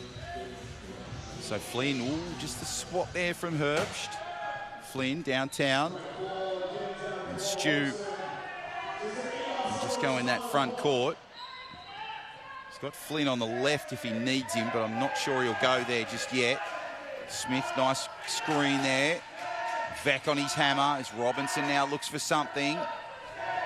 Robinson with Flynn with the screen. And not to be there for GB. Yeah, not quite. It looks like we've got Marco Herbst in the bench. Herbst in the bin there, just there, blocked to view. But so a little bit of an opportunity here for GB. Germany 1 player down. 28-23, 4 seconds to go. Robinson. We'll just soak up the time. 0.2 left. Great use of the clock, Jed. Yeah, huge use of the clock there. Done well. Just what I'm seeing is just this ease of goal scoring by GB. And let's see what Germany can do in the back half of this game. They certainly tested Brazil yesterday. Let's see what the Germans have got in this second half. We take a break, our biggest break of the game. 29-23 is your scoreline at the moment. Both sides just having a meeting. And it's interesting to see what goes on at these halftime breaks. Jed, what's discussed among the group? Of course, Great Britain lead it by 6. What would be the messaging for GB? What would be the messaging for Germany, in your opinion? Yeah, half the game's been played. They've got another half to play. If I was Germany, I'd be looking to see what we could do, looking at the gaps they need to fill. GB are probably discussing what they're doing well and trying to keep bolstering that. From my perspective, I think we've got a whole bunch more rugby to play, and I think both teams are still in for a fight. And it'll be great to have your company for those final 2 quarters. In the meantime, we go sideline. Hannah Kuhar, she finds herself with Moritz Bruckner. Moritz, tough match. What was the game plan coming into this one? The game plan is just to try some new lineups, to play focused and hopefully have a win today. It is a new lineup without Josko Vilka. How does the game plan change without him? Massively, because he's kind of one of our brains and one of our best strategic players, and you know there's a hole there. Oh, definitely. Well, you're doing a great job without him. We wish him the best with university exams, and we wish you the best with the second half. Thank you very much, and thanks to Germany. Great job. Thank you very much. And a great chat there with Moritz Bruckner. So we're at half-time here between Great Britain and Germany, and GB lead at 29-23. 6 the margin. We'll take a break, but join us for more action. As Jed said, we've still got a great game in the balance here between the Brits and the Germans. See you soon.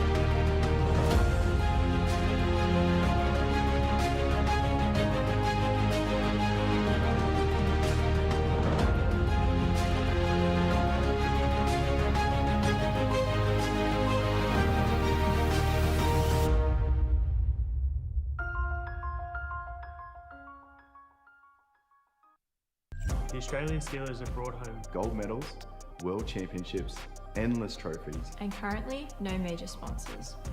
Scan the QR code on screen to help us become officially sponsored.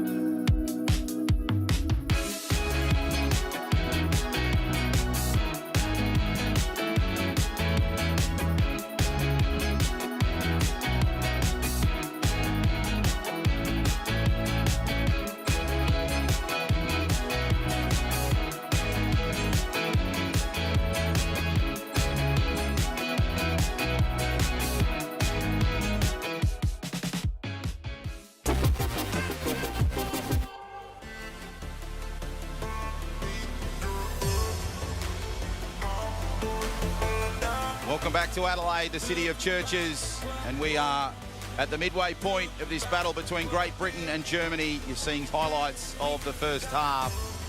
Plenty of entertaining plays from both sides. Jed Olschwager, who joins me in commentary. And Jed, really exciting play. Sabir, how good?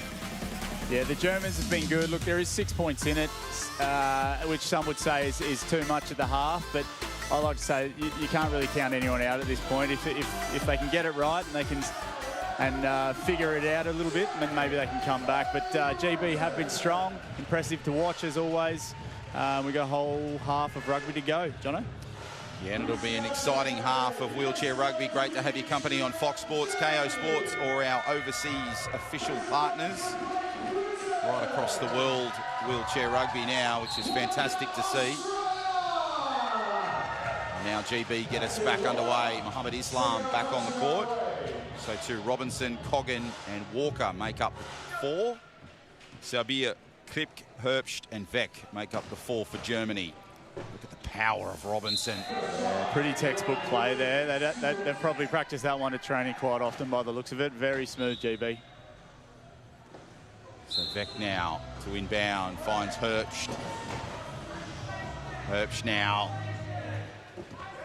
in the backcourt. Look at Robinson, the way he navigates there, just trying to put pressure on him. Sabir lures in Walker. Yes, Beck.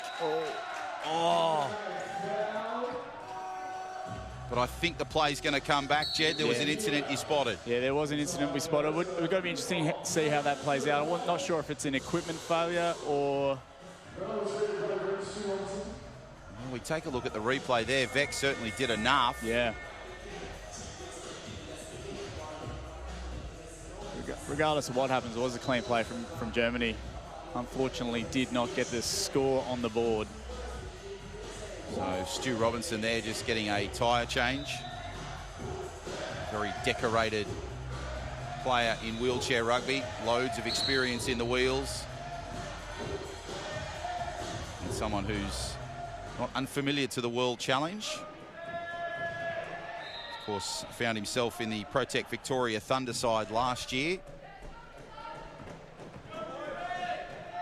Had wonderful presence on the court then, and is certainly doing it on this occasion. Geez, limited real estate on that attack. Did really well to get around the cone. Coggan with the screen, Robinson with the finish. Yeah, outstanding by Coggan there, just setting the screen. Robinson was patient with the play and just came across the line for a try. Well done, GB. Crip, Herbst, downtown. Sabir, he's got pace in these wheels. Oh, the turn and burn, the pick off by Walker. What drama. Now Robinson finishes it off. That was a huge play there. Almost a German try, almost in their laps. And then the two big boys from GB managed to pluck it out of the hands of Germany and come away with a reasonably easy try. Spectacular play there. The audience would have loved it. So there's the play there. The drama of Sabir going down. And a nice switch of play off the back of that. Good to see Sabir back on two wheels. Into the third quarter, we're a few minutes in. The third quarter is one of my favourites. I think it's really where you start to see what these teams have got, right? Fatigue sets in, decision-making can go awry, and we really start to see where conditioning, how much of these teams have been doing in their conditioning work, all of that sort of stuff. So it's an interesting quarter. Could be won or lost from here, I think. So Herbst now, mid-court, has Kripke just in front, running defence. Herbst now across the key. Vec has to really just wiggle his wheels over the line. Yeah, Herbst had to really loop that in too, because he had Walker, big, tall Walker, just with his arms up. So to be able to land that pass from Germany, well done. Nice roll around from Coggan to Walker. And Robinson positions himself perfectly for the reception and the try. Just that ease of scoring that if I was Germany, I'd be a little alarmed on. Just that GB ease of scoring. Yeah, a little bit of fatigue starting to show here for the Germans. As Kripp and Herbst go up court to meet Sabir and Vec. Now Herbst tries to navigate his way through this GB defence. Pops it to Vec. Vec still alive. Ball loose. Up for grabs. Kripp. Herbst. And a penalty try to the Germans. Walker. Oh, good skills from Robinson. Now a battle with Sabir and Vec. Has Coggan. Is he an option? No. Yeah, Robinson just got a hand early on that ball as it flew over, and he's just done well checking it, being able to get it in control, composed himself against 3 defenders from Germany, and was able to find a gap and get the try. So Kripp now to inbound for Germany. Beautiful pass to Vec. Robinson with the big don't argue. Vec now pops to Herbst. Herbst lures in Islam. Beautiful chair speed through the front court. Has Walker on his hammer. Vec, a possible option. More in defence though. And an equipment check there for, it's Germany and Sabir, I think. Yes.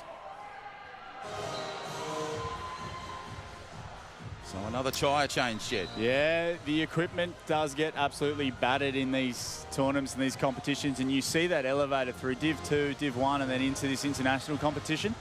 Just how hard these guys and girls are hitting each other, just making the engineers on the team, you know, earn their keep.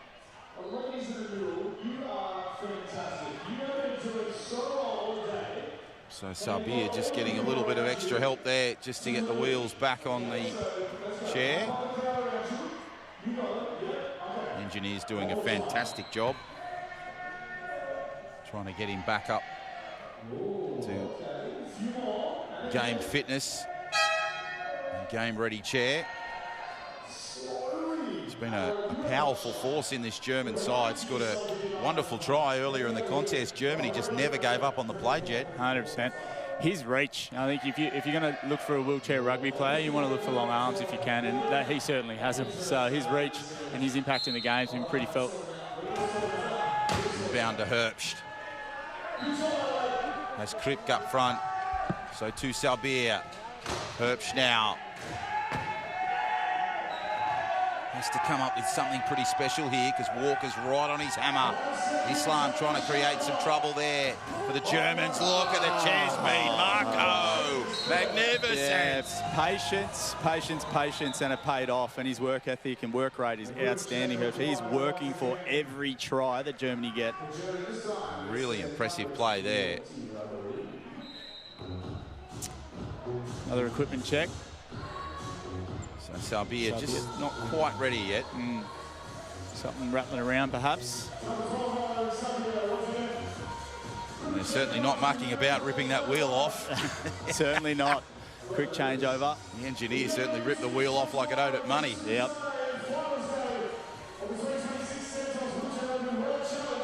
Back up and running by the looks of it.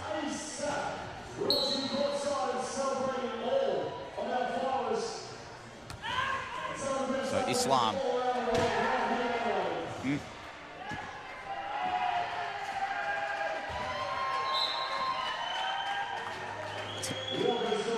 Time and time again, the two big boys from Germany doing quite well there with the inbound from Islam. Finishing off with a try from Walker. Perfect. So you might have seen one of the engineers just being treated there by our paramedics. Cut their hand whilst trying to change the wheels for Sabir. So it's a brutal and bloody sport on and off the court, Jed. It is. Sharp edges and heavy chairs. Looks like we've got another equipment check here. Walker busted a tyre, quick changeover. So everyone getting a little breather in this third term where fitness and conditioning plays a big hand in how the team presents themselves on court and on the timber. Everyone probably enjoying this extra breath. Yeah, I can see Christoph Werner, the German coach, very vocal with the referees at the moment as Walker just gets an adjustment to his chair. And there is the Team GB side. Yeah, it's a good shout out probably right now just to the team behind the team, engineers, all the support services, what really it takes to get 4 competitors on a court competing well. It's an absolute army, so I've seen that from the inside. And a big shout out to all the volunteers that give up their time and do some wonderful jobs on and off the court here across the 4 days in Adelaide. We couldn't be here without them and their loyalty to wheelchair rugby. You cannot fault that man's work rate. Herbst is absolutely like a bull, working really hard every try, every play. And like I said, it's just too easy for GB. It's that ease of scoring that if I was Germany, I'd be just concerned. If we can score all we want, but if we can't stop the other team from scoring more than we can, that's game over. Yeah, it's that conceding that they have to do. They have to be strong defensively once they score the points. You're right. Kripke now to Herbst. Sabir with the block. Herbst now navigates his way through that front court. Oh, beautiful chair speed. Look at the manoeuvrability. Marco, can he finish it? Yes, he can. And there's a perfect example of what you were talking about there, Jed. What have you spotted? Yeah, same thing again.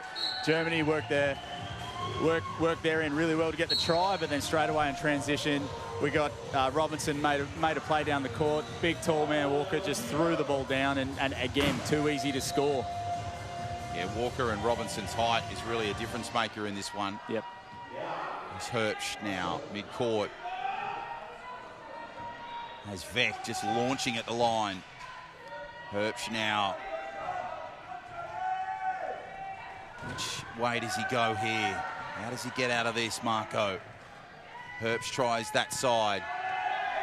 No success. Oh, beautiful little pivot there. Herbst to the line. Has to go across to Vec, surely.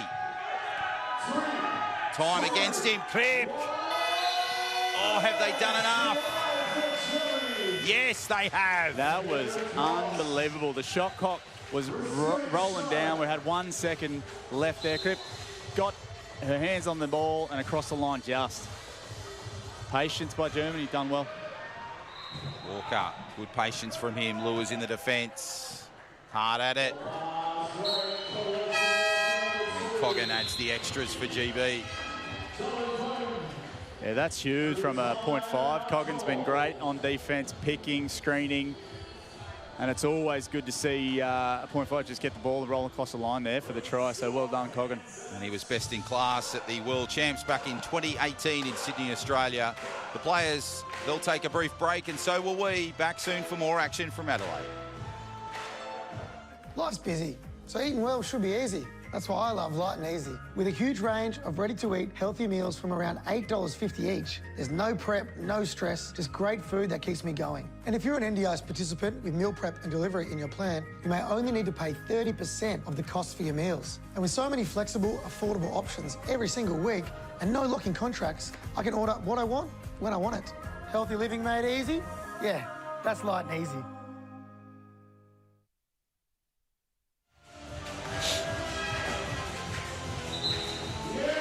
Great to have the support of Dylan Alcott and Light and Easy, one of our many sponsors of Wheelchair Rugby. John O'Farr, Jet Altschwager and Hannah Kuhar, your commentary team for this one. And there's a slight change of lineup here for the Germans. Vec with the ball. You can see Masha Moselle on in the 24. Bongard back on the court. Big collision with Mannion. Great pass infield. Finds Kunzel. Kunzel navigates his way through. Great try there for Germany. Yeah, really great try. Kunzel did very, very well to be able to navigate. Great chair skills.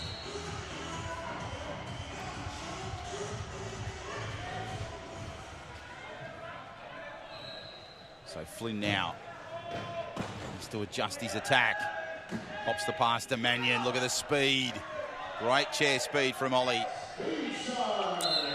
Nice finish. Interesting there, Ollie just getting away from Kunzel. I saw some pace of the young lad earlier in the tournament, but that's saying he is young. That stamina may not be there, and I just saw him look a little gassed on that push coming in to try and defend it. Kunzel now mid-court. Moselle having a good impact so far. Bongard just waits in the front court. Which way does Kunzel go here, this young superstar? Big collision. Kunzel, Vec. Oh, ball just comes loose. Great pressure defensively from GB. Yeah, they did very well, GB, with the pressure there. Careful not to get the 4 in the key. Just did very well. So Flynn with the inbound.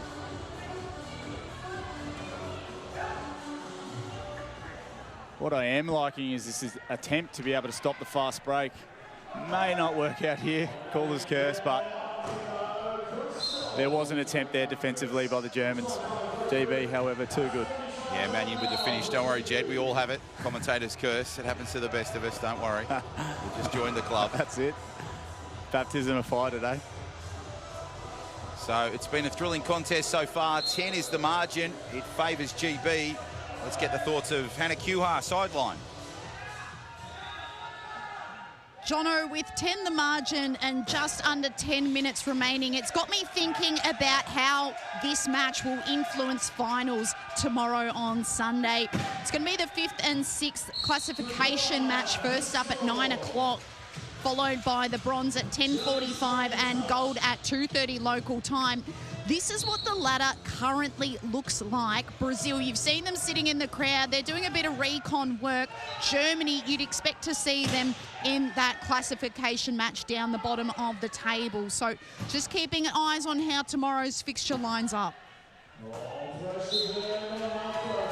Thank you for that, Hannah.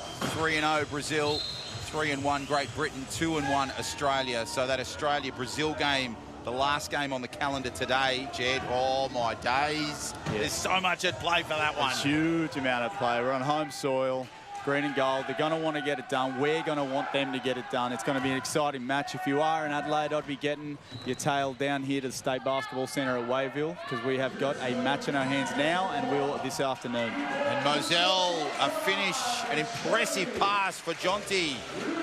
Very impressive pass, and even impressive catch there by Moselle, being able to pluck that out of the air and roll across the line. So the pressure continues here for Germany as Mannion rolls away and scores some more points. Not unfamiliar to Australia. So Moselle now. Kunzel.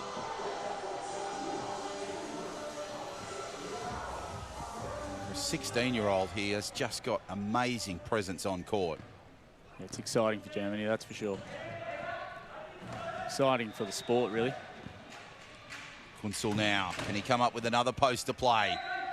He'll go backwards. So creative, this youngster.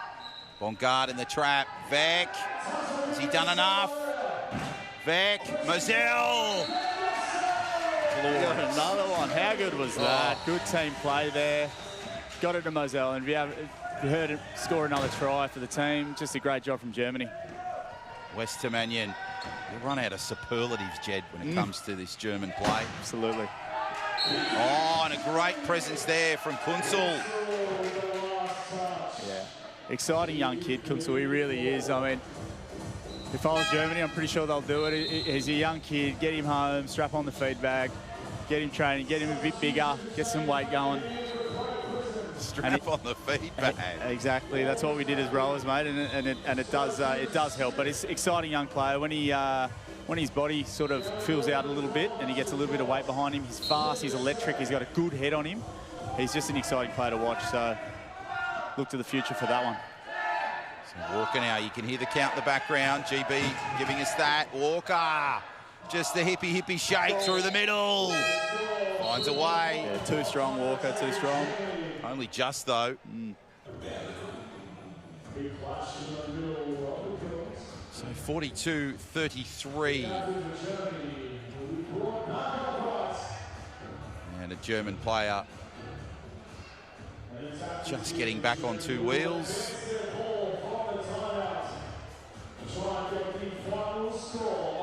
It will be Bongard that is back on two wheels. Players and teams have a break, so will we. Back soon for more action. Stay with us.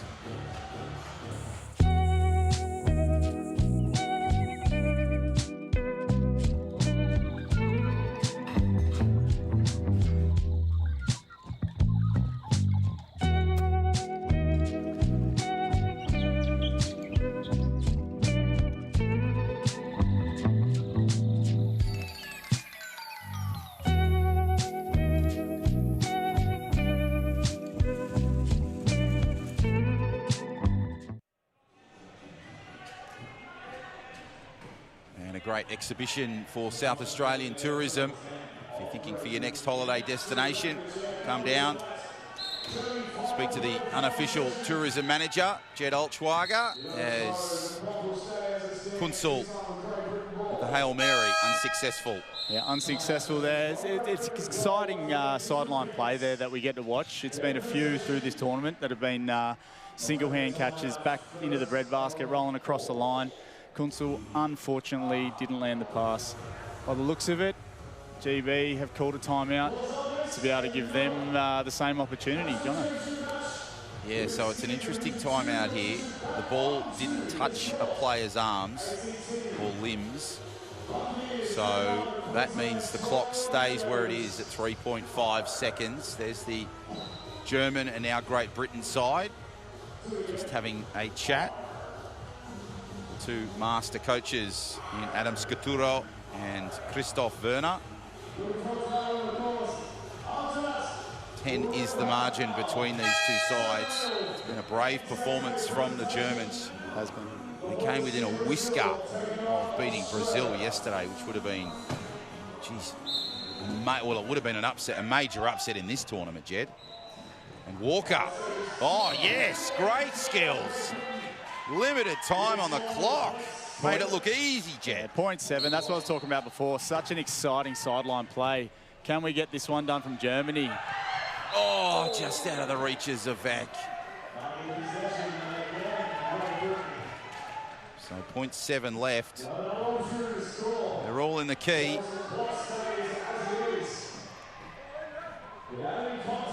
GB are going to look to do it again. They had the big, tall target of Walker. Eustace. Walker. Great Britain. No. Was it? Must have been full time. Yeah, they must have just run out of time. 0.7 a second. They couldn't capitalise. 44-33 your scoreline. Our last big break of this game. What a contest this is proving to be between Great Britain and Germany, our first international battle on day 3 of the Santos Wheelchair Rugby World Challenge. Join us on the other side of the break. Fourth quarter action still to come.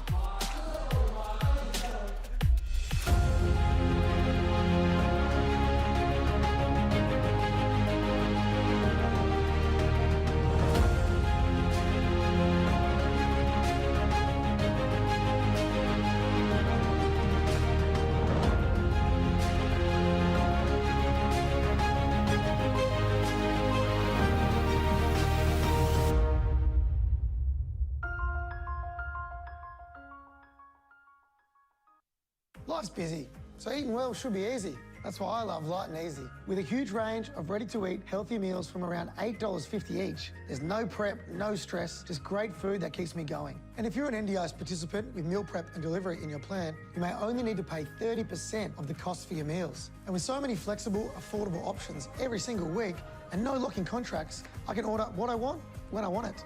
Healthy living made easy? Yeah, that's Light and Easy.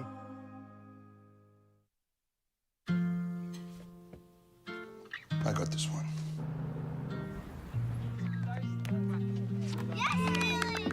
I've got this! I've got this one!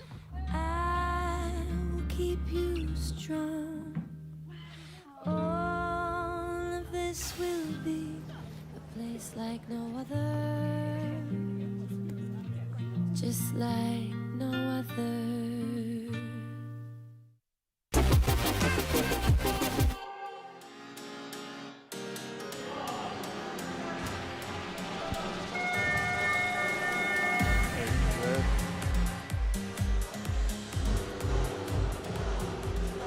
So welcome back to Adelaide.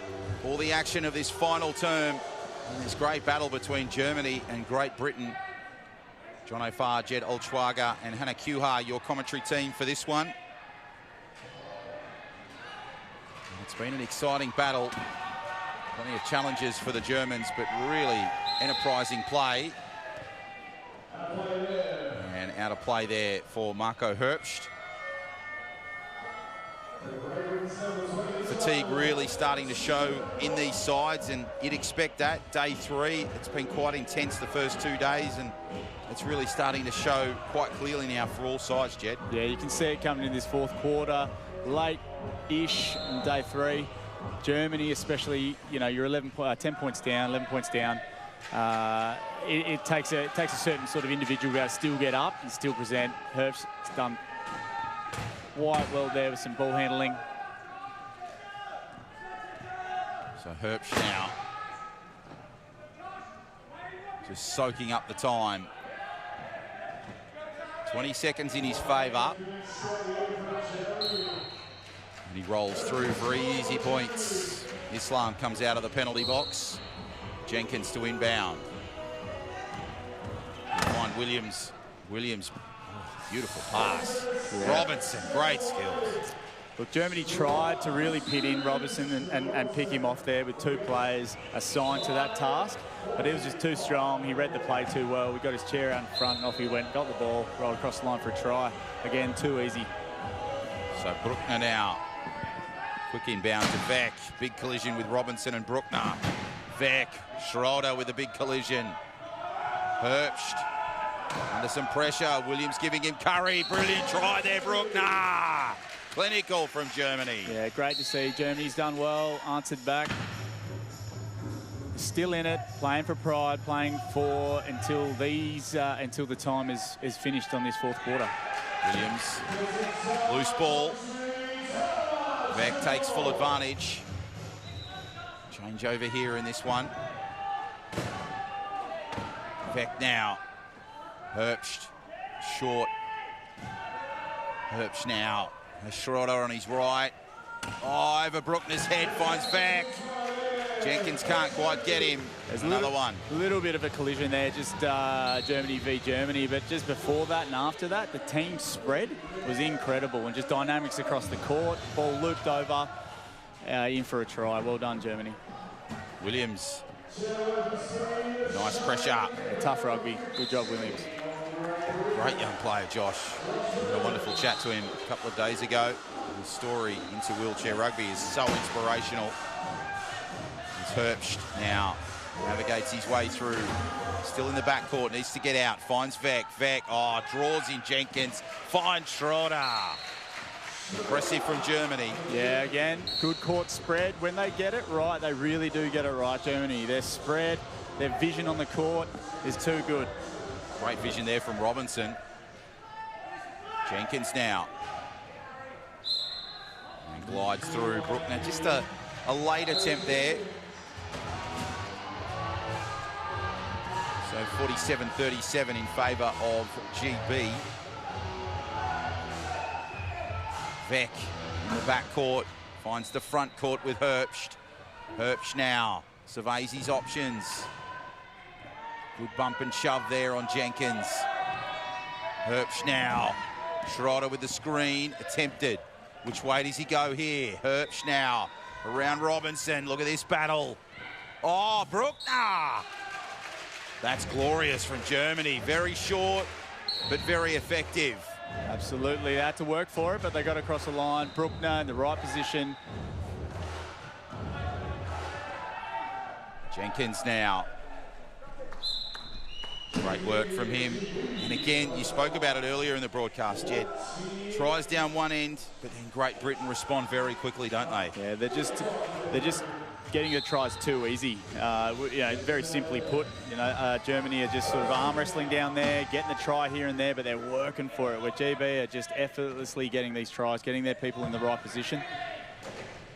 Herbst now to Jenkins in the mid-court, finds Vec. Vec now looks for his options, goes backwards. Oh, just out of the reach of Schroeder. Unlucky there from Germany. Yeah, great defence from GB, though. Very debilitating defence. Big, tall arms of Robinson, making it very difficult to make that pass. So now Jenkins to inbound for GB. Finds Williams. Williams now navigates his way through mid-court. Good work to Robinson. Great play from GB. Nice response, Jed. Yeah, through the middle there, Williams absolutely working, work rate through the roof. Strong player, tough player. Found Robinson, got the try. Well done, GB. Vec. Oh, yes. No look to Herbst. Schroeder, great skills. Back to front. They worked really well, Germany there. Schroeder now. Some work to do here still for Germany. Schroeder under some pressure. Which way does she go? She finds Herbst. Herbst now.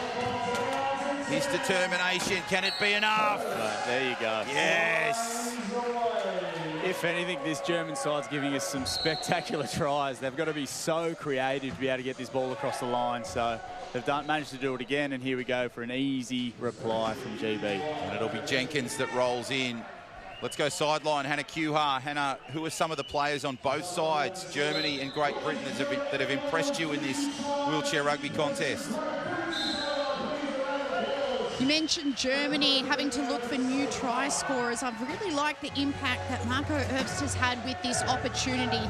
Yesterday, our very own Drew Lilly was a bit surprised that Herbst wasn't given as many minutes on court, and instead the coach opting for Jonte Kunzel, the youngster, at pretty much every available opportunity. So I think Herbst, with this moment, has done very, very well.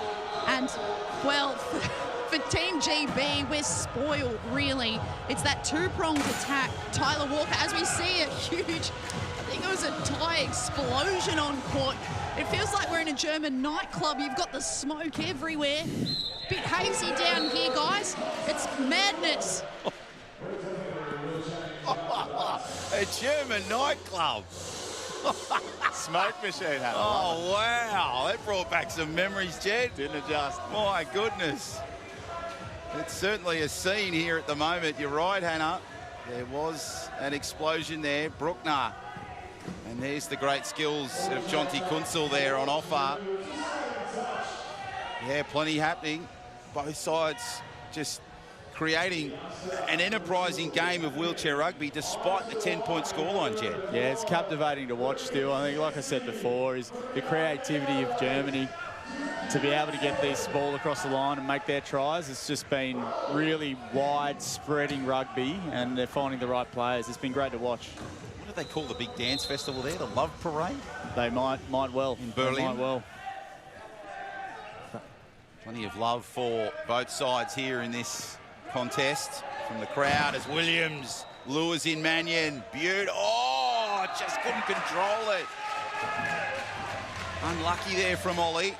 Good hustle, though, from Williams to start it, though, Jed. Yeah, he couldn't quite get his hands on the ball to control it across the line, which equals no try, unfortunately, for GB. So Bruckner now to inbound for Germany. Oh, Kunzel, great skills. Quickly disposes. It's a battle here for Schroeder. And makes it look very simple. Good finish, Enya.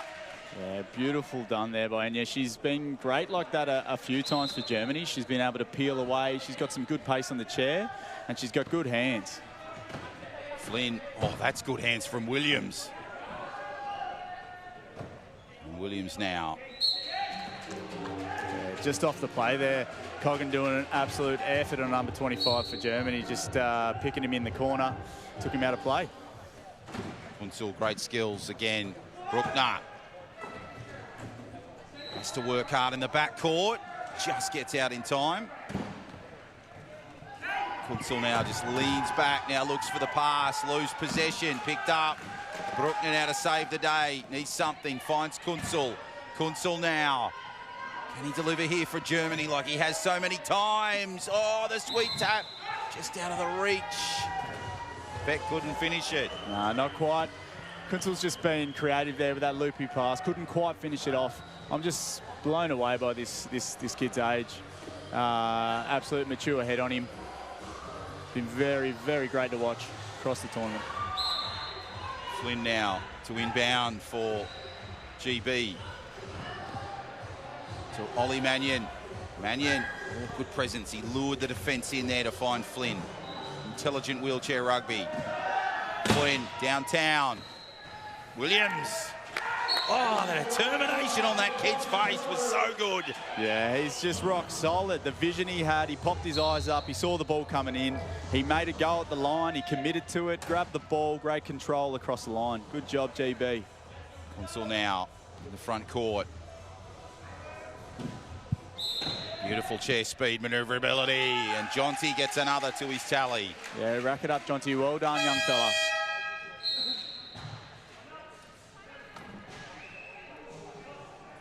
And looks like a timeout has been called here whilst all that was going on. So the players will take a timeout. We'll take a timeout. We'll be back soon for more action. 2:20 to go in this fourth quarter. 52-41 GB lead it over Germany. See you soon. At Degnan, we don't just build infrastructure, we build possibilities. We work collaboratively to bring excellence, innovation and diversity, delivering projects that connect people and shape the future.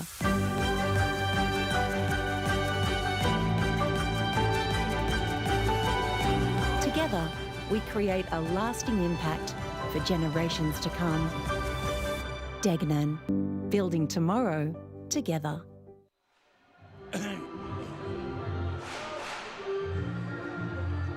Building tomorrow together is Degnan's message. They are one of our proud sponsors for Wheelchair Rugby, along with planned partners Light and Easy, Posca Hydrate, the South Australian Tourism Board, and just unlucky there for Jonty as Ollie Mannion picks up the scraps and rolls away with more points. It is sometimes the luck of sport. It does not go your way. Kunsul making a great effort nonetheless. John O'Farr, Jed Olschwager and Hannah Kuhar, your commentators for this one. Bruckner delivers for Kunsul. Kunsul in the front court now. West just gives him a bit of trouble. Youngster against the veteran. Oh, yeah, that pivot and spin was impressive. Now Kunsul again. Oh, yeah, just bamboozles West. Now has the challenge of Mannion. Has some work to do. Kunsul. Bruckner just out of his reach. Great pressure, John O'Coggan. Yeah, really great pressure. Jono's been very influential all game with his picks, with his pressure. And Bruckner now will inbound here for Germany. Veck will just casually roll backwards in for a try. Yeah, they look like they practiced that a bit, Germany. They've done well with that one. Uses with the ambient. Finds West. Females dominating in the backcourt. 2-2 split, male-female for GB. Oh, Kunsul thought he did enough. Just a little too fast for the youngster. Yeah, just couldn't quite get there. Good effort nonetheless. Well done. Great to see Busis and West out here. I think a bit of an apprenticeship by the looks of it, I feel. Two females of the GB side. Setting something up now. So now Mannion had some late-minute instructions there for the team. Mannion with determination written all over his face. Mannion. Oh, there's a call there. Great pressure defensively from Germany.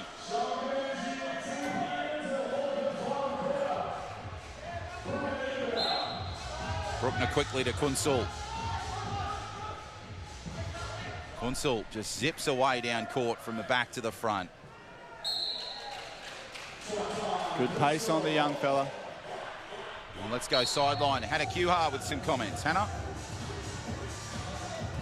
Great reward for Germany on that last defensive stop. We spoke earlier in the match about Team GB setting up the overload, and the first few times they scored as easily as a training drill.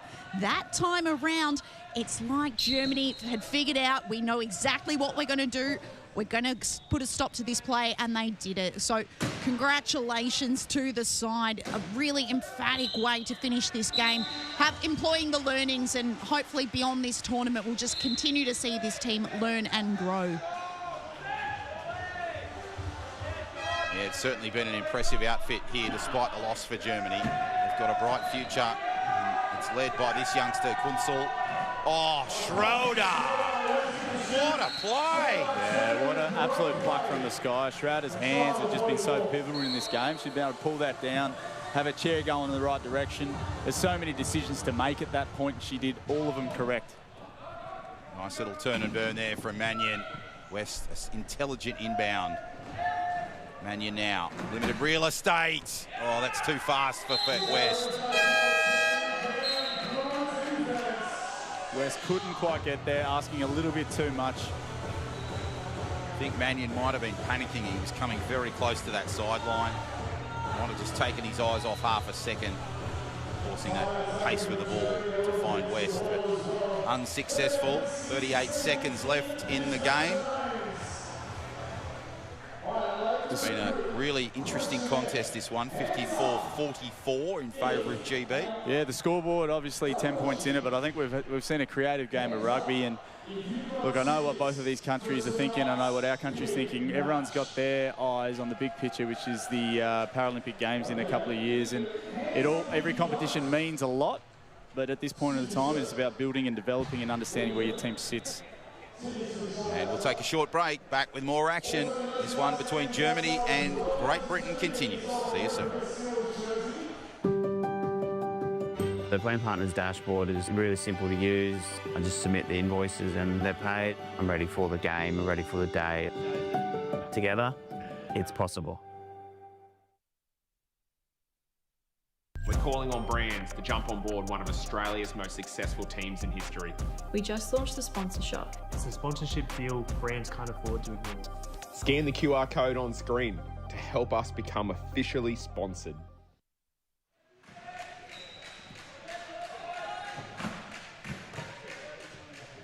Great to have you back live. Kunzel now working hard in the contest. Great presence in this front court. Final seconds, 18 of them the left. Kunzel juggles. West putting pressure on. What does the youngster do? Nice turn and burn in the front court. Kunzel. Oh, Bruckner. Yes. There we go. Creative and very patient by the young fella. Huge try for Germany, leaving 6.8 seconds on the clock. West absolutely giving it to the young fella there in defence. Wouldn't let. West has it for Coggin, and unfortunately GB score no more points, and it is full time, and we get a wonderful ovation from the crowd here at the State Basketball Centre. This has been a very enjoyable game of wheelchair rugby to watch and to call. 54-45. It favours Great Britain. A much needed victory for them as they roll forward, and we get closer and closer to day number 4, finals day at the Santos Wheelchair Rugby World Challenge. Jed Oldschwager, great camaraderie between the teams. What did you make of the battle between Great Britain and Germany? Yeah, I think it was an overall great battle between the two countries. Like I said, I felt that coming into this, GB probably had the upper hand, a little bit more depth in their experience, etc. The loss of Wilke was huge for Germany. Obviously, the young fellas headed back for university exams. That's some good insight. Get the uni out of the way before the games come along. So it was just great to be a part of, great to call, and I'm just excited for the next couple of games. Got a big match this evening with Germany and the Steelers, and the rest has come tomorrow. Yeah, that should be a wonderful battle a little bit later in the day. So much on the line in that Australia-Brazil game. That'll be the last game on day 3 of the Santos Wheelchair Rugby World Challenge. What a performance from both sides. GB picking up the win, 54-45 over Team Germany. Germany were brave, but maybe the fatigue might have just got the Germans on this occasion, and maybe the enormity of their almost victory against Brazil just caught up with them, Jed. Yeah, I think emotionally that takes a lot out of everyone that's involved. Every game you're going to put 100% into it, and I think we saw a little bit of that fatigue kick in today. And again, I'll say it again, a huge out with Wilke. The team pressed on and they represented really hard. Herbst was huge today, stepped up. So this is a very special moment in the game here. Hannah Kuhar to Hannah Busis. She is sidelined.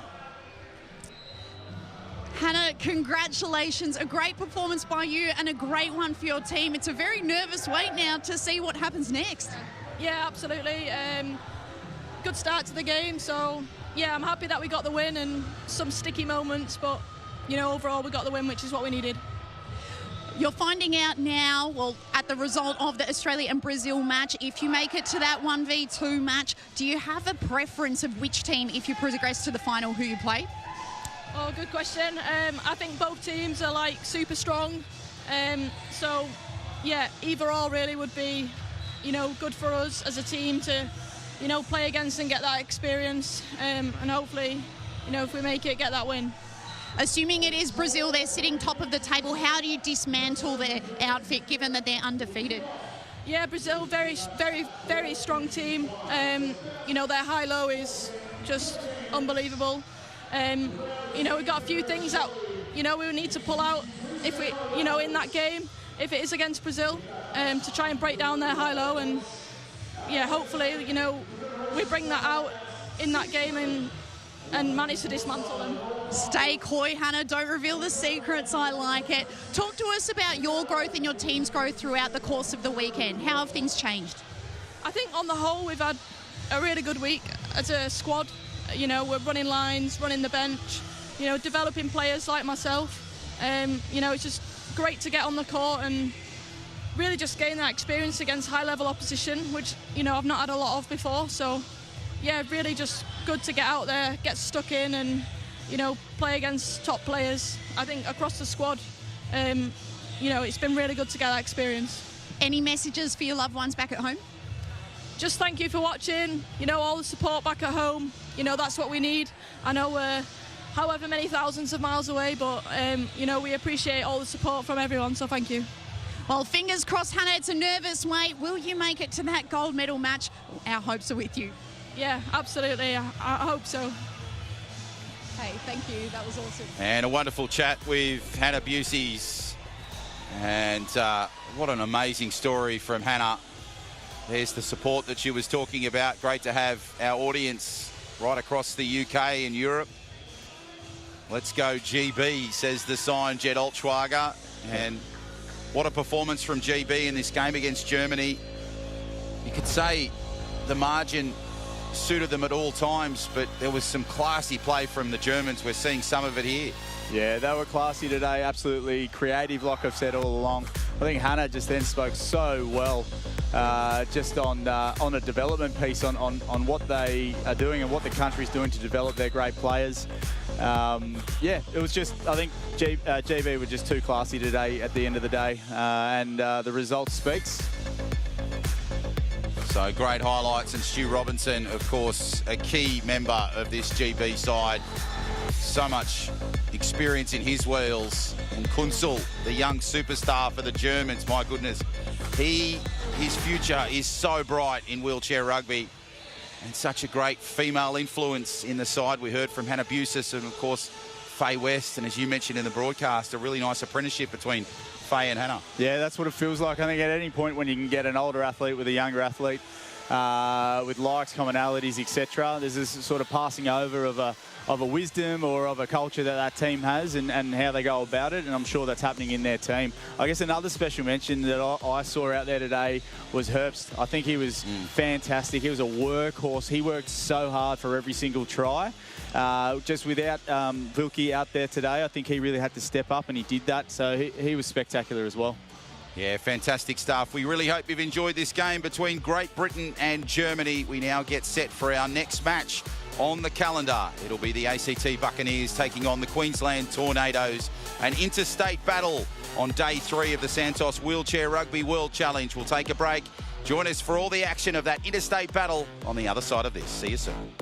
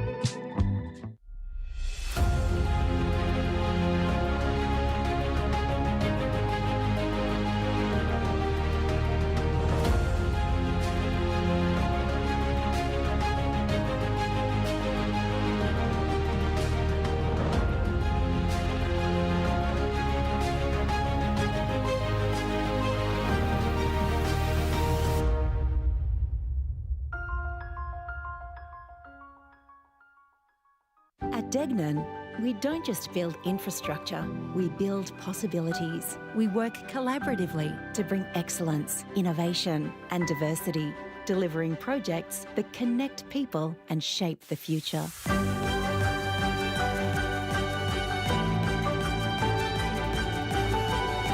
Together, we create a lasting impact for generations to come. Degnan, building tomorrow together. Life's busy, so eating well should be easy. That's why I love Light and Easy. With a huge range of ready-to-eat healthy meals from around $8.50 each, there's no prep, no stress, just great food that keeps me going. And if you're an NDIS participant with meal prep and delivery in your plan, you may only need to pay 30% of the cost for your meals. And with so many flexible, affordable options every single week and no locking contracts, I can order what I want, when I want it. Healthy living made easy? Yeah, that's Light and Easy.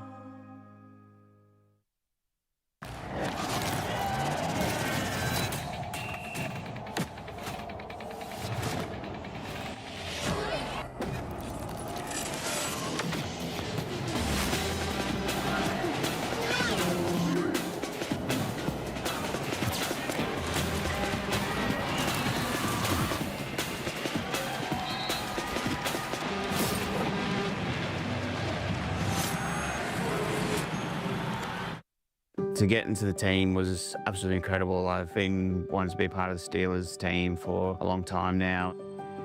Your plan partners really helps with everything in my day-to-day life. Managing all their invoices and stuff like that can be a bit of a daunting task at times, whereas plan partners really helps out. The plan partners dashboard is really simple to use. I just submit the invoices and they're paid. I'm ready for the game, I'm ready for the day. Together, it's possible.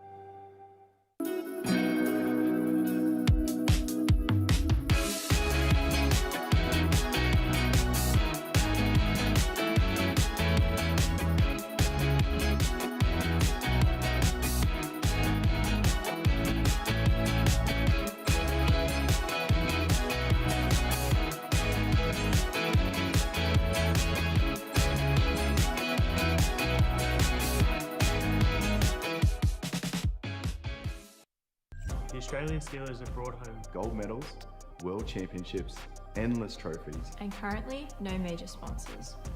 Scan the QR code on screen to help us become officially sponsored.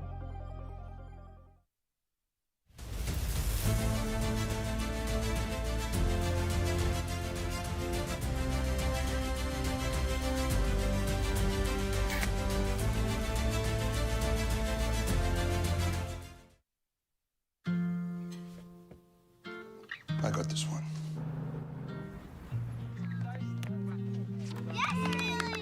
I've got this!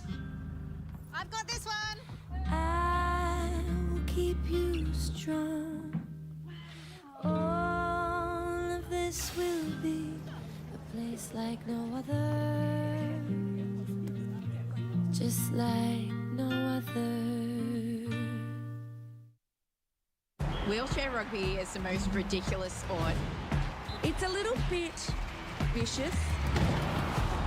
Think of wheelchair rugby like Dodgem cars on steroids. Once that whistle goes, it's on. So incredibly intense. I think I need a DPIP. Wheelchair rugby is the sport that Australia needs to know about. I guarantee you're going to watch this sport and fall in love with it instantly.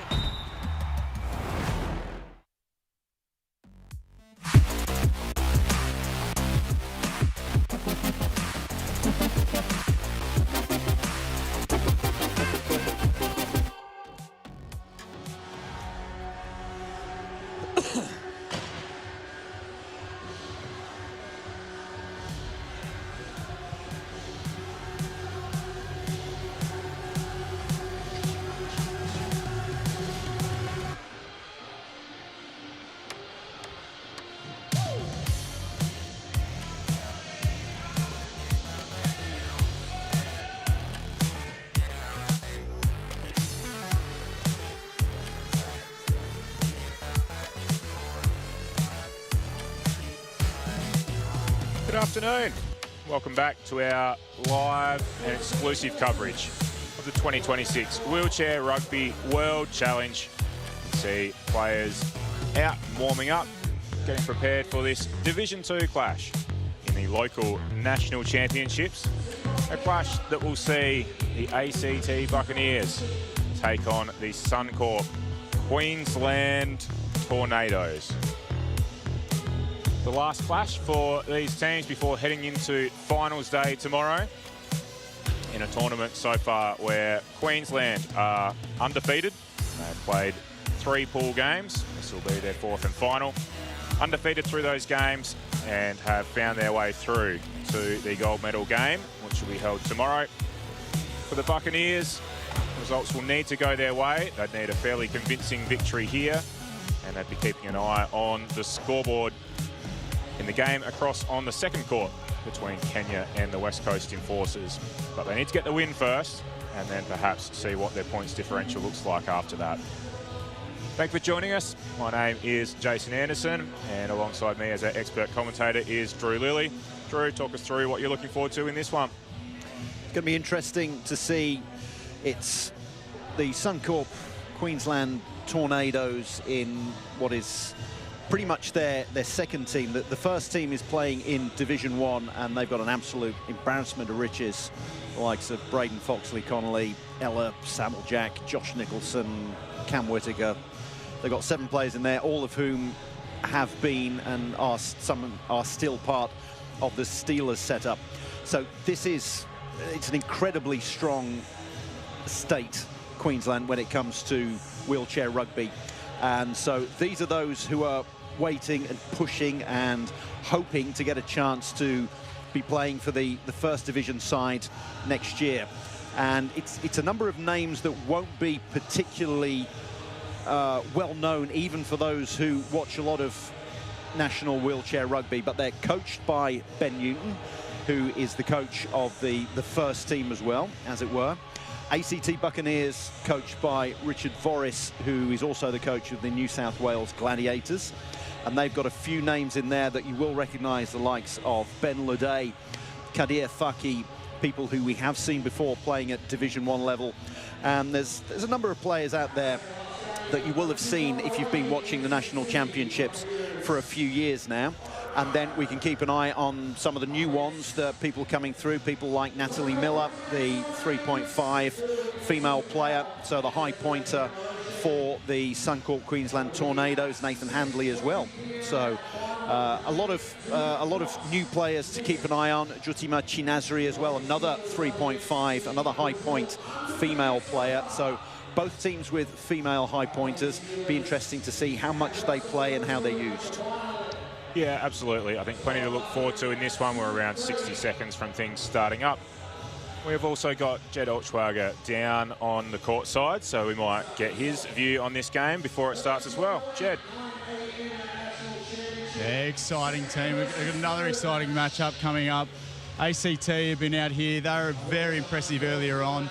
And just that influence of those two coaches. We got Ben and we got Dickie out here doing their thing, influencing, I guess, not the grassroots, but that next step, the development of wheelchair rugby in this sport and in this country of Australia is really healthy. And the influence of these superstars are really coming through. So strap in and going to enjoy the sideline on this one. You guys have a good call. Thank you, Jed. You can see there's plenty of excitement amongst our team and plenty of excitement amongst the fans and players as well. The final pool game for both of these teams before they will attack finals day on day 4 tomorrow. So the ball is in the centre of the court. It will be Dylan Streller up against Natalie Miller to see who can win the first tip-off of the game. Referees are ready and ball is up. A bit of a contest and a ball that boggles free in the mid-court, but it is Chinazri, Jutima Chinazri, who gets first clean possession, lobs a ball over the top. And now they set up at the top of the key. Some good pressure defence from Queensland. Ball gets knocked free again. Boggles loose. And it will stay in possession of the Buccaneers. Still a good hand in there by Scott Vitale, the mid-pointer for Queensland.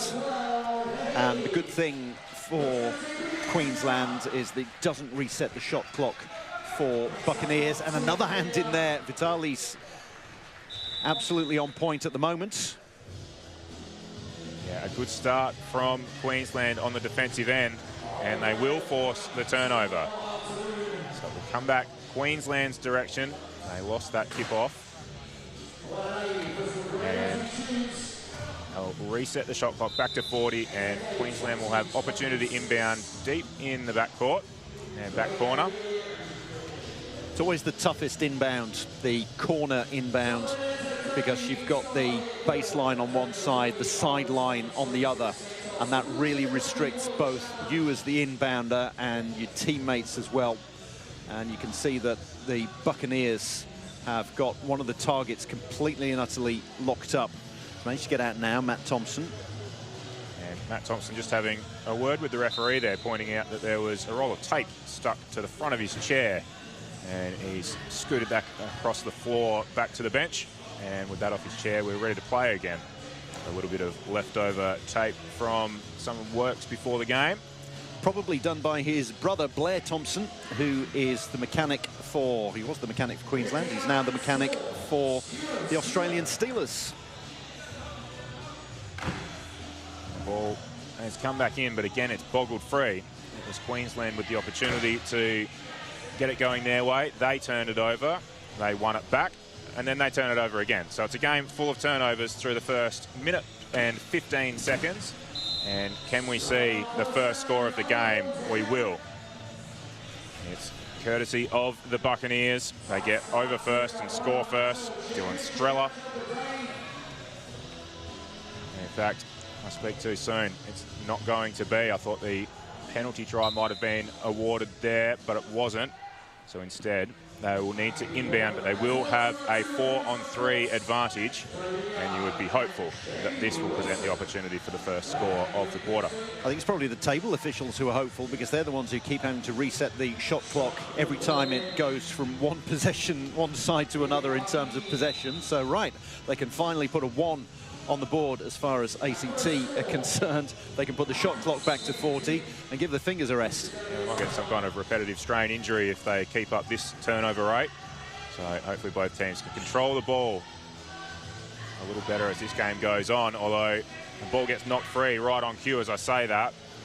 And it's rolling free, and the instruction was for Miller to leave that alone. Yep, Scott Vitale said leave it. It came off an ACT hand, so that's the clever way to do it. Even if you think you can pick it up, if the ball's going out, you know you're guaranteed the inbound, so the ball can bobble when you try to pick it up and roll it up the wheel. It's never the easiest thing to do. Never the easiest thing to do is to get in just inside the post, but that's exactly what Matt Thompson's done. Yeah, muscled his way over in the corner against the far post. Now the ball comes back in. Long ball from Kidiafaki. Comes inboard to Chinazri. And then an ambitious ball over the top. Ask a lot of Kidiafaki, but he's done well. Managed to get there first, one-on-one with Emily Miller. Natalie Miller, I should say. Confusing my Millers with Miller in the national setup as well. Slightly different classifications. Yes, that's probably the giveaway.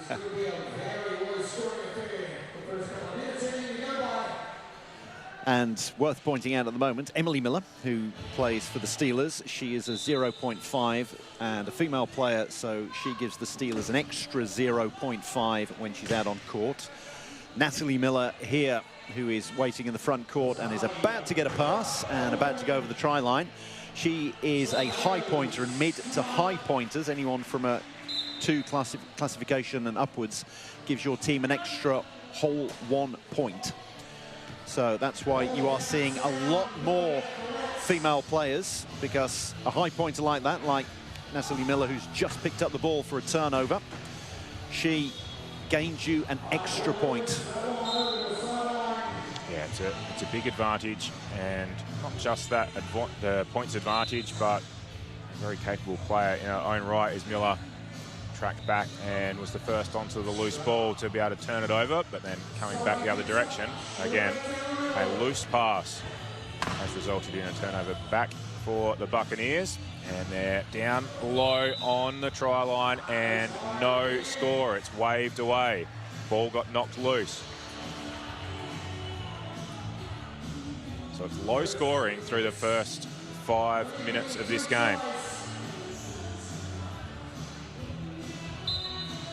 Queensland with the inbound.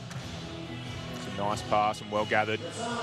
It was. You could see exactly how tough it is to inbound there, and they had to inbound all the way along the try line, and that was some fantastic backwards pushing from Scott Vitale. Ball to Miller, and then over the top. A little bit of work to do, but Thompson manages to get there. He had traffic on the line. Got over.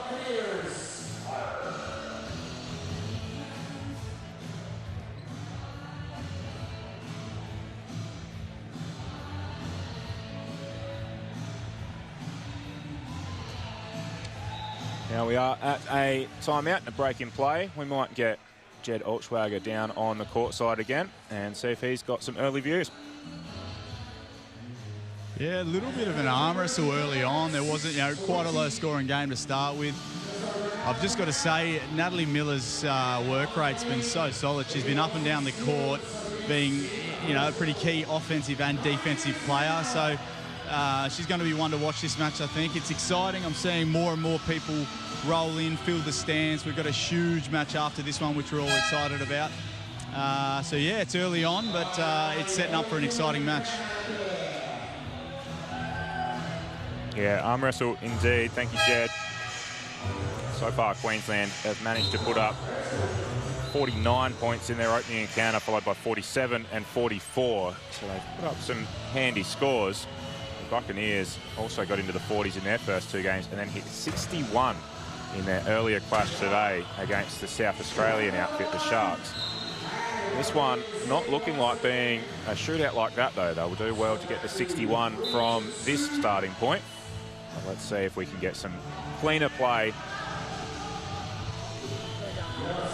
It's often said in most sports that defence will win championships, and these are two teams that both still have eyes on the prize of top place in the division and taking out the gold medal tomorrow.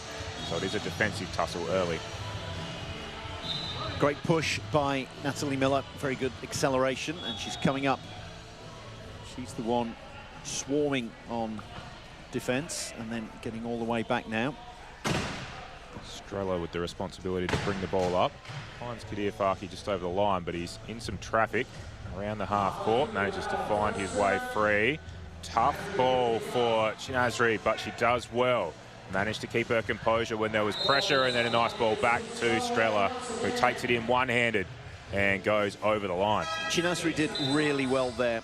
The high pointers and the mid pointers as well have enough trunk function and upper limb function to be able to get the ball, roll it up off the floor along the angled wheel, and she did incredibly well to do that. And then to get she had the presence of mind to get a quick pass away.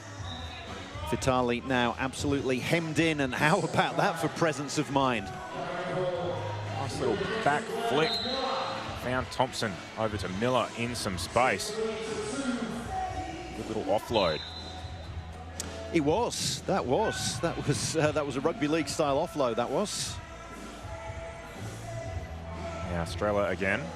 Put the ball in his hands quite a few times in this quarter, giving him the responsibility of bringing the ball down the court, and then preferred this lady Chinazri further down. Now she puts it on the floor. Got 8 seconds of possession and need to put it on the floor during that time. Just setting it up. It's methodical at this point, but find Kadir Farki, and the method works. Find a gap, push their way through, and it's 5-4. Here's Thompson. Nice little sky hook over the top. Puts his teammate in space before getting it back again. And then an over-the-top ball to Miller, who's going to need to get some power through the wheels and get to the line, and does. Gets there first. Got to correct you there. It's Cole Chisel that's playing at the moment as opposed to Skyhook. Oh, yes. But you're close. You're close. Not sure if that's coming through the effects box for those not in the stadium. Yes, we do have some Cole Chisel beating out over on court 2. ANZAC Day? Yes.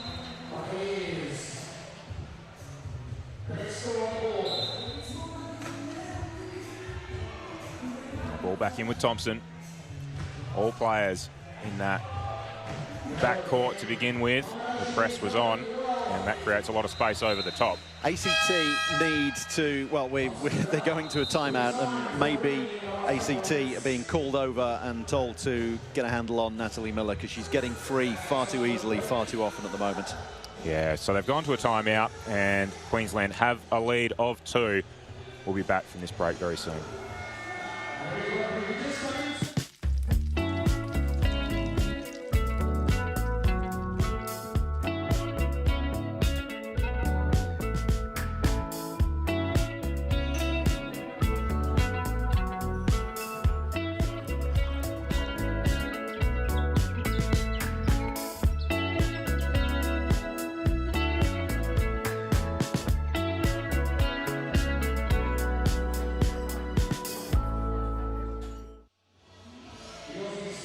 We're back with the final instructions being given to both outfits. The Buccaneers will have possession of the ball. Dickie Boris giving some instruction to his team. He'll have a set play of sorts, I'm sure. Also taking the opportunity to make a few adjustments to their lineup. Drew mentioned off the top that there'll be a few unfamiliar faces, but there are a few ones that we have seen before in previous editions of the tournament. Ben Laudet is one of those that's checked into the game. He has been around and played in this tournament many times in the past. He'll be looking to have an impact for them. It's been a little lacklustre so far, and they gave away possession on that one, and will be down by 2, and some pressure here to extend it out to 3. Bit of contact on the play. Miller manages to track that ball down and keep it secure. It's good work by Hamish Cook, the number 4, the low pointer. He's a high low pointer, 1.5. That's as high as you get for a low pointer.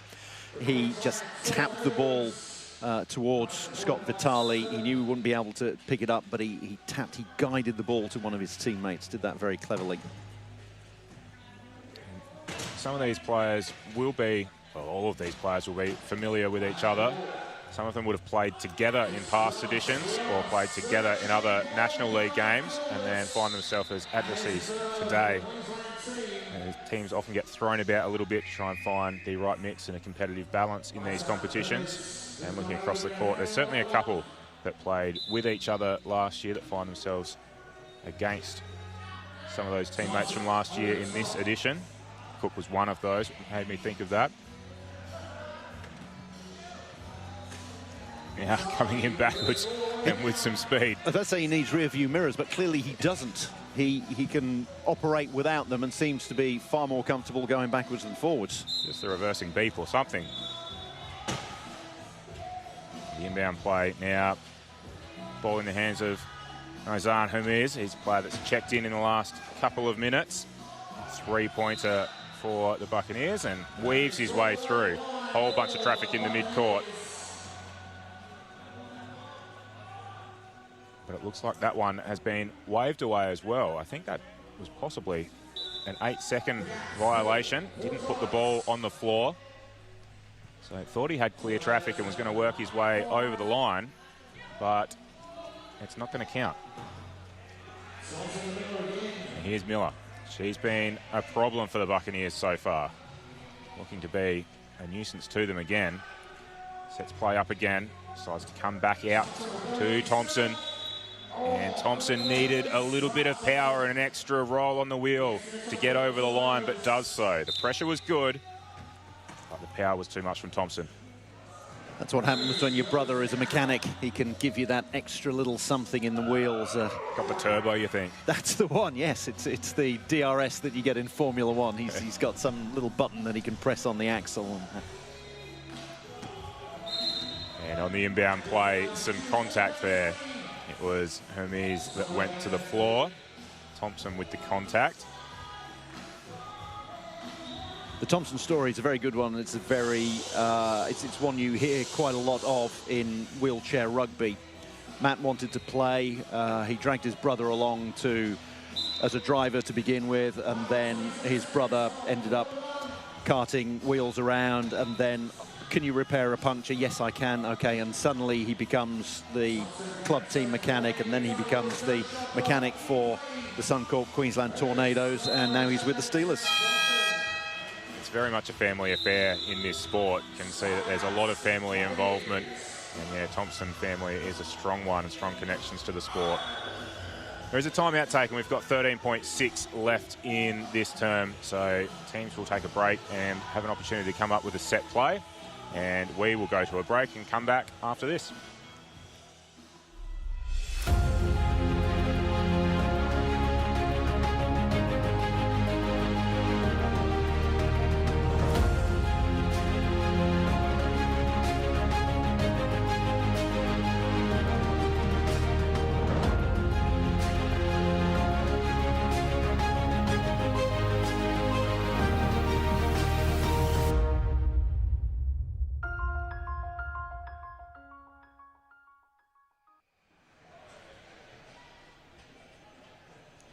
Players coming back out into position.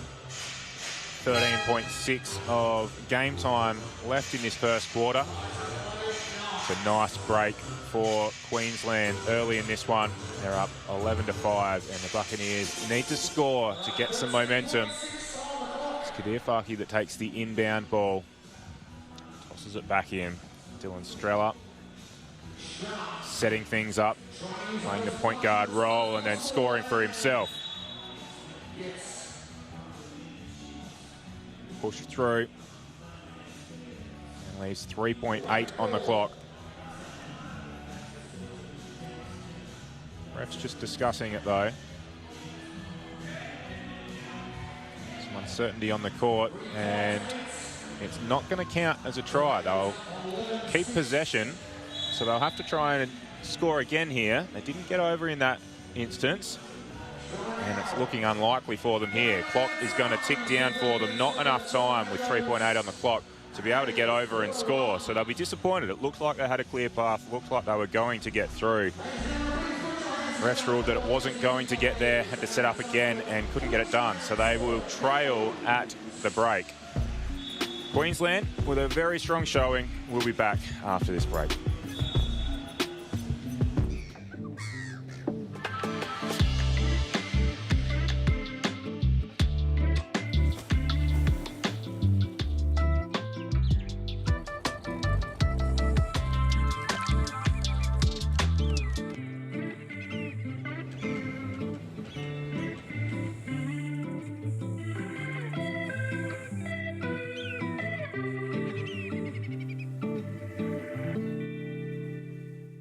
At Degnan, we don't just build infrastructure, we build possibilities. We work collaboratively to bring excellence, innovation and diversity, delivering projects that connect people and shape the future.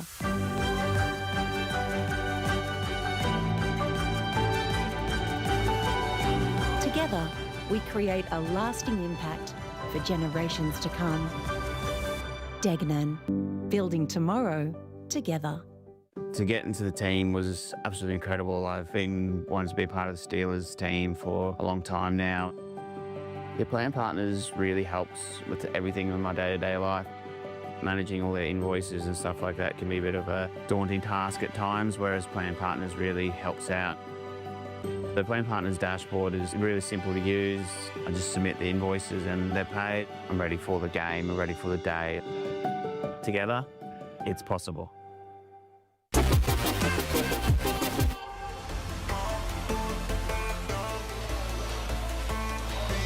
And we return to live play.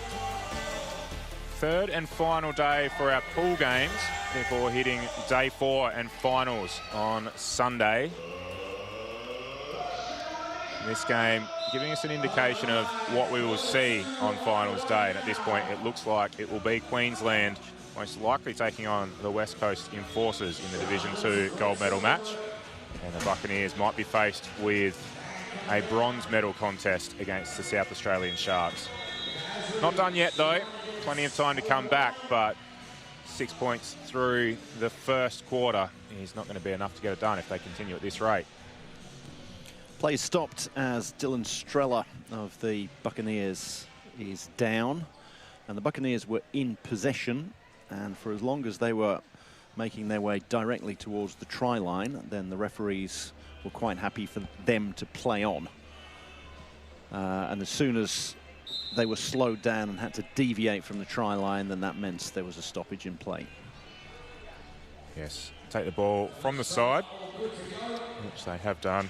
Got it back inbounds to Strella, and he's had the ball in his hands a lot so far.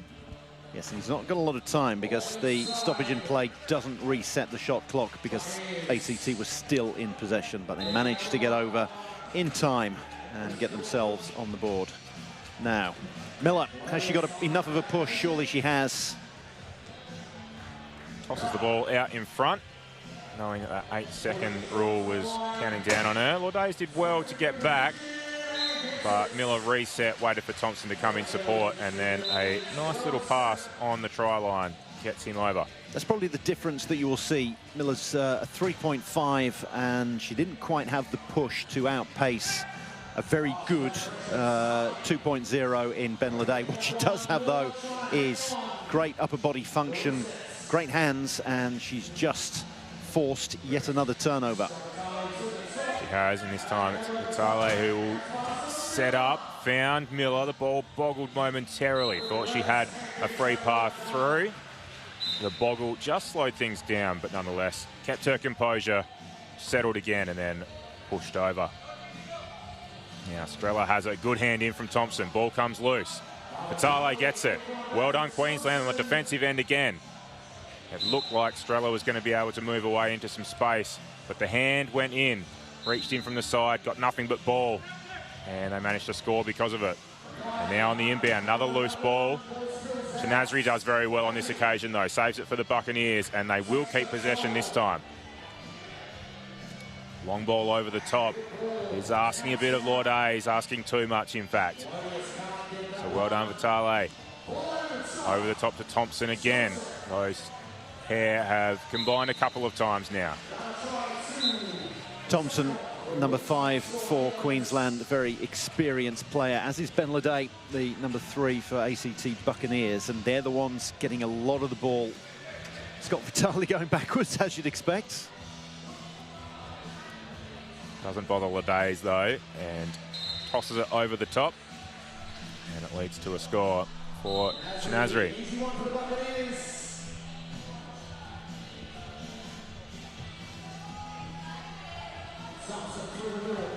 Thompson with the ball, one-handed offload, finds Vitale, and Queensland will head over again and stretch their lead. It's now double the points, 16-8.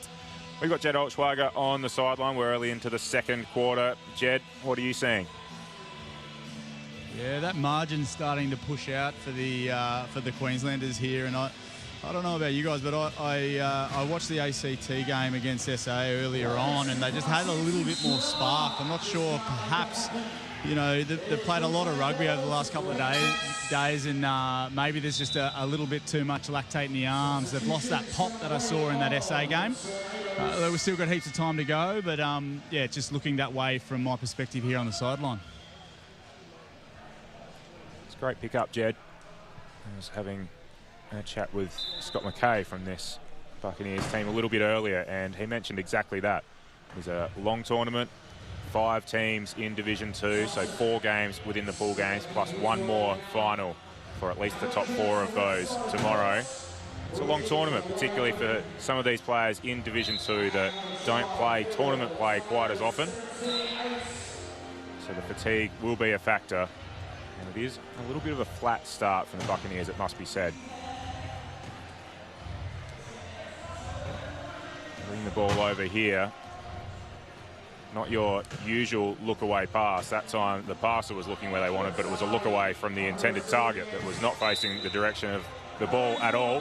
Had no idea it was coming, and it leads to a turnover. Ruby Gallagher has come on for Queensland. We've seen plenty of her at higher levels before. She's a 1-pointer. So a 1-point female player allows you an extra 0.5 on the floor. And she's someone who can certainly have pretensions of playing again at a higher level. definitely for the state first team, you would think. Yeah, Tasmanian, so not a natural Queenslander, but coming over from Tasmania, we talked about there will be some mix and match. It's not necessarily exactly by state lines. No Tasmanian team in the competition, so excellent that Ruby can make it over and compete in the tournament. Tasmania's getting a brand new stadium, so maybe we can have a Tasmanian state side coming into the competition here.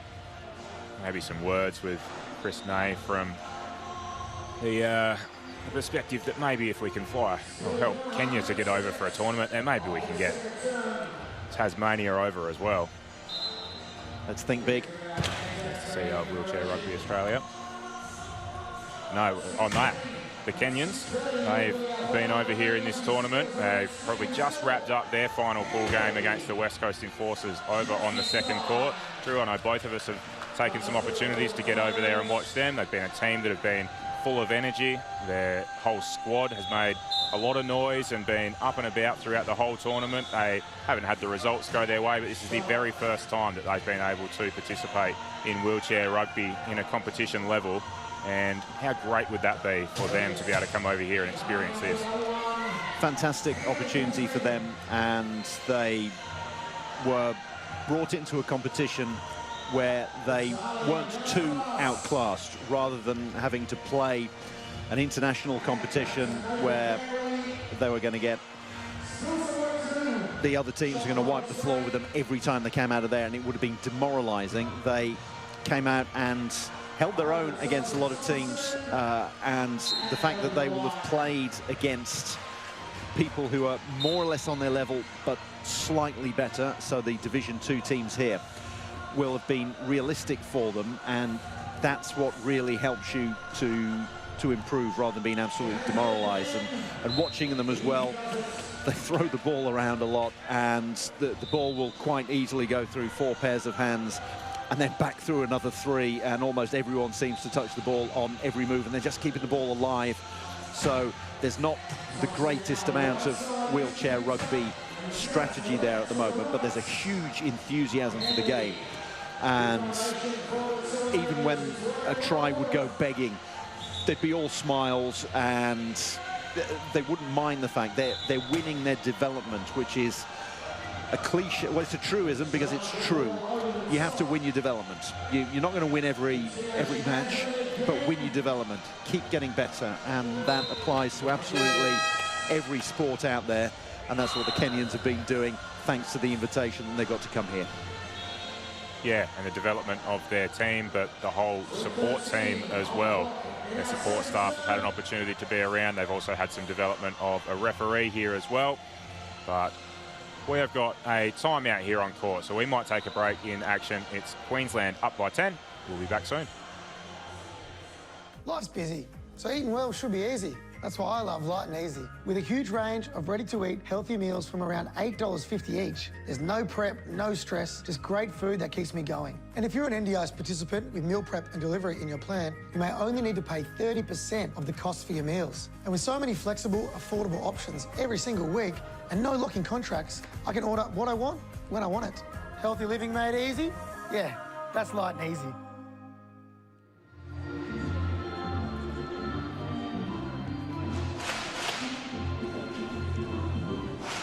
Back with both teams going through their last orders before teams come back out onto the court. 3:13 still to play in the second quarter. Queensland have got off to a handy break. They're up 21-11. As both teams take the opportunity to make a few changes to their lineup. See that for Queensland. Handley has checked in, as has Semble Lynch. Now here's Thompson. Zooming down the court. He's got a one-on-one battle here. Might look over the top. Thought he's going to look over the top to Handley, but no. Instead, had some contact on the play. And it looks like the Buccaneers will find one in the penalty box as a result. And these is going to work over. And that takes 3 points off the floor. Yes, that's what you have to look at. So it's 4 players versus 3 when someone's in the sin bin, but it depends who is in the sin bin. I'll just jump in, Drew, because he'd gone to the sin bin. Yes. And then they said, no, you're not in the sin bin, come back on. And actually, you've got the inbound pass. So. Yeah, I didn't see him reach in, but I thought he'd done very well to position his wheels to stop Matt Thompson. I think that's confused everybody. They've found themselves with an opportunity over the top. He didn't complain, though. He went to the sin bin. He said, is it me? And off he went. And almost a set play. Fooled everybody. That's right. Himself in the sin bin and thought, this will fool them. It's like ice hockey when a player comes out of the sin bin after the 2 minutes and is immediately sprung on an attack. So it was perfect timing. So, yes, that's a nice little set play, as you say, that can be used at a higher level. That's touched the post, so this time he's not going to get away with it. Nassan Hirmis, he was trying to squeeze in, but as soon as you touch the post, that counts as you being out of bounds. Yeah, well picked up by the refs on the spot. Just nudged that post when trying to get over. Yeah, Hirmis is trying to get a hand in on defense. Couldn't do it. Gets over the top instead to Hanley, who's recently checked into the game. The ball on the floor, and then he will take out the post at the other end. So we've seen the same happen at both ends. Just run out of room there. This is something you talked about with Miller earlier, and perhaps just that power and being able to get the power through to cross over. On that occasion, it was Hanley we thought probably was going to get over the line, but didn't quite have the power through the wheels, and it was well defended by Kadiafaki as well. It's a 2-pointer to be able to reel him in, put some pressure on, and force the contact into the post. Someone who has got a good push for a high pointer is not a 3.5, a 3.0. Nassan Hirmis, who went over and did it very smoothly, picked up the ball well, didn't stop in his push, didn't break his own momentum, because that's what you see on quite often young or inexperienced high pointers. They don't have the smoothness to glide onto the ball to keep the push going. They quite often stop their chairs and they stop their own momentum, which is why you'll see an experienced mid-pointer like Ben Leday being able to catch up with someone like Natalie Miller. But it's something that will come for the high pointers the more often they play and the more often they practice. And how about that for excellent hands by Nassan Hirmis? Yes, a little bit of what you talked about there. I think Hanley was looking inboard, thought the pressure was going to come and hadn't really put the power through the wheels yet, and Hirmis had on defence and came through fast and then knocked it free. Took ball only, forces a turnover and gets the score back the other way. And credit to the Buccaneers, the gap had spread to as much as 10 and they've pegged it back. They've scored the last 3 times and trimmed the margin. As they now put some pressure on defence, it was Plascott who had the ball and was getting forced back towards that halfway line, and the potential of an over and back equivalent call, and had to look for a pass, couldn't find one, and then Kadiafaki with the inbound play over the top to Hirmis, and they score again. Fantastic inbound from Faki, who's played a lot of Division 1 over recent years at the national championships. Of course, we're having national championships here, Division 1 and 2, as well as the Santos Wheelchair Rugby World Challenge. Yeah, good play. Oh, the pivot from Thompson. Up on one wheel, turned on the spot. Now finds Plascott, assessing some options. Going back to Thompson's a very good option in most situations. He's looking for a gap or drawing some play, draws the attention towards him. It was 2-on-1, and that gave a nice little handoff to Hanley. Thompson's clearly got a special chair, hasn't he? His brother's definitely given them the best equipment, and why wouldn't you? He's been impressive so far. And now the inbound play comes off wheels. And Queensland will get an opportunity again. So the Buccaneers had got some consecutive scores, but this turnover will present an opportunity for Queensland now. Now we are going to see a Buccaneers player going to the sin bin. It's number 7, Armand Dillon, and that's because he was within 1 metre of the player who was inbounding. On any kind of inbound, you've got to allow 1 metre. You can't come within 1 metre of the player who is inbounding. Yeah, good pick up. He finds himself in the sin bin, and the player advantage helps Queensland. And it was Sean Semble Lynch that got over the line. Young and developing player. I know that he's full of enthusiasm for the sport and ambition for the sport. Some of these younger prospects would certainly be looking at Brisbane 32, now just 6 years away, as an opportunity that they can grow and develop into. With only 23 seconds left in this half, it might not be something we explore right now, but perhaps in the second half we might discuss a little more, Drew. But I reflect on somebody like Cooper Blackwood playing for the Buccaneers only 2 years ago in this competition in Division 2. 12 months later found himself in a Steelers setup. So the development can come and come quickly for players that are at a Division 2 level. And I'll get maybe some thoughts on that as we go into the second half. But now we might stay with the live play with 13.5 to go. It's Kadir Farke with an opportunity for the Buccaneers. There's a long ball, and it finds Hermes. A little bit of key defence, 3 set up down there for Queensland, but Hermes finds the gap. The difference we do see at this level is we don't tend to see the timeouts to try and advance the ball down the court in these late game situations.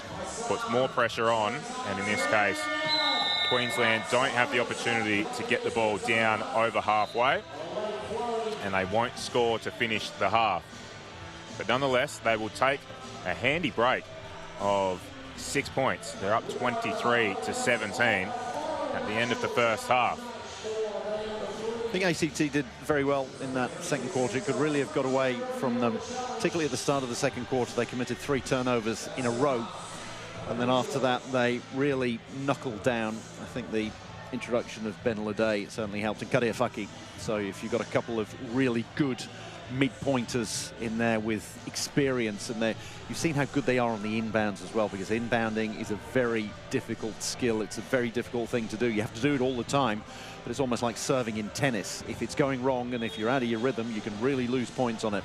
But they had Farke and Lode in there, and they could build from that. Was a foundation for them. Yeah, did well. Scored only 6 in the first quarter, put up 11 points in the second term. So a much improved performance, and managed to cut the gap down to 6. Now, I think we're all set with Jed Altschwager down on the sideline. I can see that he's got Jatima Chinazri over there for company. So we'll go over to Jed now. Jatima, Jam, Chinazri, it is a pleasure to have you down here on the sidelines.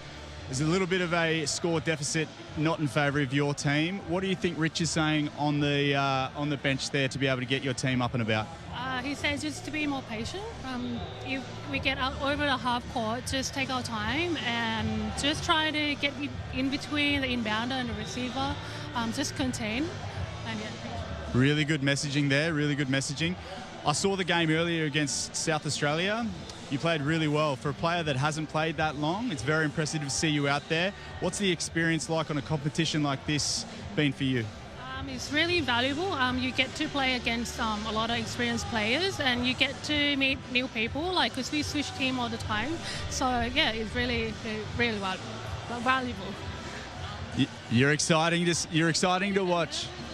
You're exciting to watch, Jam. No doubt you are very tired. You've already got a game in your arms, and you're halfway through another one. Good luck for the rest of the half. Thank you, guys. Up to you. Thank you, Jed. Thank you, Jam, down on the sidelines. The Buccaneers are down by 6, but have reeled it in a little bit through the last 5 minutes or so of that quarter. We'll take an opportunity to go to a break, and we'll be right back soon.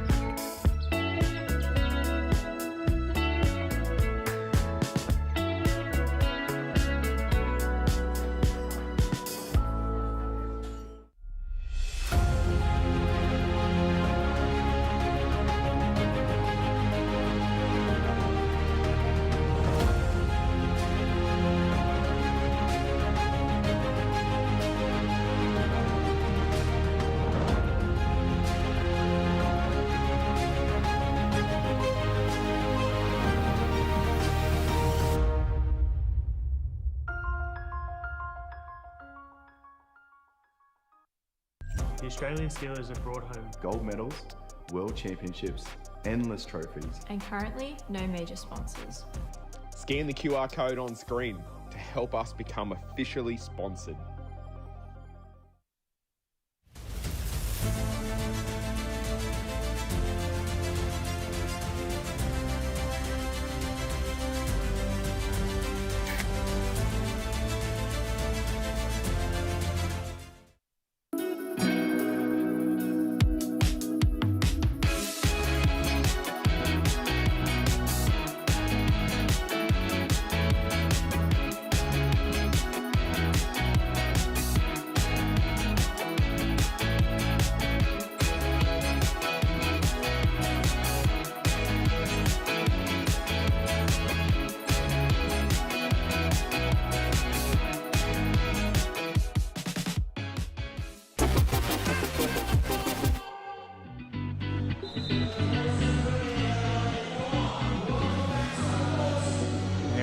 We are back with our play from this third day of the Wheelchair Rugby World Challenge. Division 2 clash that sees the ACT Buccaneers taking on the Suncorp Queensland Tornadoes. A margin of 6. The Buccaneers have done well to just tighten it a little through the dying stages of the second quarter. And hopefully they can keep that momentum up and we can have a tight contest to finish. Here's Thompson with ball in hand. He's been very reliable for the Tornadoes so far and proves to be again on this occasion. It's been pretty safe to get the ball in his hands and have it looked after on offense. Here's Shanazri, Tima, or referred to as Jam, as we heard through the halftime interview with Jed courtside. And she's an interesting prospect. Only been around for about 12 months or so, and played for the Sharks in last year's tournament, and that was her first attempt at a tournament like this, and is advancing her skill set along quite rapidly. Maybe a point that I touched on in the first half, late in the first half, Drew, and maybe we expand upon now, is the pathways and the development that Division 2 competition offers these players and how they can progress into Division 1 and often quite quickly into the national setup as well. It's the fact that there's a very good pyramid, so you can start at club level, start playing at state level, but there are various different state levels. So we've got the very top with Queensland, New South Wales and Victoria, and then a Queensland second team, almost a New South Wales second team with ACT, as Shinazri can't quite reel that one in. She really gave it a good push there, but it's the pyramid version, and you get someone, you mentioned Cooper Blackwood, who was part of the forces. He was in the Navy and then left a couple of years ago to concentrate on sport full-time, and he's absolutely raced up this particular pyramid that we're talking about, because he was identified that he had very good skills. And so you have teams like the ACT Buccaneers where, as we mentioned earlier, not necessarily everyone is from the Australian Capital Territory. It can be seen as a New South Wales second team, in the same way that Queensland has 2 teams as well, and you get players that guest from other states as well. And then you have times, if you look at Queensland's first team this time around, you've got Braden Foxley-Connolly, Ellis Ameljack, Connor Tweedy's been part of the Steelers setup as well. Obviously Josh Nicholson, Cam Whitaker have been around for many years. Damien Morto as well was brought into the Steelers setup recently. So it's a fantastic pyramid, because you get good coaches and good teams to play against who are at your level and who will push you the right amount at the right time and help you to develop. And then you start playing alongside players who've got international experience, who either maybe slightly on the way down or coming up. And Braden Foxley-Connolly hasn't been dropped by the Steelers.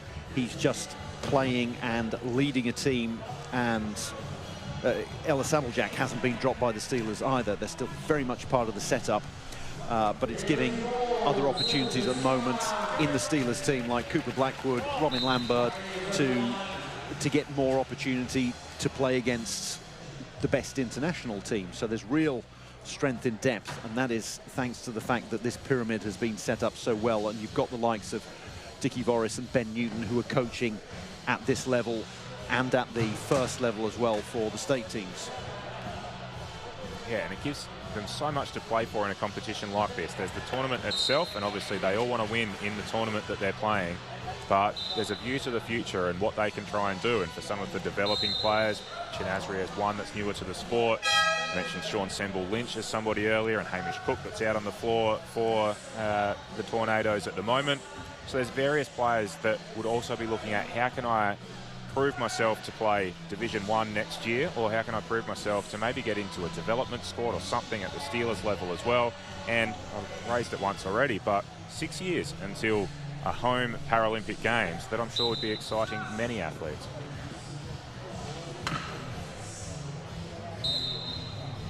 Yeah, here's an opportunity for Queensland, the Buccaneers rather, with possession of the ball. They toss the ball back inside. Little 1-2 play. So it comes back to Strella. And then Strella looks for the pass over the top. Hand on it, was knocked loose momentarily. But Hermes does well to regain the loose ball and then push over. Quick inbound, back to Thompson. And then a quick ball over the top, finds Vitali in some space. That's nice transition play. Managed to score a try going forwards as well. Yes. First time I've seen him do that. Multi-talented. It's like he's been challenged that maybe scoring tries conventionally are too easy, so somebody said, well, do it backwards. And he took that quite literally, and has done it ever since. A turnover on this play. Again, Drew, it looked to be an 8-second violation on that one, not getting the ball on the floor. Hermes trying to do some work near the boundary there or by the sideline. The pressure was enough. Forced a turnover, and the Buccaneers will have an opportunity to peg one back. Well done. Now, early in the third, we've got Jed Olschwager again down courtside. What are your views at this stage, Jed? Yeah, just reflecting off that halftime interview with Jam Chinazari, you could just feel the exhaustion in that lady's face, in her breath, and she even admitted to me just post-interview that just how I guess exhausted she was, and all these players would be. They've had a few games in the arms already. Look, being in the third quarter of this game, third quarters always show fatigue and conditioning. So, look, I'm just hoping they all hang in there, and we're going to have an exciting end of this game. And as the fans keep piling in, the stands are filling up. It's becoming quite an exciting atmosphere at this point.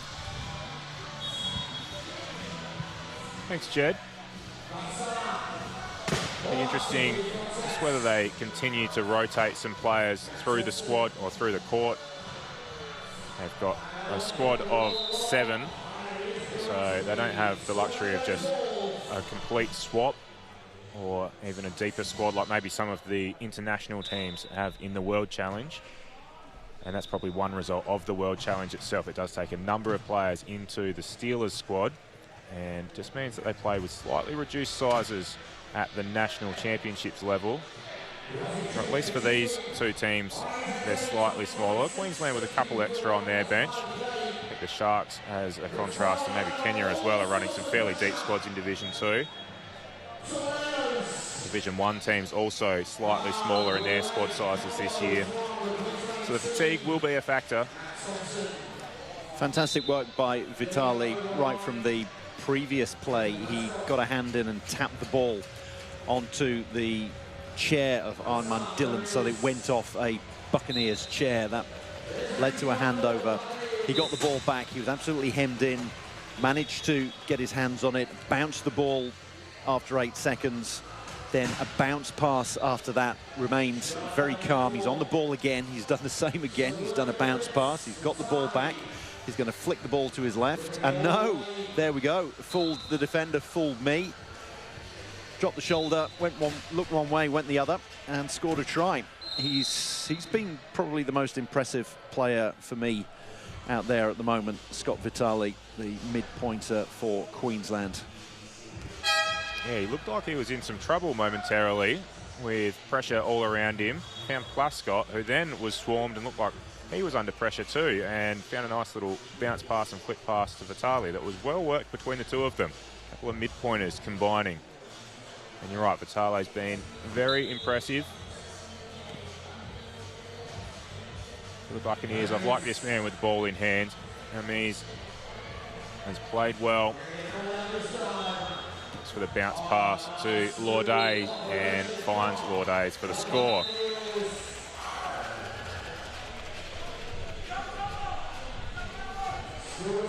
Ben's a player that's won at Division 1 level in the past. So he'd certainly offer a lot at this Division 2 level for the Buccaneers, and is a real leader amongst the team. Seen him do some really nice things as well. Tries to get across on defence to stop Thompson there. Couldn't do it. Yeah, Laudet has been part of that Gladiators outfit in the past that has won 5 in a row at the Division 1 level of the National Championships. Must be said, it's looking a little unlikely that they will make it 6 this year.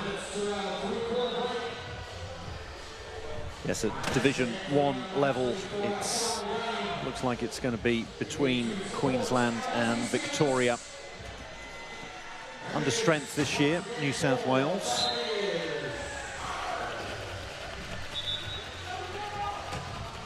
There will be a play-in match between second and third on Sunday, though, so don't put it past the New South Wales Gladiators to win that one and suddenly sneak their way into the final. And if you're invested in that National Championships level, it'll be hard to turn away from the Steelers and our feature game here on the Foxtel and KO coverage. But Victoria and New South Wales will go head-to-head on the second court and on the live stream. And you'll be looking for Victoria to win, and win handily. If they can win by around 10, then that will be enough to see them top their group. Single digits, and it gets a bit tighter, and they might need to come through the second v third playoff tomorrow. Yes, so 3 teams there, Victoria, New South Wales and Queensland, as we see Vitale going backwards, as is his wont. Can he get over the halfway line within 12 seconds? He gets the ball over. So those 3 states, and they've played one another twice. New South Wales have been on the losing end of most of the matches, and then Queensland and Victoria have shared the spoils when they've played one another, so that's why it's going down to a point count back to see who gets directly into the final and who has to play the play-in match, second versus third. Yeah, so tight between those top 2. Tight between the top 2 in this competition as well. Mentioned that Queensland have been undefeated in this Division 2 level, but just a pushed all the way gap by the West Coast Enforcers, weren't they? Yeah, their opening clash, and it now looks increasingly likely that that will be the clash in the gold medal game tomorrow. And yeah, just a 1-point margin. So West Coast would certainly still think they're a very strong chance of getting up in tomorrow's clash. That's most probably why in this match at the moment we're seeing the strength and depth that the Suncorp Queensland Tornadoes have got in their second squad. So they've got 9 players out there, and I think all of them have been used so far. So keeping some fresh arms for a big push tomorrow on Sunday when they most likely play the final.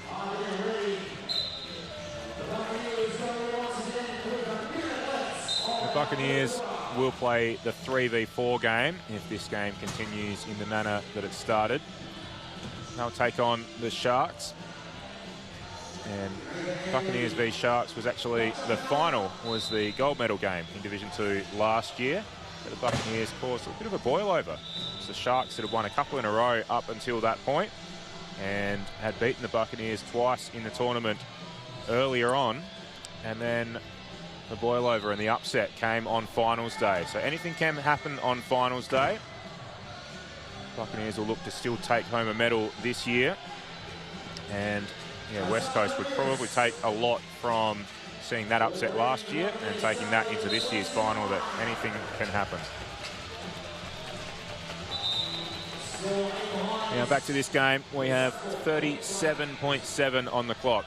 The margin is 8, so it must be said it's not expanding too much against the Buccaneers, but they're unable to trim the margin down like they need to at this point either.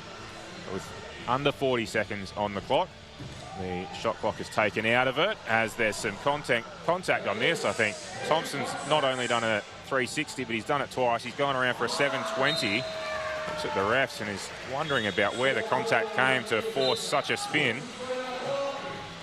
But then needs to concentrate on play again because the inbound pass got fired at him. Nasan Hirami's the three-pointer for ACT. He's really stepped up the last few minutes. And is he going to get there? And can he prevent a try? Not quite. He's certainly putting in a huge amount of effort. He is. Again, there was some contact, forced Thompson around, but 6.2 on the clock, an opportunity for teams to take a break, draw up some plays for the inbound. So timeout taken, and we will also take an opportunity for a break as well. We will be back in just a moment.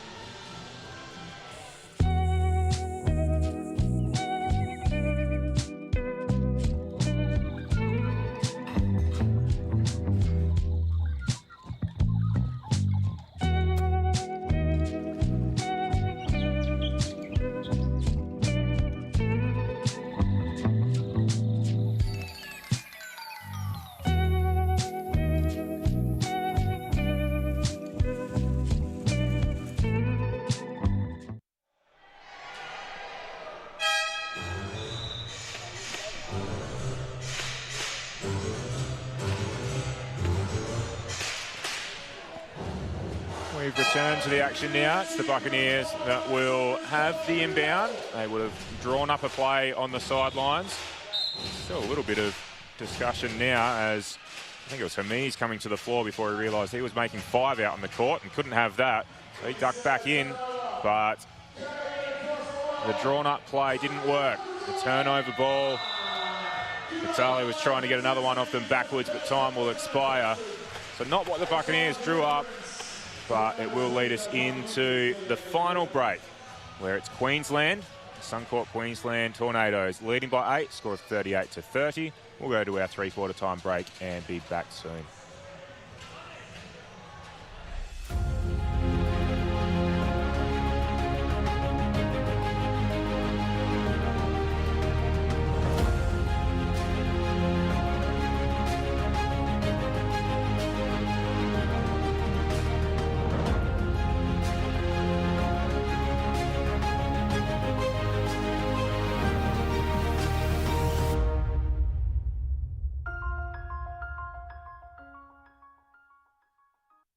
Life's busy, so eating well should be easy. That's why I love Light and Easy. With a huge range of ready-to-eat healthy meals from around $8.50 each, there's no prep, no stress, just great food that keeps me going. And if you're an NDIS participant with meal prep and delivery in your plan, you may only need to pay 30% of the cost for your meals. And with so many flexible, affordable options every single week and no locking contracts, I can order what I want, when I want it.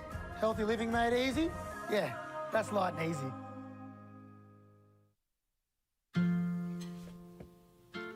I got this one. Yes, Lily! I've got this! I've got this one! I will keep you strong. All of this will be a place like no other, just like no other.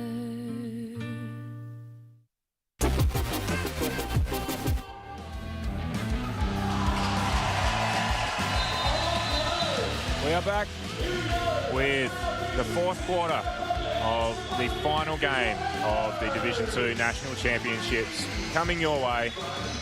It is a game between the ACT Buccaneers and the Suncorp Queensland Tornadoes.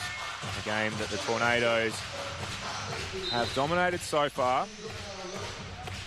But with 8 minutes to play and a margin of 8, we will see what the Buccaneers can come up with. and see how these teams start their preparations for finals day tomorrow. We will also see a turnover on this play. The ball went over the top, looking for Kiriafaki on the line, but it was a little too strong and goes over the line and will lead to a turnover. Now some traffic on the inbound. Found Thompson surrounded by two. Thompson able to lift the ball up and clear, and then gets some arm contact. It's Kiriafaki. He had Faki and Scott McKay for company, but it's Faki that's drawn the penalty and finds himself in the penalty box. Queensland are currently playing under strength, as it were, because they have both Natalie Miller and Ruby Gallagher out there, and that would enable them to play 9.5 out on the court, and they've currently only got 8.5, 3-5, 2-2 and 1, so they're confident enough both in the lineup and in the scoreline at the moment that sees them almost double figures clear. Yeah, not a combination they would often go to. I think the point in the game and the tournament allows them to do that. Now, long ball over the top. Won't be effective on that occasion. Well done by Natalie Miller to just put a little bit of contact and pressure on Jatima Chedazri as well to make sure that she definitely wasn't getting there. Now here's Vitale. Miller needs to get over the halfway line to be able to pick up the ball. That's got to get over the halfway line and doesn't within 12 seconds. Doesn't get over. The ball had spilt free. Anyone new to the sport might have seen it spill free. It looked like the Buccaneers might have been able to pick it up and get it over their try line, but no advantage as such in that particular situation, and it will go to the sideline. Very good pass by Kiriafaki. He knew exactly where the sideline was and how quickly it was coming towards him, and he got rid of the ball sooner rather than later before he gets pushed over the sideline because you can't take the ball over the sideline. Miller had the inbound, was looking for the long ball, shaped for the long ball, and then Vitale came nearer, so took that option instead. And then Kiriafaki finds himself in the penalty box for the second time in just over a minute of play here in the fourth quarter. Thompson to bring the ball up, has the ball handling responsibilities, needs to get it on the floor and does. And Miller did some nice blocking work off the ball and then gets her rewards for that. The ball gets tossed over the top from Thompson to Miller, and Miller scores. And then Miller telling Ruby Gallagher exactly where to go, what to do, whom to block.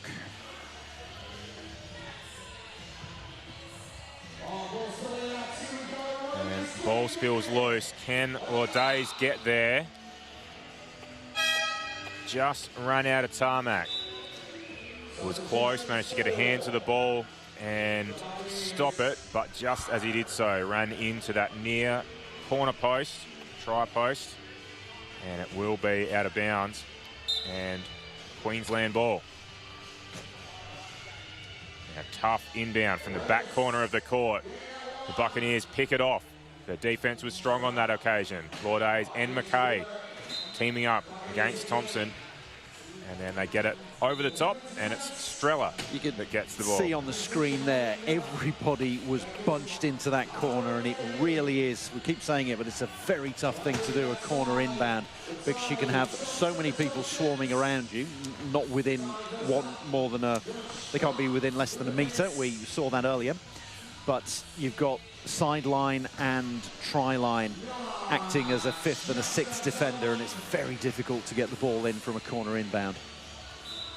And the movement is not always easy. We see with the low pointers, they'll have that pick bar across the front of their chair, and they're able to lock that in and tie up their opponents and make it very difficult to move and make space. So you end up with situations like that where everyone is in a very congested area and not able to move, and it forces ambitious passes like we saw. And it's Speaking of ambitious passes, we see another one there. This time it was out into space and too much space. It rolls over the backcourt and out of bounds.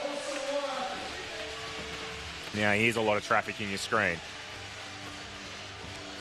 Managed to get the ball free. Clock is ticking down. They get it over the half court just in the nick of time. And he does very well. Adelaide, you mentioned he's been your pick of the players so far, He Drew, found his forward gears there, didn't he? He didn't have to go in reverse. He got a good push. Very smooth movement for a two-pointer, a mid-pointer. And there we go. He's going to get another opportunity to show his skills. I've been impressed with him. We've seen I've been impressed with Thompson as well, but he's a more familiar face.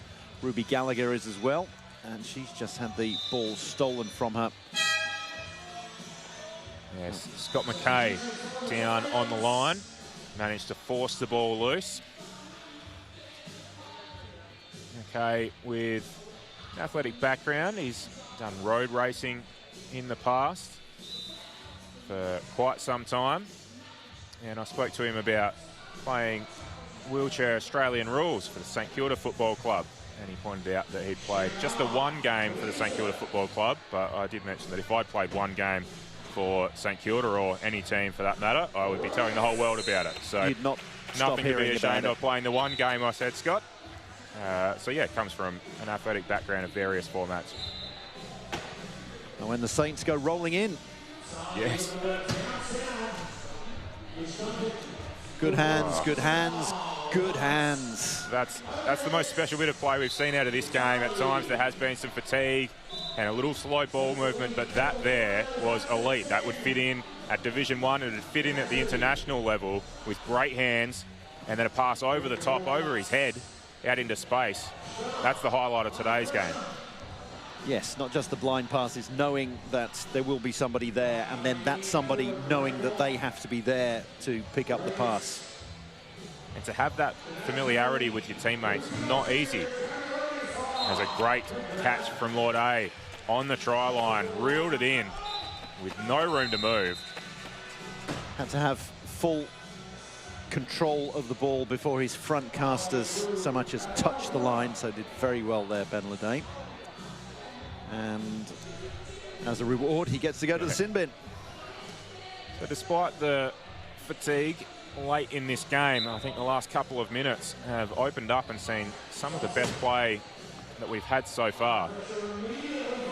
I was making the point that that familiarity is not easy for the players to have. If I look at the squad that the Tornadoes have, only 2 of them represented the Tornadoes at last year's tournament. So they're not a group that has played together a lot. For the ACT, a far different outfit as well. Scott McKay, the only one returning from last year's edition. So it does take some time to try and develop that familiarity with each other, and the deeper we get into this tournament, the more they've been able to do so. Now with less than 4 minutes to play in this term, time is ticking down. Got Jed Altschwager again on the sidelines, and we might get your views late in this game, Jed. Yeah, I think you guys spoke about it just prior around what I'm seeing, especially with this Queensland lineup.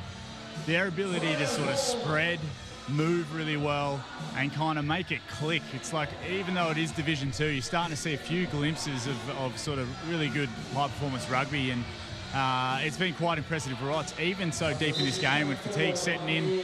And then I've got to say, like, hats off to ACT. I think they've really hung in there. The gap in the margin hasn't spread too far. And I was second-guessing it third quarter, but they've really tried to hang in here to the end. So it's shaped up to be a good match, and you know, we've still got 3.5 minutes to go.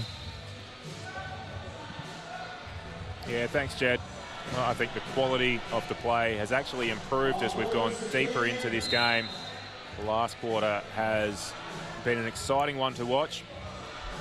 While we were speaking to Jed, we saw some exciting play from Mitch Duncan.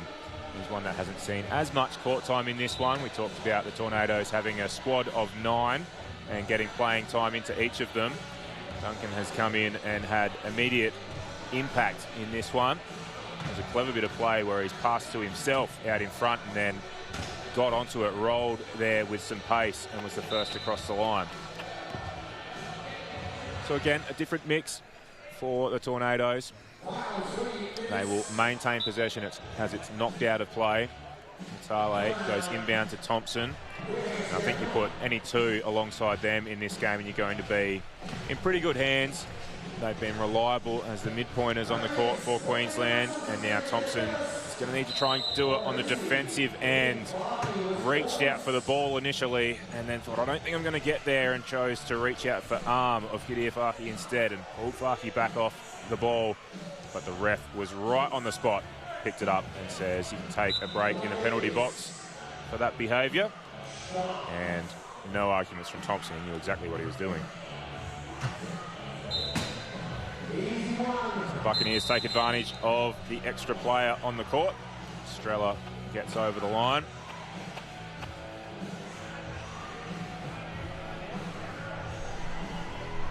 Mitch Duncan will take the inbound pass. No, so that he can't take the inbound pass. Looks like Vitale had already indicated he was going to take it. I think he was trapped by Armin Dillon off the court, screen at the other end of the court, and needed to raise his hand to say he'll take the inbound to eradicate himself from that, or extricate himself from that. And once he does, he gets very active in the play. Fantastic chair skills, fantastic manoeuvring, really good push, very smooth. And now on the defensive side, gets a hand on the ball that Farke was controlling, but Farke does well. Stay in control. And they will get the opportunity to get the ball over the top and into some space. And the Tornadoes will take an opportunity to call time, gather their troops with 2:17 remaining in the fourth quarter. As the Tornadoes leading by 10 will take a break as well. At Degnan, we don't just build infrastructure, we build possibilities. We work collaboratively to bring excellence, innovation and diversity, delivering projects that connect people and shape the future.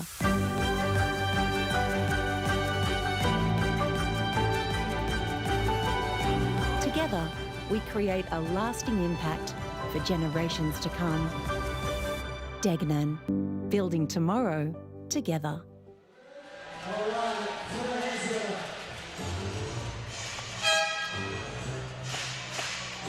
We're back with shots of a crowd that is building up here in the State Basketball Centre in Adelaide. A facility that, must be said, you would think was purpose-built for the event. It has been a perfect location for the event. 2 courts with action on them throughout the day. Plenty of space for training facilities and all of the support staff as well.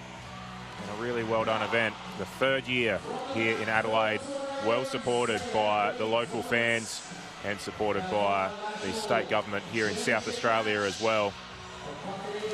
Natalie Miller is back on for Queensland, and I think she's going to have a work cut, and it's going to be interesting. We've only got a couple of minutes to go, but seeing Natalie Miller go up against Nasat Hirami's 3-5 against a 3. And she managed to get out of the block and receive the inbound from Vitale.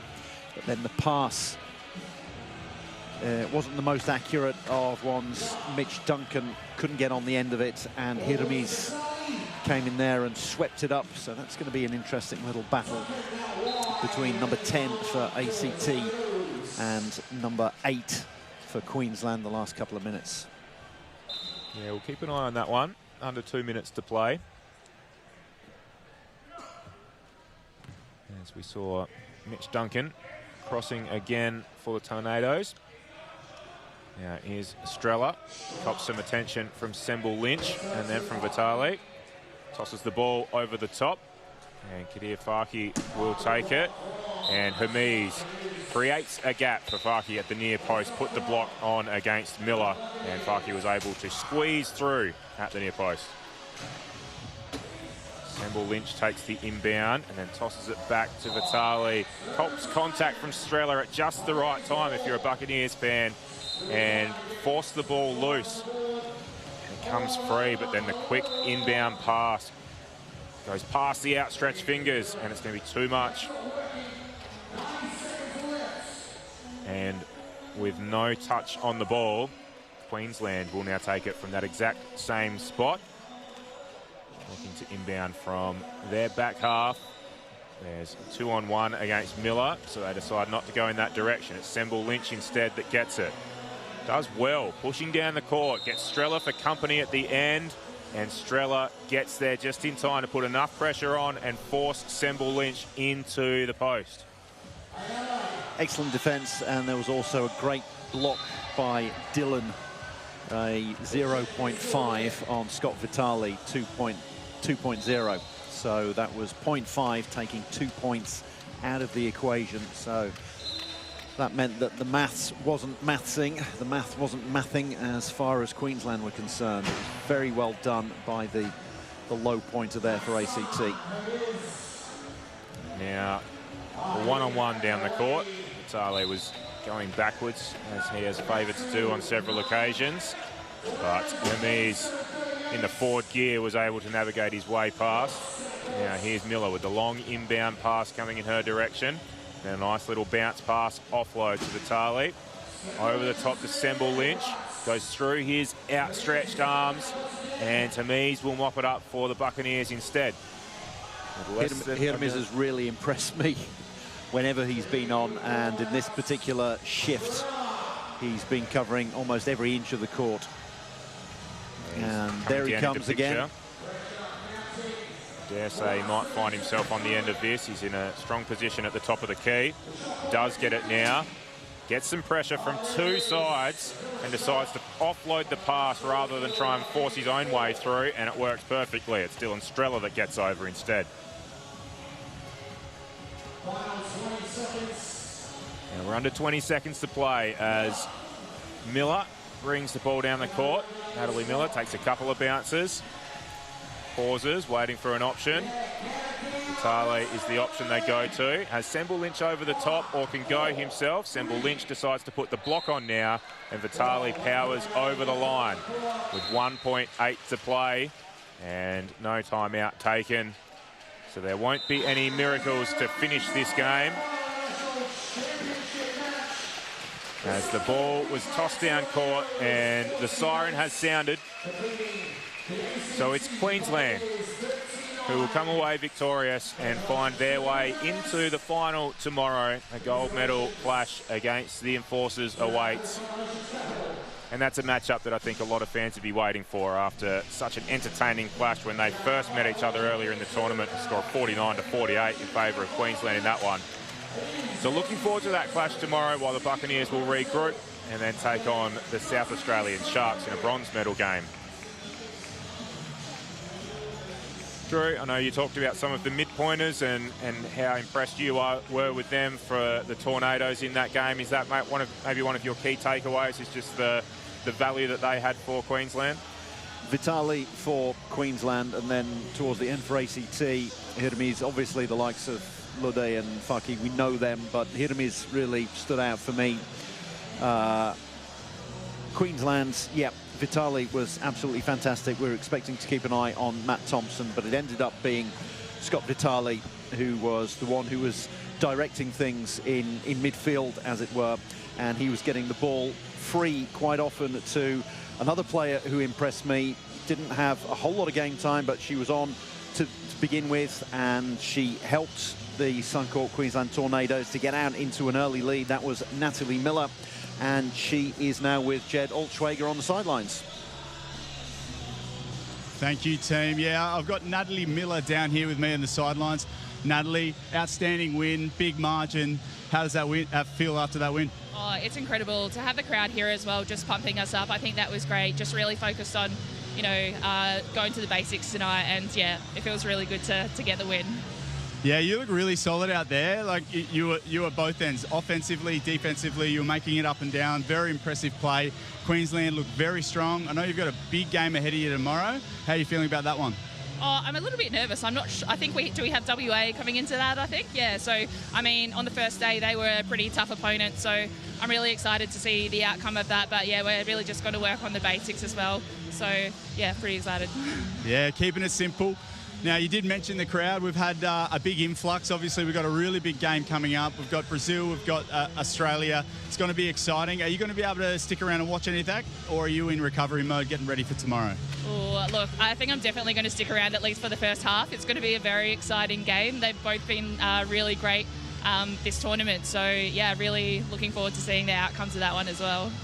Thank you for your time, Natalie. Exciting to watch. Good luck tomorrow. Thanks so much. Appreciate it. Thank you, team.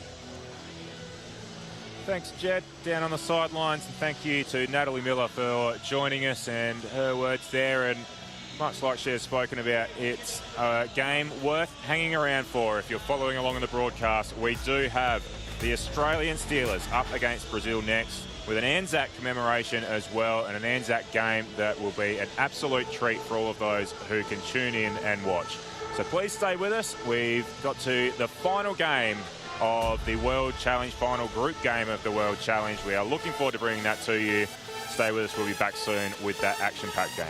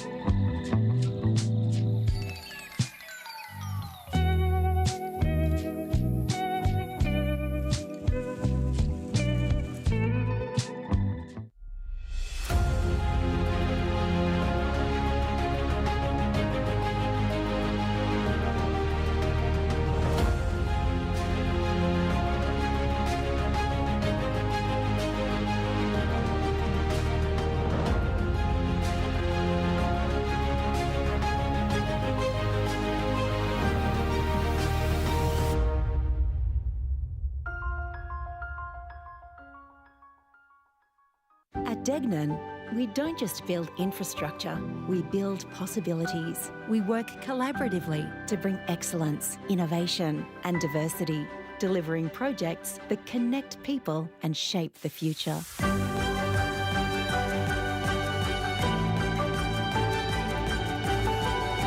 Together, we create a lasting impact for generations to come. Degnan, building tomorrow together. Life's busy, so eating well should be easy. That's why I love Light and Easy. With a huge range of ready-to-eat healthy meals from around $8.50 each, there's no prep, no stress, just great food that keeps me going. And if you're an NDIS participant with meal prep and delivery in your plan, you may only need to pay 30% of the cost for your meals. And with so many flexible, affordable options every single week and no locking contracts, I can order what I want when I want it. Healthy living made easy? Yeah, that's Light and Easy.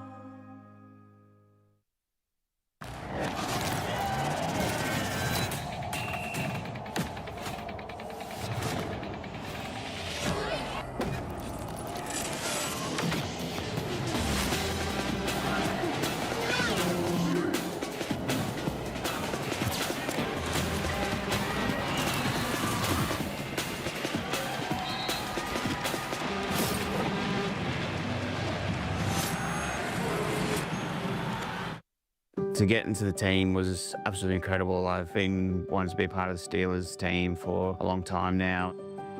Your plan partners really helps with everything in my day-to-day life. Managing all their invoices and stuff like that can be a bit of a daunting task at times, whereas plan partners really helps out. The plan partners dashboard is really simple to use. I just submit the invoices and they're paid. I'm ready for the game, I'm ready for the day. Together, it's possible.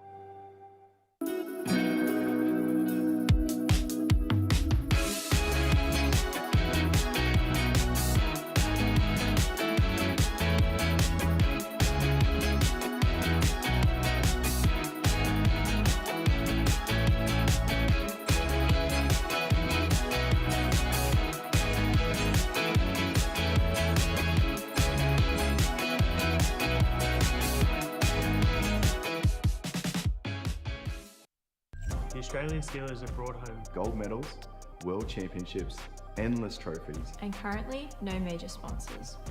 Scan the QR code on screen to help us become officially sponsored.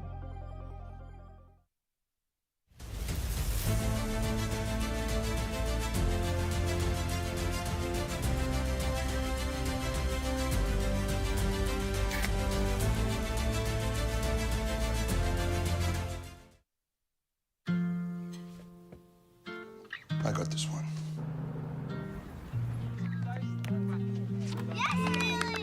I've got this! I've got this one. I will keep you strong. All of this will be a place like no other, just like no other. Wheelchair rugby is the most ridiculous sport. It's a little bit vicious. Think of wheelchair rugby like Dodgem cars on steroids. Once that whistle goes, it's on. So incredibly intense. I think I need a DPIP. Wheelchair rugby is the sport that Australia needs to know about. I guarantee you're going to watch this sport and fall in love with it instantly.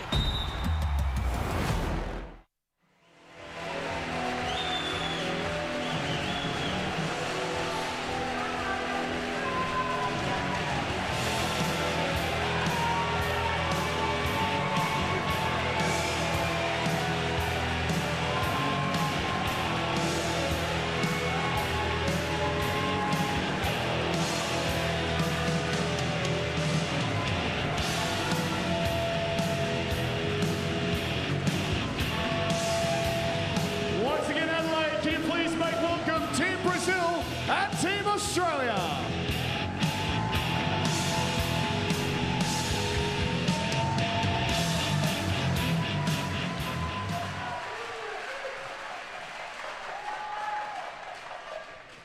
Good evening and welcome to this special ANZAC Day commemoration taking part of the 2026 Santos Wheelchair Rugby World Challenge. My name is Ben Eisenhuth, and to begin, I would like to acknowledge that the land we meet and play on today is the traditional land of the Kaurna people, and we respect their spiritual relationship with their country. We acknowledge the Kaurna people as the custodians of the Adelaide region and pay our respects to the elders past, present and future. On this ANZAC Day, I would also like to pay special tribute to the Aboriginal and Torres Strait Islander men and women who have contributed to our Defence Forces in times of both peace and war. Ladies and gentlemen, I now ask that you please stand, if you are able, for today's remembrance ceremony.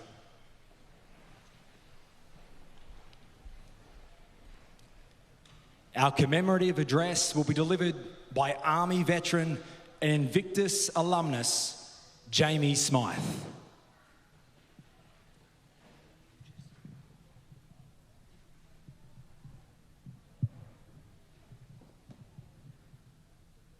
Today, as we gather on ANZAC Day, we stand together in remembrance. We honour the men and women of Australia and New Zealand who have served in war, conflict and peacekeeping. We remember those who have made the ultimate sacrifice, those who never came home, and we acknowledge the courage, mateship and the enduring spirits that define the ANZAC legacy. But ANZAC Day is not only about those who we've lost, it's also about who have returned. Many came home carrying wounds that cannot be seen, the weight of trauma, grief, and experiences most of us will never fully understand. These impacts don't just affect the individual, they ripple through families and communities. The cost of service is shared, and it does not end when the uniform comes off.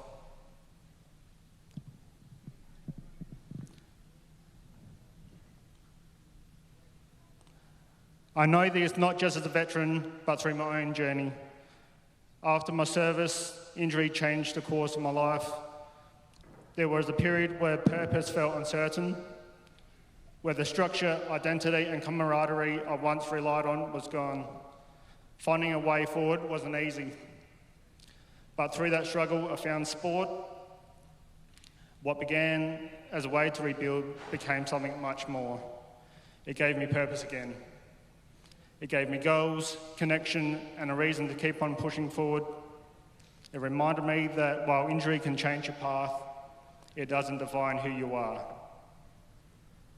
That journey led me to represent Australia at the Invictus Games, a moment of immense pride, not just for the achievement, but what it stood for: resilience, recovery, and the power of not giving up. Through that experience, I've seen something powerful. When wounded, injured, or ill veterans come together through sport, they are no longer defined by what they've lost, but what they can still achieve. They reconnect, not as patients, but as teammates. Sport restores purpose. It rebuilds confidence, it creates connections, it reminds us that identity goes far beyond injury.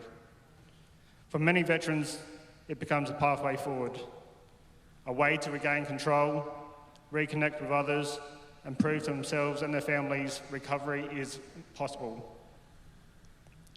And for families who walk every step of that journey, it brings hope, pride, and moments that help rebuild what service may have taken.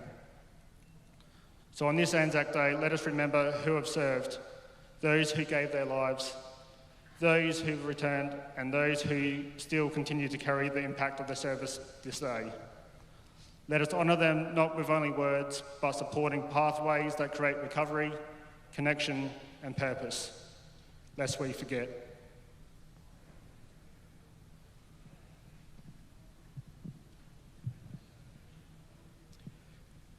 The Ode of Remembrance will be read by Vince Scotland, Deputy Chair of the State ANZAC Day Committee, and this will be followed by the playing of the last post, a moment's silence, and the rouse.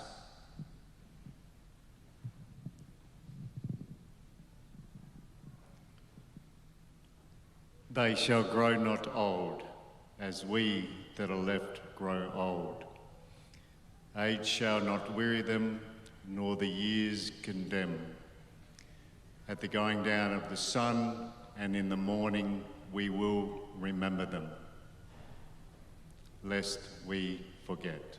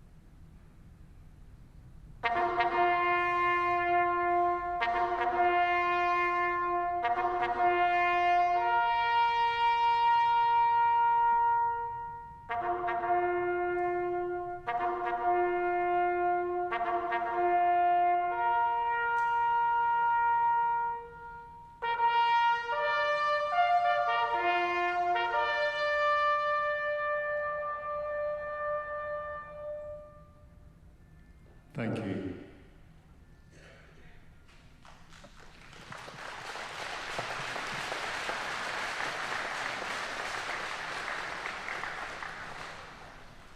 Ladies and gentlemen, please remain standing for the national anthems of both New Zealand and Australia.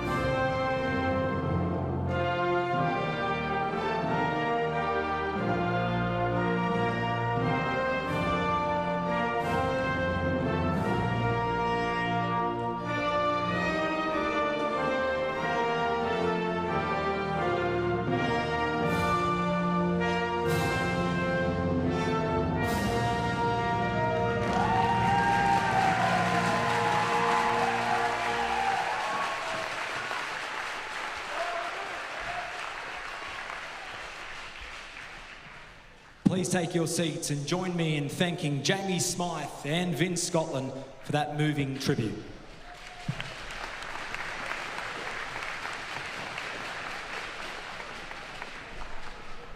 Now, the ANZAC legacy is built on the pillars of courage, endurance, and mateship. Tonight, we draw on that spirit of mateship as we pause to remember a great friend of our community, Victor Luiz Costa Caldeira. Victor was a much-loved member of the Brazilian wheelchair rugby team, who sadly passed away earlier this month. On behalf of the Australian Steelers and Wheelchair Rugby Australia, we extend our deepest sympathies to Victor's family and to all the members of Team Brazil. Australian Steelers captain Chris Bond will now present a gift on behalf of the team.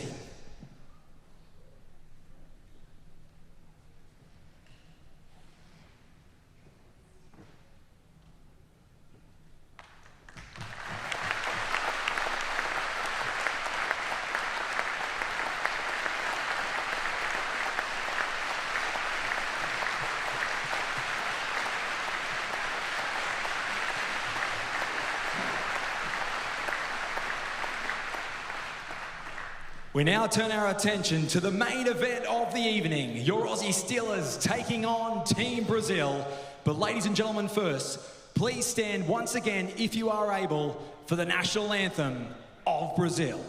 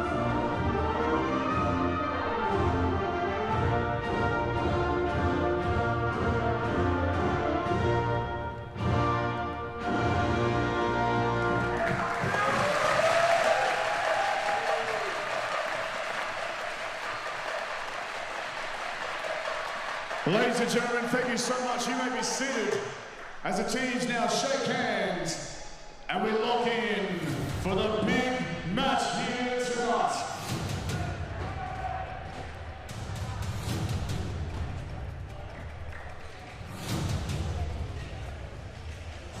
Hello and welcome to the final group game of the 2026 Santos Wheelchair Rugby World Challenge. We've just had a very moving ANZAC Day ceremony to usher in this final game. ANZAC Day is one of the most important days on the Australian calendar, both culturally and in sporting terms. And in what was a very fitting moment, the Australian Steelers were led out by Cooper Blackwood, a relatively new member of the squad, three-pointer, who was a former serviceman. He was part of the Australian Navy, and he was at the front of the Australian Steelers squad for what was a wonderful ceremony. Now, we have to put all that behind us and get on with the ANZAC Day test, which sees Australia take on Brazil, and Australia needing to win this match if they are to qualify for the final of this World Challenge. My name is Drew Lilly. Alongside me, I have a former Steeler and two-time Paralympic silver medalist, Bryce Allman. Obviously, in the commentary box, we are absolutely impartial, but as a former Steeler, you've got to be a little bit nervous and on edge here. Yeah, it's hard when you represented the Steelers not to be 100% behind them, and yeah, we wish them all the best in this game. I'll be as impartial as I can, I hope. We have another Steeler, a current Steeler with us as well, Jaden Jackson, who is part of our commentary team for this tournament, and he's on the sidelines. Jaden, have you got any insights you can share with us from the group? Yeah, thanks guys. Firstly, what a special moment down here being courtside, able to witness a special ANZAC ceremony that we just had, be able to pay our respects to the Australian New Zealand Army Corps, and obviously having a member who have served in the squad, Cooper Blackwood. You can see the Steelers sporting the special ANZAC Day ceremony jersey, which I was thankful to be a part of this morning. That was a beautiful service, and obviously pressure in this building is immense. A huge game for the Steelers that we need to win by some margin to progress into that gold medal match. I expect it's going to be a huge clash. Indeed, Jaden, they are wearing special ANZAC Day jerseys. And as Jaden points out, they have to win by a certain margin. So the maths of it all is Great Britain. There are 5 teams involved. Germany have played 4, lost 4. Great Britain played 4, won 3. They're currently on 10 points. Brazil played 3, won 3. They're on 9. Australia played 3, won 2. They're on 7. USA are going to finish 4th, whatever happens. They've won 1, lost 3. So if Australia win this, they'll be on 10 points. So will Brazil, so will Great Britain. And then it'll be a points count back on the matches that have involved the 3 teams that potentially finish level. Great Britain, Brazil, Australia. At the moment, Great Britain +3 in those matches. Brazil +5, Australia -8 after they had quite a defeat against Great Britain, 49-57. So the long and the short of it is Australia need to win by 7 if they are to oust Brazil and make it through to the final. Yeah, Drew, that's correct. And based on what we've seen so far, Brazil have been the informed team, so that's going to be a difficult challenge. Play 3, won 3. Yeah, Brazil, not only a win will get them over the line, but Australia have to get the win and put a +7 goal difference. And this team's been so dynamic, this Brazilian team. They've come a long way. They've probably come unexpectedly and played at a level that we haven't seen before. And yeah, Australia are going to be up against it. Australia, looking at the squad there, some familiar names, the likes of Chris Bonds, Riley Batts, the 2 high pointers. Chris Bonds, the captain of the team, Riley Batt, who's been around for a couple of decades. We'll see a fair bit of them, but their minutes are going to be managed.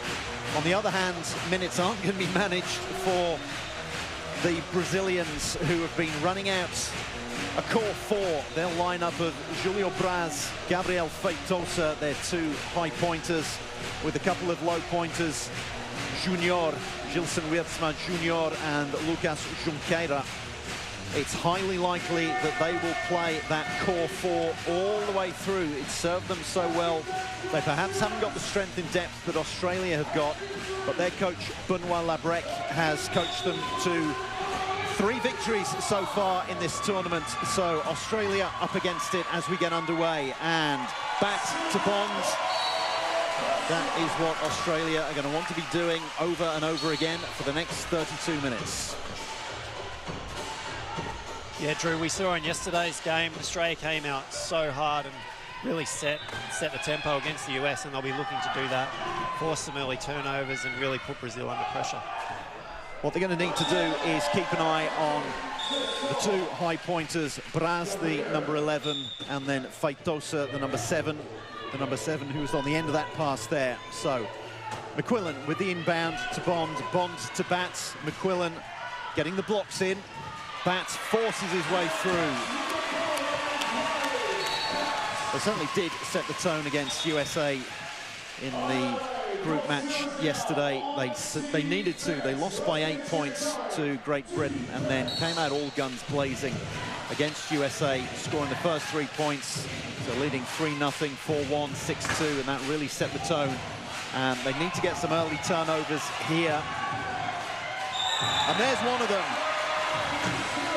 Feitosa not able to get on the end of that pass, and that's already a turnover ticked off as far as Australia are concerned. So it's the first break of service, if you will.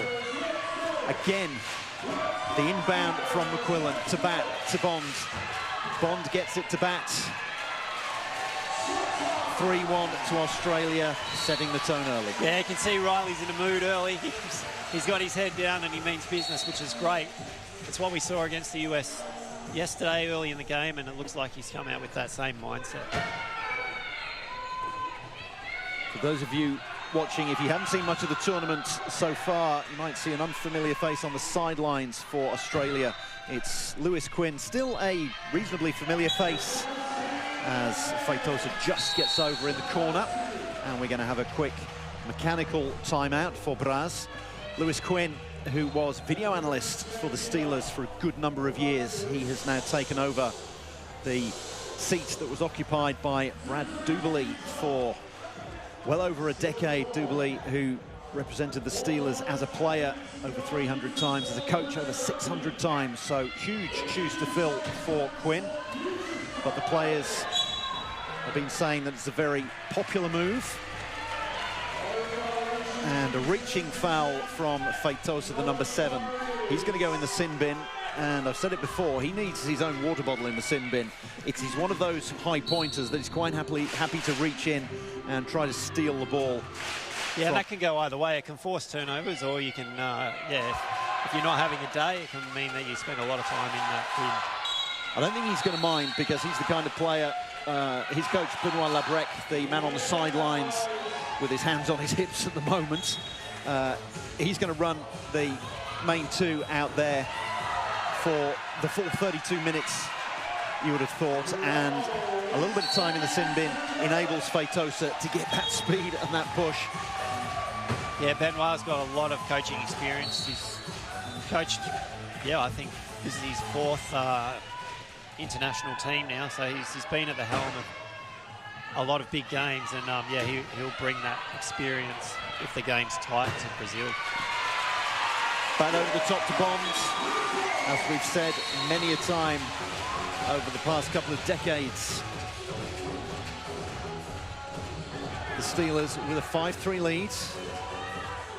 6 minutes remaining in the first quarter. 4 quarters of 8 minutes. Australia probably just have to break it down and try and get a 2-goal margin each quarter. Try and make it obtainable, and at the moment they've done the work. One of the main things for them as well is going to be getting, it's a truism, but it's a truism because it's true. You need to get, and there's a turnover that goes against Australia. So that undoes a lot of the hard work You can see that the two high pointers for Brazil are playing a swarming defense, and they're putting real pressure on both McQuillan on the inbound and then Bond as soon as he gets the ball afterwards. So we're back level. And yet another reaching foul. This time it's by Braz. But that is not what the Steelers were looking for. Yeah, you can see both pairs of high pointers being super aggressive in the early minutes. Back up comes Braz. And he will then be sent off to the sin bin. At some point too, you think the distance that Brazil have travelled to be here might come into play. And the fact that they've only run the 4 or 5 players for the majority of the court time in the games thus far. So it's a shorter tournament, so only the 4 group games and then a final for them. So theoretically, they can push their way through just for the 5 games. We saw in the Paralympic qualifying tournament, though, Brazil looked as if they were going to qualify for the Paralympics 2 years ago when they were down in Wellington, and they ended up being caught cold in the final match against Germany. Germany, who are here and played 4, lost 4. But Germany caught them cold in the final match, and it probably was because the high pointers were tired. Feitosa having to bounce the ball. You have to bounce it every 8 seconds. The Steelers were trying to get them back over the halfway line for what is an over and back, the equivalent of a basketball backcourt violation. But again, the big 2 for Brazil coming up with the goods.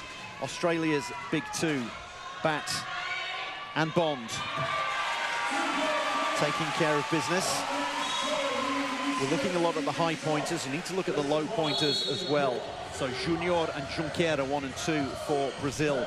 And then Mick Ozan and James McQuillan 5 and 6 for Australia. It makes you wonder, Drew, is this the changing of the guard? We've seen the Bat-Bond combination going back since probably 2011-12 when they first got paired together, and you know, these 2 Brazilians are just so dynamic and have a very similar look in the way that they play.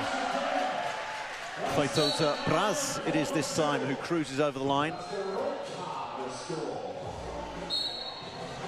7-6 to Australia. What's going to be absolutely crucial for them, we were going to say it earlier, and then there was the turnover. Hopefully I don't usher one in here again for the Steelers. But it's going to be absolutely crucial for Australia to get the last score of all 4 quarters. If you can do that, then that's 4 points in your favour, and they need to turn around a 7-point deficit if they're going to finish ahead of Brazil in the table. Correct, but Australia, having won the tip, have not got the possession arrow, so if Brazil score last, yeah, they'll take that possession at the start of the 2nd quarter. So Australia got their work cut out. Australia, key defence. Feitosa can't get his way through. Gets it over the top to Braz. Very well done by Brazil. Now pressure on the inbound from McQuillan again, but he's used to that. Bond to Bat once again. McQuillan comes forward, tries to slow down Feitosa. Fantastic pass by Bat to Bond. How many times have we said that over the years?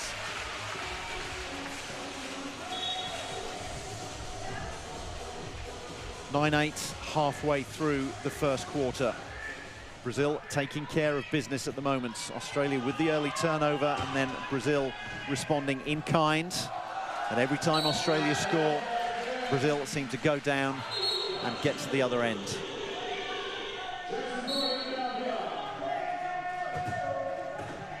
McQuillan to Bond to Bat. Bat works his way round. Ozan doing good work blocking, as does McQuillan. That was fantastic work by number 5 and number 6 for Australia. McQuillan and Ozan. And a mechanical timeout. Again, it's for Brazil. And again, that'll give the Brazilians a little bit of time to catch their breath. Every mechanical timeout works in favour when you've got a couple of high pointers and the low pointers as well, who are out there for all 32 minutes. Yeah, that's right. Riley coming back from injury is having his time managed, as I understand. And yeah, Australia have got some subs in the substitution box already with Andrew Edmondson and Robin Lambard looking ready to come onto the court. Yes, substitutes ready to come on. A substitute who can't come on, but is part of our commentary team, Jaden Jackson. How have you seen the first 4 minutes, Jaden? Super electric. Obviously, with the crowd in here, it's jam-packed. And on your screens, you're obviously going to see the battle of the high pointers. Obviously, Riley Batt and Chris Bond and the two Brazilians. Something they're going to be doing extremely well coming out of court is screening for each other. You see our low pointers of the game doing a lot of screening in those pick chairs, but when it's a battle of the high pointers in a game like this, something super important for them is offensive screening for each other as they come out of court. Obviously, our low pointers aren't quick enough to screen these high pointers off the ball, so it's down to the likes of Bond or Bat to offensive screen each other out of court. So we were talking earlier about the screens from the low pointers, but screens from high pointers as well. So both Bat and Bond, huge responsibility on their two pairs of very broad shoulders, both offense and defense. It's offense at the moment. Bat needs to get the ball over the halfway line, and guess what? If you've got it on your bingo card, reaching foul by Feitosa, then you can tick that one off yet again. Away he goes for another spell in the sin bin. He'll be on the sidelines either for a minute or until Australia score, but it's going to allow Australia to make some substitutions, and there's going to be a change in the lineup. Riley Batt is going to go off, or is it Chris Bond? One of the two high pointers is going off. It's Riley Batt and Andrew Edmondson and Robin Lambert coming on. Edmondson, a two-pointer. Lambert, three-pointer. Robin Lambert, they are non-binary, and non-binary or female three-pointer. That means you can have an extra 1 point out there on court. So at the moment, Australia with 9 points out on court, and that's a lot of function to have. Yeah, it is, but it means the mid-pointers will find it really hard to match up if they get in a one-on-one situation with the Brazilians. So they're going to have to really communicate and work in tandem. Robin Lambert, they were one of the first substitutions to come on against USA in the previous group game, and I was very impressed with the way they played in that shift at the end of the first quarter. They were the first replacement. It was Lambert and Edmondson coming on.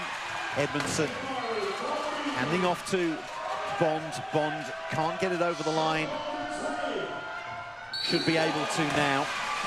So there's a lot of function out there, but as you say, Bryce, perhaps not the speed, or definitely not the out-and-out speed to compete with Feitosa and Braz. So you have to balance. You have to balance what you have in terms of function and what you have out there in terms of speed. 13-12 with 2 minutes to go, and 13 all as Brazil reply. Lambert spinning around, gets it out to Bond. Bond's going to have to give it to Edmondson, and Edmondson knows he hasn't quite got the speed. Lambert comes down there for an excellent block. Yeah, Robin doing really well there, getting the ball back into the safe hand of Bondy, and then going well and going long and setting the screen for Edmond. Very controlled. And then Feitosa gets free and responds immediately. Can be a little bit demoralising having a high pointer who gets that free that quickly. So Brazil, can't see them on your screen at the moment. They are setting up in a key defence. That takes time off the clock. It gives them a little bit of a breather, and it means the Australians have to work out how they're going to get through. And it's Bond over the top to Edmondson. Swarming defence from the Australians. 90 seconds to go. Junqueira with the inbound to Feitosa. Can Braz get himself free? That is the question. Feitosa brings it up to the halfway line. Almost, he's been slowed down a lot. They'll quite happily take as long as they can to score, Brazil. Spins around, Feitosa looks for Braz, goes on his own. And not only does he score, but he brings Chris Bond down with him.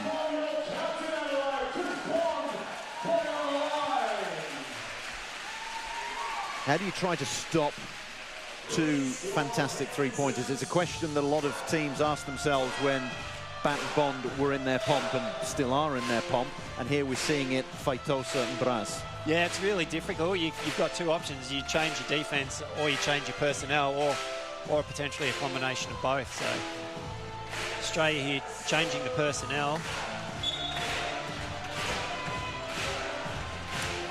Bond to Edmondson, back to Bond. And Lambert doing fantastic work, tying up Feitosa. So a three-pointer who gives you an extra 1 point, tying up a 3.5-pointer. That's Robin Lambert doing their job on the offense with the screening. So into the final minutes.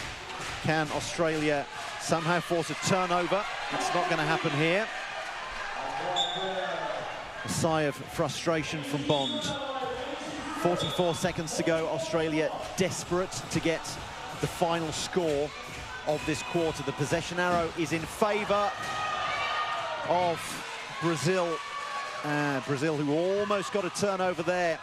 Bond to Lambert. Lambert, good chair position to make sure that they're not knocked over, and then Bond runs down the clock a little bit, goes over the line. Now Brazil with 25.7 seconds to go. They, of course, will be desperate to have the final score, and they are taking a timeout. So with 25.7 seconds to go in the first quarter, Australia lead Brazil 17-16.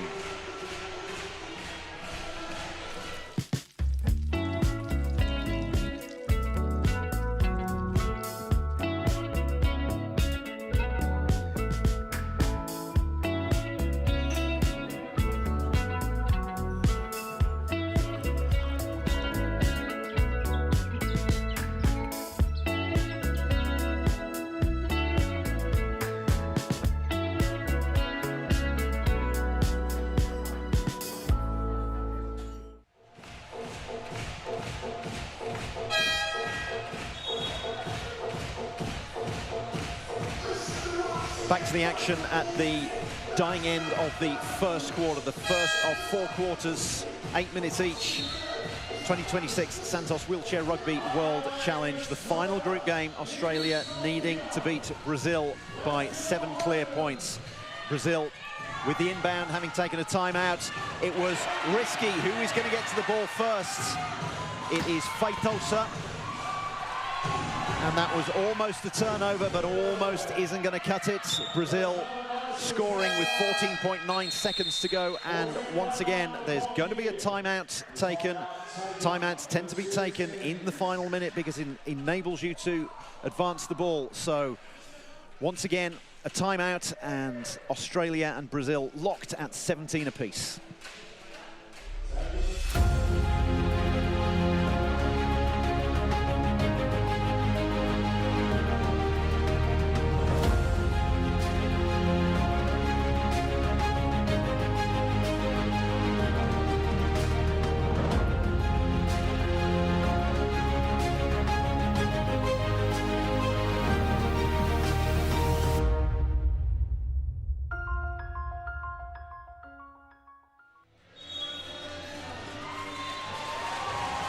Back to the action at the State Basketball Centre in Adelaide. 17 all with 14.9 seconds to go. There used to be player timeouts as well as coaches' timeouts. Now there are only coaches' timeouts, and they tend to be taken, there's 3 per half, and they tend to be taken at the end of the quarter because it enables you to inbound the ball further up and hopefully get the final score of the quarter. That's what Riley Batt wants to do. He's taking as much time as he can. As a reaching foul by Feitosa once again. 1.3 seconds to go. A penalty try is awarded, and we get to the end of the first quarter with Australia not quite having taken care of business, but at least they're in the lead, 18-17. Yeah.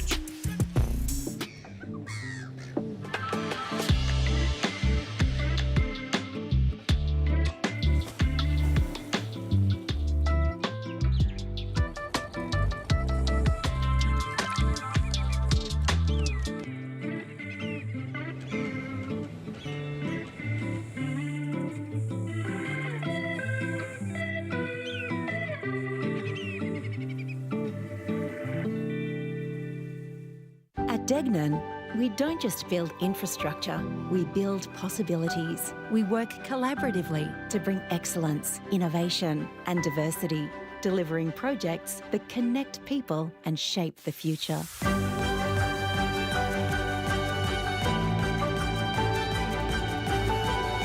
Together, we create a lasting impact for generations to come.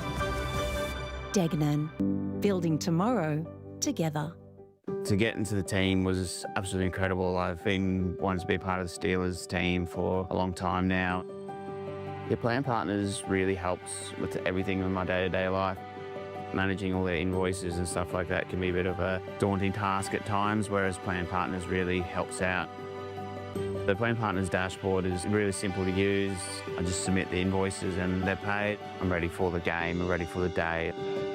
Together, it's possible.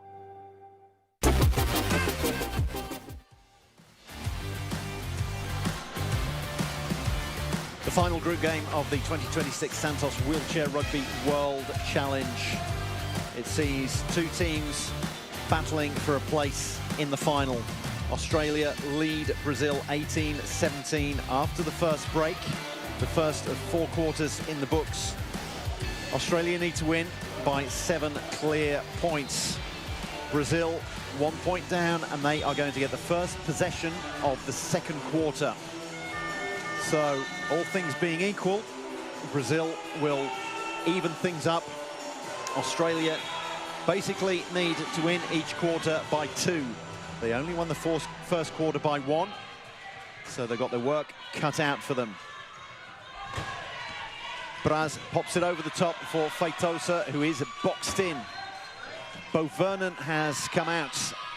So we're having a high-low lineup, but the fact that we've got Emily Miller out there for Australia means that we can also play a 1-pointer in Bo Vernon, and almost a turnover. Almost isn't going to cut it, but it will still show the Australians that they can get out there and they can force turnovers against the Brazilians. Yeah, a couple of times Australia have almost forced that turnover, and then the bouncing balls ended up back in the Brazilians' hand.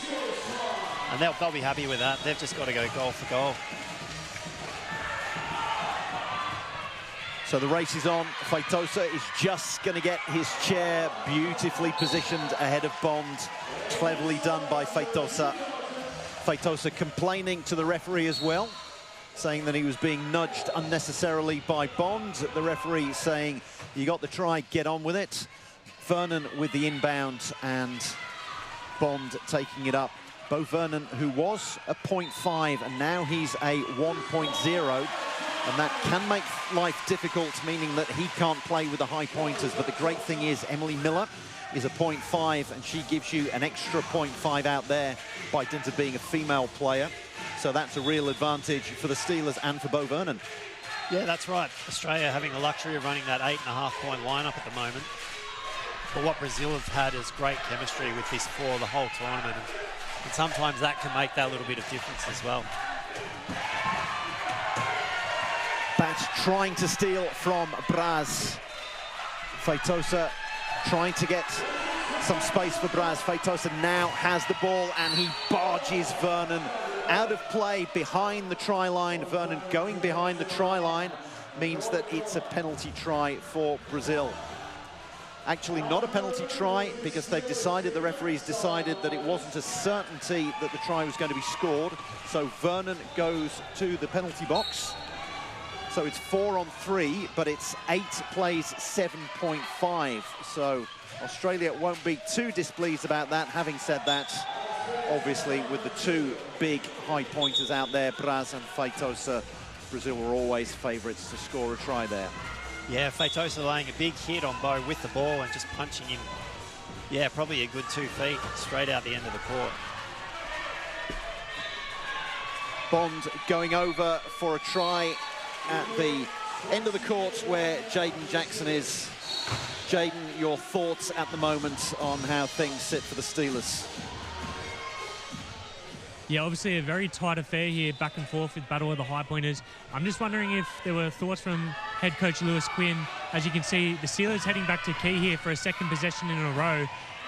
Brazil's key offense this tournament hasn't been their strong suit, as you see them struggling a bit here, but they get a nice try in the corner. But between Bond and Bat, with how many games they have together, their talk and movement in key defense is something to behold. So I'm wondering if they're going to opt to do that a fair bit as this game plays out. Key defence indeed, and it almost came off, and that's a huge hit after the fact on Chris Bond, who got away a fantastic pass, and Riley Batt acknowledges that. Prior to that, Australia in a key defence, and Riley Batt was saying to the referees that Lucas Junqueira was in the key for 10 seconds. The referee saying that that wasn't the case, but that's something that Australia are going to try to do. They're going to try to get one of the low pointers for Brazil stuck in the key, and if an offensive player is in the key for 10 seconds, then it's a turnover. Now we are seeing yet another change of lineup. Off goes Chris Bond, on comes Cooper Blackwood, the former serviceman that we saw earlier in the ANZAC Day ceremony, and we have Emily Miller and Shay Graham out there, which means that Australia can play 9.5 points. Shay Graham was a 2, she's been classified up as a 2.5, but she gives you an extra 1 point due to the new regulations that came in about 18 months ago, and Emily Miller out there as well. Yeah, Shay, an experienced campaigner. Always hard coming onto a game like this. It's heated, and she's been sitting there for probably a good 15 or 20 minutes, so she want to ease herself into the match, and Brazil choosing to drop back to key as well now. So Brazil out of view for you on the screen at the moment. Here they are now, popped over the top to Cooper Blackwood, who gets his first try of the day. And the crowd certainly appreciate that one. Blackwood now turns his function to defensive duties. Can Bat get there before Braz? No, he can't. Shay Graham comes back to take the inbounds. That's the advantage of having a lot of function on court. You can have a 2.5 inbounding to a 3-pointer in Cooper Blackwood. Some blocking from Emily Miller, and then you've still got 3.5 in Riley Batt that's free, so there's a lot of function on court at the moment. Yeah, and what was really impressive was Cooper's composure there. Obviously, probably doesn't have the pace of the two Brazilians, but he just slowed up, waited for Riley to get into the opening, and yeah, put a beautiful pass out in front of him. Only been playing for a couple of years, Cooper Blackwood. He was part of the ACT Buccaneers a couple of years ago, and here he is now, very much part of the Steelers team, an integral part. The Steelers team currently 24 apiece, and that's a giveaway by Shay Graham from the inbound. I think there was a miscommunication. Blackwood wasn't expecting that, and it bounced off a chair, but it's been picked up by Brazil. And this is disaster as far as Australia are concerned. Brazil leading 25-24. Now, what are the referees calling here? Benoit Labrec is up in arms, as he often is.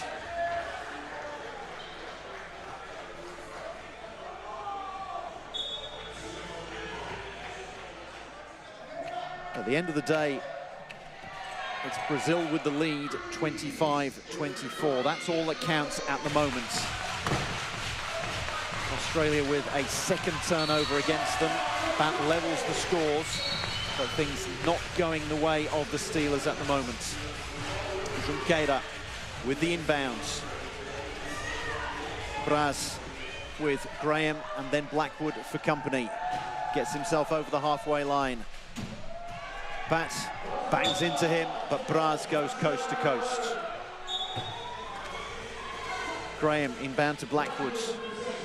Blackwood spins around, has to get the ball over the halfway line. Within 12 seconds, does so to Riley Batt. Batt with Feitosa for company, and a great bounce pass to Shay Graham, who's made herself available. Yeah, some awesome passing there from both Shay and Cooper, so making the job easy for Riley. Feitosa, his turn to go coast to coast.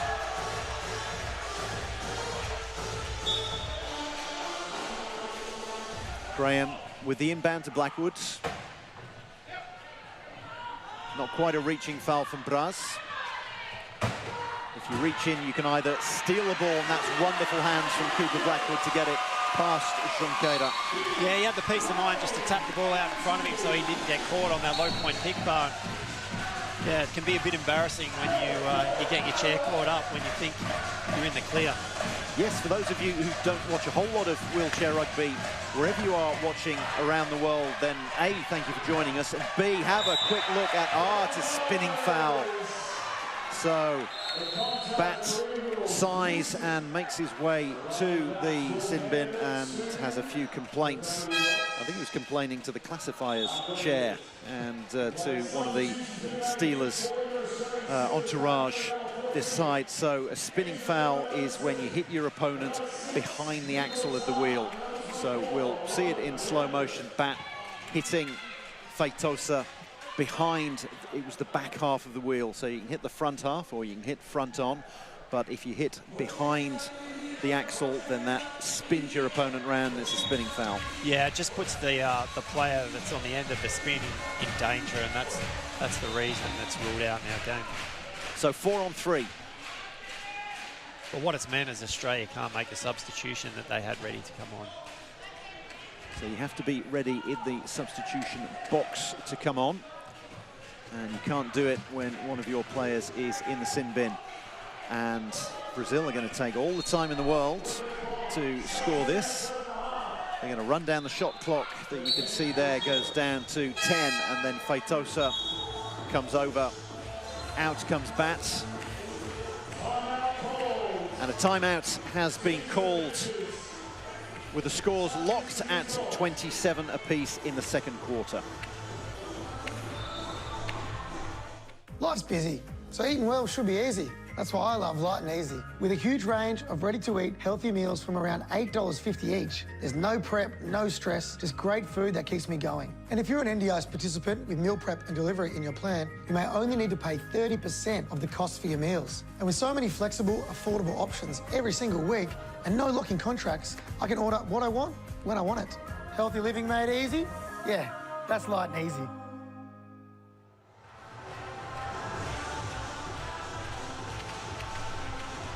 Back to the action at the 2026 Santos Wheelchair Rugby World Challenge. 2 minutes and 49 seconds left in the first half. Brazil with that score just before the timeout gives them the lead, 28-27. Benoit Labrec, the coach from Quebec. That's where he's from originally. He's coached Canada, Sweden, coaching Brazil now. And he's certainly transformed them. Australia transforming their lineup. Back out comes Robin Lambert, Andrew Edmondson, and Chris Bond still out there with Mick Ozan. So they're managing to play 9 points out there. Australia running through lots of different lineups and trying to run through the key defense, and they do in the end through captain Chris Bond to level the score at 28. But at the moment, they're not getting a lot of change out of the core 4. The 2 low pointers and the 2 high pointers. Braz with the pass to Feitosa, and they're just not solving this particular riddle. Yeah, and Brazil have got time on their side in this game.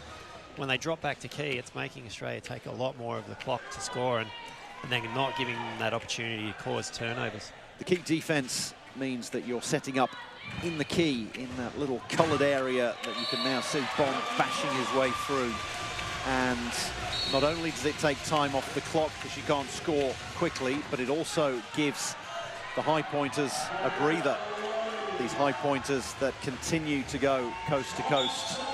Feitosa with yet another try to make it 30-29 in favour of Brazil. A reminder that Australia, if they win this, then it'll be Australia, Brazil, and Team GB, Great Britain, locked on 10 points each at the end of the group stages, so it goes to a points count back, and Australia are on the thin end of the wedge as far as that is concerned. They need to win by 7 points.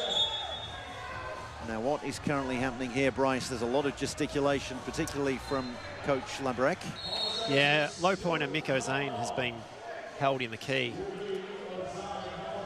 and only being allowed in there for 8 seconds. He's called inbound, so now Brazil have to release him.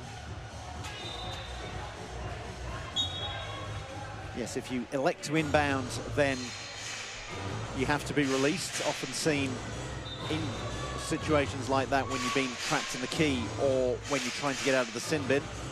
Brazil don't mind that, and they're still not putting him under pressure, sitting back on the key defense, and that's taken another 12, 13, 14 seconds off the clock before Bond can get over, which he does. Mechanical timeout for Feitosa. And every mechanical timeout gives them a breather as well. 30 points apiece. 100 seconds left in the second quarter. Australia needing to win by 7. Team GB, who beat Australia 58-49, really caught them napping. Team GB, it was a fantastic performance by them. Under coach Adam Scuturo, the former US player turned GB coach. Seems to be doing very well with Team GB. Still got Stu Robinson as a high pointer. They have a youngster. It's no longer Aaron Phipps as the twin attack. It's Tyler Walker, and he played fantastically against Australia in that win. Brazil, though, who beat GB, and that means they have the luxury, even if they don't win this match, as long as they don't lose it by 7, then they make it through to the final. Australia needing to get the ball over the halfway line, and it's a bit of a hair and scare and pass thrown out there to Robin Lambert, and that is another turnover that goes against Australia. They needed to get the ball over the halfway line in time, and were too far back to do it comfortably. Yeah, Andrew, as you mentioned before, previously Bondi would have had the luxury of calling a timeout. A player timeout, yes. Player timeouts don't exist anymore. You can't reset the clock and give yourself another 12 seconds. Yeah, and it forces players to take a lot more risks. But as a result, yeah, we're getting more turnovers. So it keeps the game flowing, but it works against Australia at this precise moment. And they get the turnover back. Now, that would have been a case when the Brazilian player would have called a player timeout because he was going to ground, and players often called a timeout, but no player timeouts anymore. Yeah, that's correct. And in that situation, all you can really do is toss the ball away and hope that it bounces to one of your teammates. But in that case, he hardly even got time to do that. So we didn't have time to curse the lack of player timeouts, because the player timeouts, the lack of player timeout taketh away, but then it giveth back straight away. So 2 turnovers in a row. Australia now need to convert on this one, and they've got Batten Bond back out there, so it's their own core 4. Batten Bond along with Ozan and McQuillan.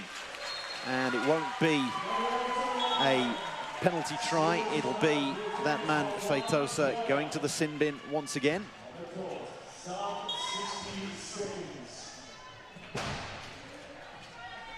Australia taking their time. Bat goes over, Bond springs the trap in front of the sin bin, meaning that Feitosa has to inbound. Why do you want a high pointer inbounding? Well, it takes the high pointer off the court, albeit temporarily, and it means that the inbounder has less function to aim at. Feitosa gets it over the halfway line, though. We've got 40 seconds to go. Can Australia force another turnover? Australia will be desperate to get the final score. And it's no score as Bond pushes Feitosa into the post, meaning that with 34.4 seconds to go, Brazil do not score. It's a tough corner inbound for McQuillan, but a timeout has been called. And with 34.4 seconds to go, Australia have got it back level. Australia 31, Brazil 31.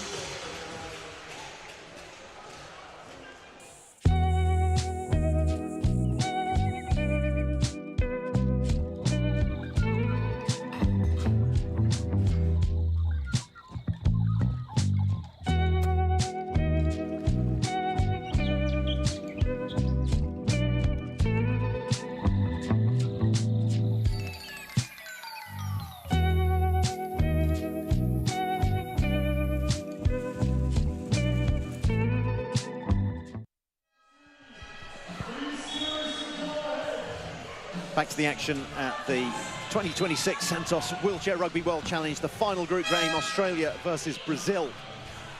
Locked at 31, Brazil looking to score. Fantastic effort by Chris Bond to push Feitosa into the final, into the post, meaning they couldn't score.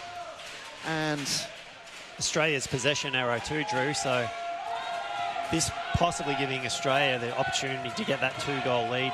They need to get the final score of this quarter and the first of the next one.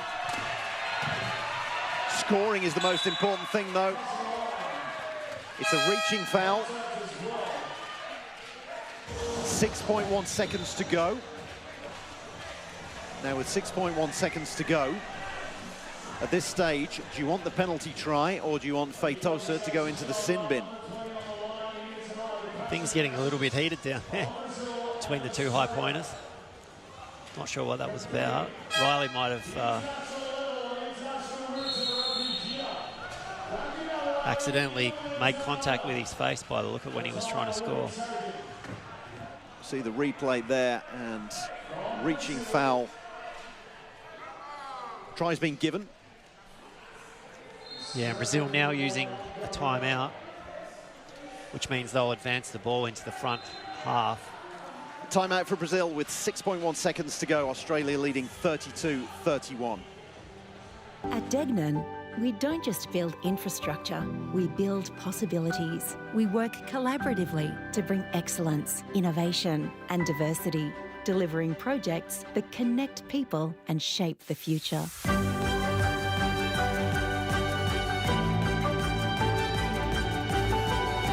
Together, we create a lasting impact for generations to come.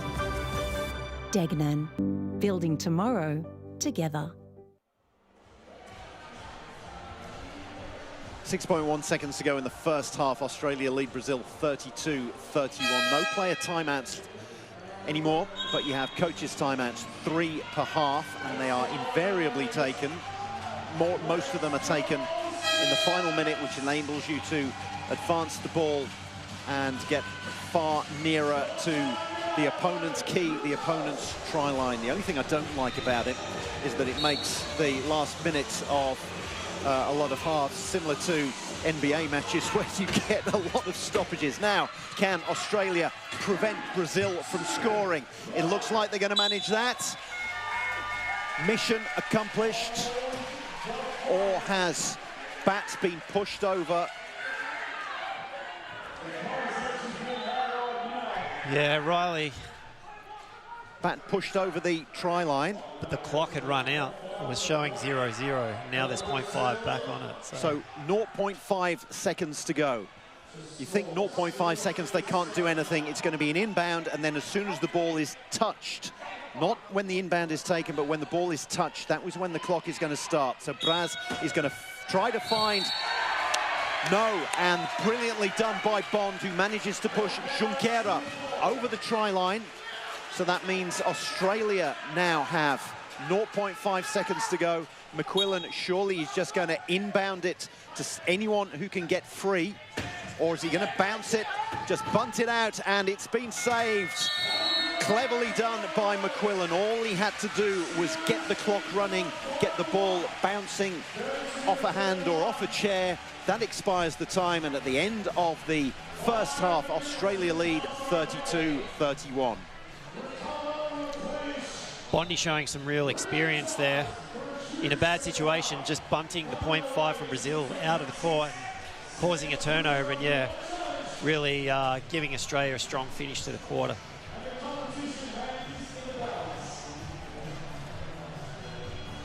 It's a 5-minute break for the players. Australia leading 32-31. A reminder that to make it through to the final, they need to win, and they need to win by 7. So we've obviously got 2 quarters to come. The third quarter, Australia will have the possession arrow.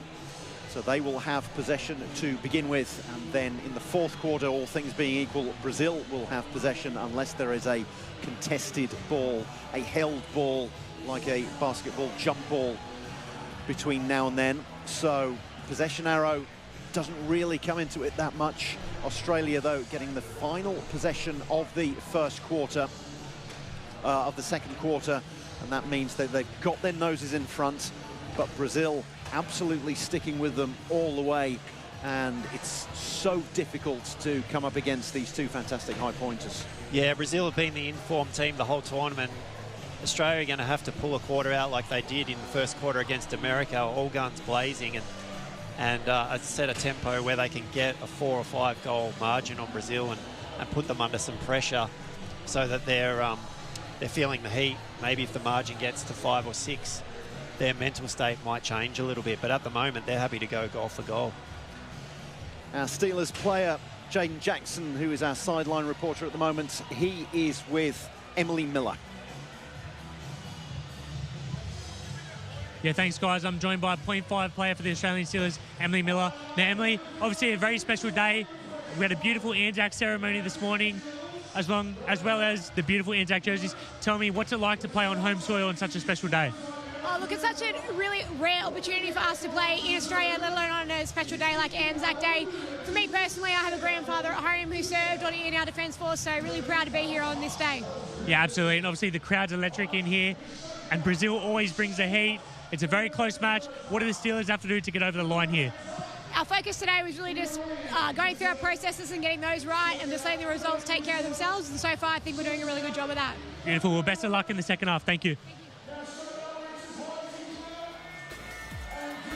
Thoughts of Emily Miller on the sideline.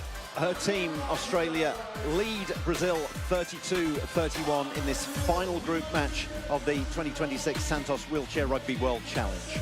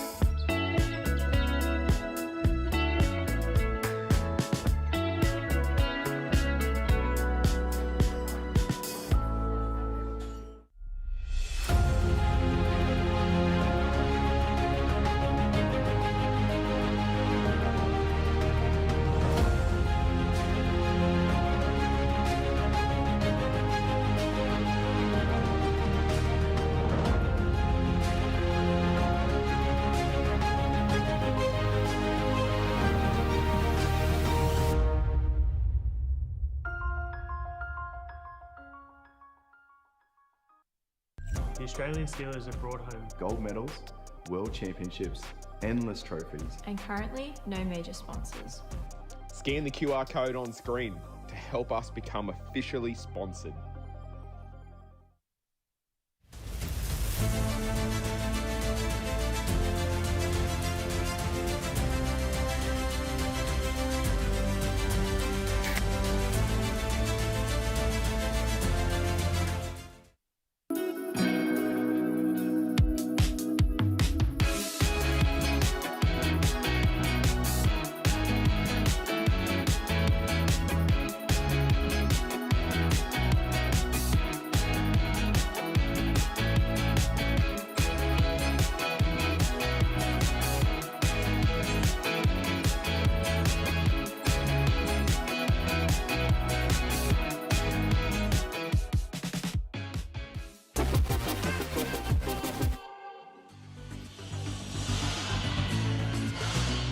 Welcome back to the 2026 Santos Wheelchair Rugby World Challenge. It's the final group game, Australia versus Brazil. Australia leading 32-31 as we get the third quarter underway. Bo Vernon has come on, and there he is with his inbounds. The one-pointer inbounds to Chris Bond. The other Australians at the moment, Riley Batts, who is in the sin bin, and Emily Miller. So Riley Batts in the sin bin, and that means that Australia all of a sudden are desperately trying to score. So they've got a set play out there and a set team out there, but the shot clock is running down. Bond on his own, he's the only one with any great amount of function. And is that ball going to go loose? Yes. So that actually works for Australia, but they've only got 4 seconds to go. Out comes Bat. So that was a bit of an unexpected turn of events there, with Riley being in the sin bin. Yeah, Bo showing terrific desperation there and making Brazil really work for it, and he just wasn't able to get control. And Australia will regain possession. Brazil calling a timeout already, so just 36 seconds into the third quarter, Australia leading 32-31. The Plan Partners dashboard is really simple to use. I just submit the invoices and they're paid. I'm ready for the game, I'm ready for the day. Together, it's possible. We're calling on brands to jump on board one of Australia's most successful teams in history. We just launched the sponsor shop. It's a sponsorship deal brands can't afford to ignore. Scan the QR code on screen to help us become officially sponsored.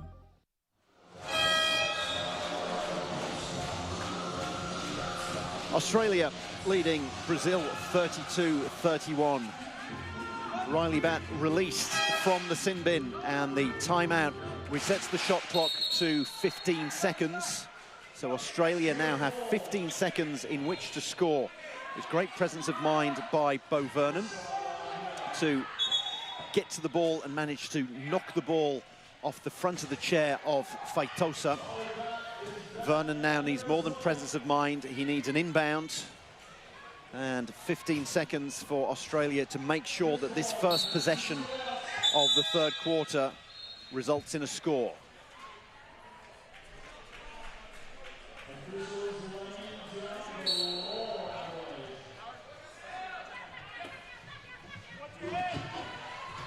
Gets it out to Bat. Can Bond get to it?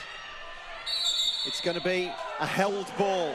So that is as good as a turnover as far as Brazil are concerned. They will get possession here. It means that Australia will get possession at the start of the fourth quarter, all things being equal, but it currently means that Brazil are in possession of the ball and will get the first score, all things being equal, of this third quarter. So things really not going to plan as far as the Steelers are concerned, and everything working perfectly as far as Benoit Labrecque's Brazil are thinking. 32-all as Brazil equalise.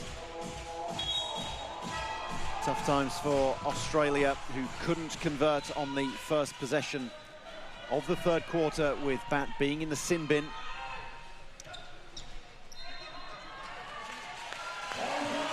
Bat goes over for the score to make it 33-32.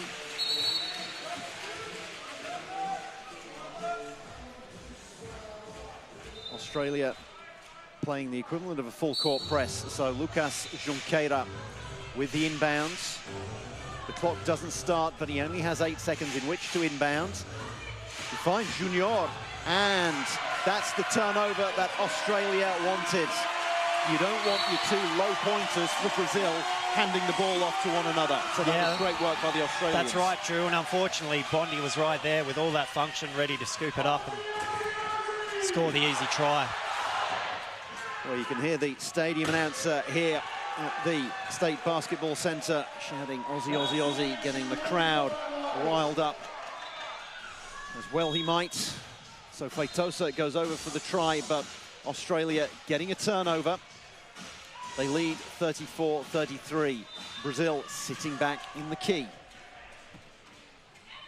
Miller and Vernon on either side. Bond goes down the middle and just manages to get control of the ball. A perfectly looped pass by Riley Bat so that Bond could get control before his casters were over the line. Australia lead it 35-33. Feitosa has to get over the halfway line. Bond doesn't want him to, but he does.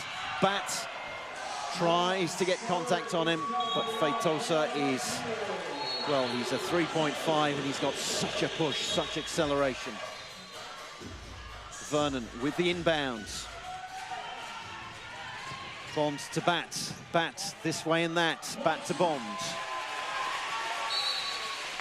36-34. Australia are going to be putting Pressure on the inbound. They don't want it to get to Feitosa. It does. They don't want it to get to Braz. It does. Can they keep Braz down there? Can they keep the ball inside this half for 12 seconds? Or can they force them to throw out a loose pass? They can. But even so, it's a reaching foul by Bond.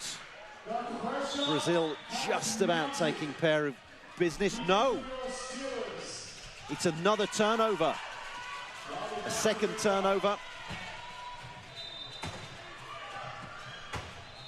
Bat takes it up. The sideline isn't his friend. He comes back inside. Pops it over to Bond, who just about holds it. The gap is now 2. Braz gets it. Feitosa is loose, and the deficit is halved almost immediately. Feitosa taking time off the clock.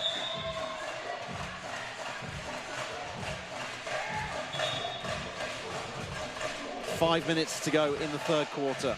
Australia leading by a point. Once again, Brazil sit back in the key, taking time off the clock and allowing their core 4 players, who are rarely substituted, to have a little bit of a breather. Bats barges his way through. Substitution called by the Steelers. On come Lambert, Edmondson and McQuillan. But a timeout is called to enable this to be done, with Australia leading 38-36 with 4 minutes 42 left in the third quarter.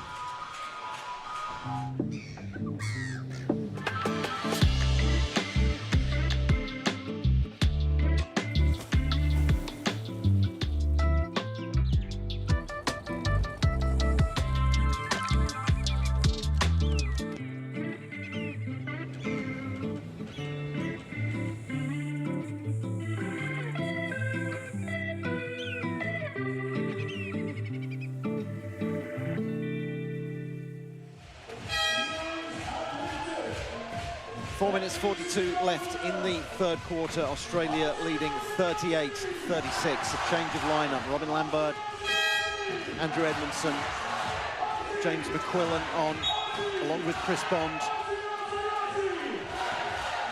Brazil sticking with their high-low that they've been using so well and that works so effectively, particularly in shorter tournaments. Australia have used 2 of their coaches' timeouts as well for this half, so they've only got 1 left. So that's going to be something a little bit awkward for them as we get to the end of the third and then the end of the fourth quarter. Bond cruises through to make the lead 2 tries once again. Lucas Junqueira inbounds to Braz. Junior and Lucas setting the blocks, and it goes over the top of Edmondson, and there, of course, is Feitosa, as he invariably is every time. Yeah, you can see Braz, he's got such a good pass. As soon as Feitosa turns towards goals, both Andrew Edmondson and Robin Lambert just don't have that speed to go and run with him up court. Now, the try has been given. Edmondson just getting on the end of that pass. The referee awarding the try.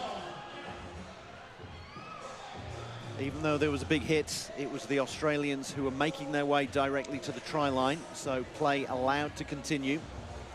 And Edmondson just corralling that pass from Bond.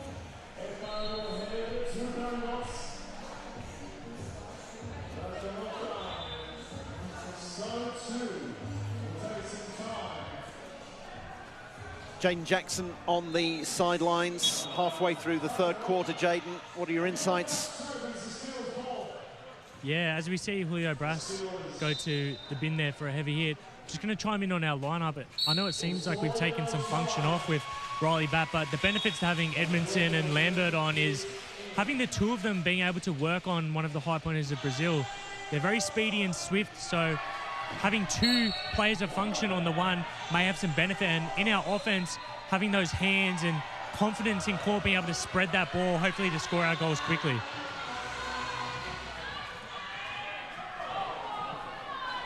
A lot of function out there at the moment with Lambert a 3, Edmondson a 2. And the heavy hits that saw Braz go to the bin, then that Australia got the equivalent of a turnover. So they were 3 clear. It's now down to 2. 41-39. I don't think the scoreboard has quite caught up. Bond over the top to Lambert, who does well to get a hold of that. Bond does well to keep his balance, and through he gets. Yeah, great composure by Robin just to take that ball and dish it straight off to Chris on the way past. Benoit Labrec is up in arms. The scoreboard currently says 41-38. Bond has just gone over. I think he's asking about the score. To me, it was 41-39. It's just gone round to 41-39. Now it should go to 42-39.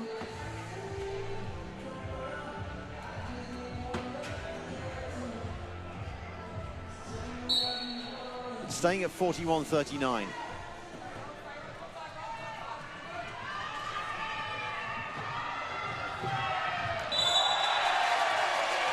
Feitosa just gets through, gets his axle ahead of Bond, and Bond called for a spinning foul. Chris Bond will have to go off. Not that he looks like he's making his way there at the moment. And over he goes to the sideline. Reluctantly, no, staying on. Yeah, Brazil have been awarded a penalty try goal. has been given. So 41-40 to Australia. Hence Bond staying on. But it's just a 1-point lead for Australia. Bond looking to make it 2, and that's fantastic work by Edmondson and McQuillan. As Jaden Jackson said, they can lock up a high pointer between them, as can Robin Lambert. Braz gets it over the halfway line. And that was some fantastic blocking as well by Junior, the number 1, coming all the way back and accompanying the high pointer. It's what the low pointers can do so well. Bond looking for Lambert, finds Lambert, who will always have the push to get past Junior. 43-41.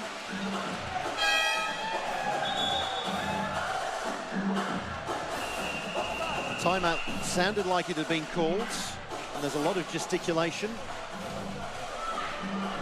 Substitution for Australia. On come Liliana Prucha, Shea Graham, Edmondson and Bat staying on, so there's a lot of function out there at the moment.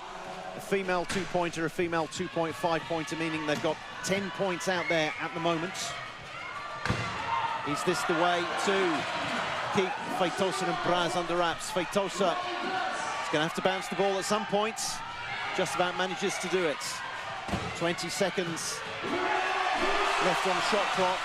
Prucha gets close to him. Braz now with the ball. Riley Batts cannot believe that he's been called for a reaching foul. Has there ever been a reaching foul called on Riley that he has accepted? That one could have gone 50-50, I think, either way. And unfortunately for Australia, Riley going to the bin. It would have been a huge play if that had been called a held ball. And with the arrow in Australia's favour. It's what Australia need to do at the moment. Less than 2 minutes to go. They need to increase their lead.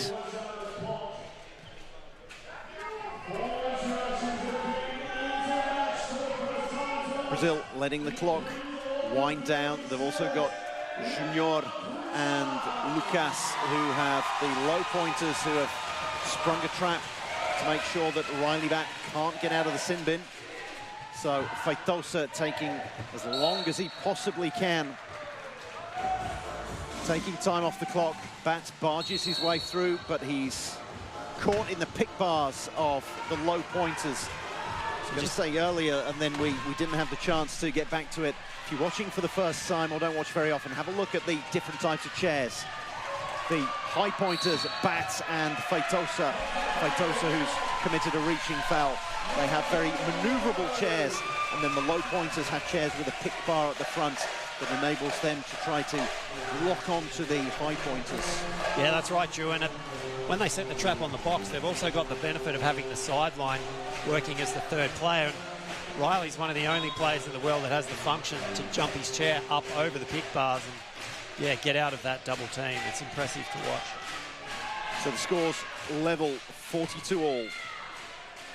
Australia with a 4-on-3 advantage and with 10 points out on court against 4.5, so they're always going to be able to score. Andrew Edmondson is the one who set the trap in front of the sin bin. So he is going to present the Feitosa to come out. So a timeout has been called by Brazil. Australia leading 43-42 with less than a minute to go in the third quarter. Wheelchair rugby is the most ridiculous sport. It's a little bit vicious. Think of wheelchair rugby like Dodgem cars on steroids. Once that whistle goes, it's on.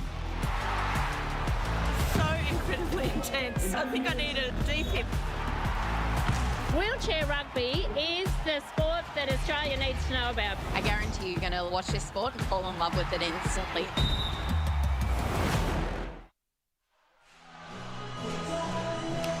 .50 seconds to go in the third and penultimate quarter of this final group match of the 2026 Santos Wheelchair Rugby World Challenge. Brazil 42, Australia 43. Brazil unbeaten so far. Australia with a loss to Great Britain. Great Britain who have finished their group stage with 3 wins and a loss. They are guaranteed a place in the final. Australia and Brazil vying to meet them on Sunday. Australia leading 43-42. Brazil in possession. 40 seconds to go. They're still running their high-low lineup. And why wouldn't you when you've got Feitosa who can get through like that, Braz. Australia electing not to use timeouts. They've only got one left. So Vernon with the inbound. It's Vernon, Miller, Batten Bond. They've got 5 points out there. Batten Bond, there's 25 seconds to go. No shot clock because it is the game clock. Australia are going to want to run the clock down and score with just a second to go. They don't want to leave any time for Brazil to score or even to take a timeout. You can hear everyone counting down. You can see the shot clock. Bond goes over with 4.5 seconds to go. Brazil not electing to take a timeout. No, great communication there. Riley knew Chris was always going to be an option for him in the key, and yeah, good patience, and yeah, that was a really positive key offense. Feitosa holds on to the ball, so at 3-quarter time and the possession arrow in favour of Brazil, it's Australia 44, Brazil 43.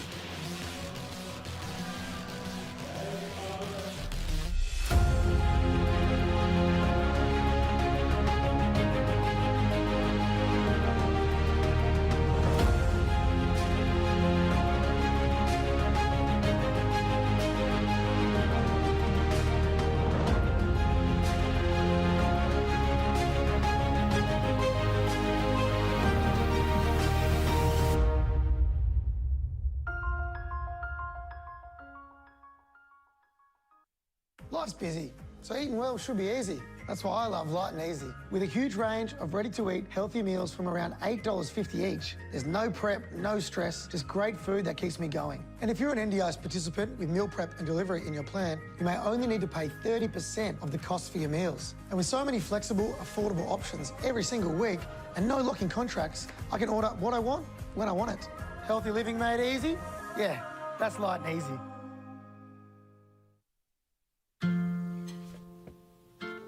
I got this one. Yes, really! I've got this! I've got this one! I will keep you strong. All of this will be a place like no other. Just like no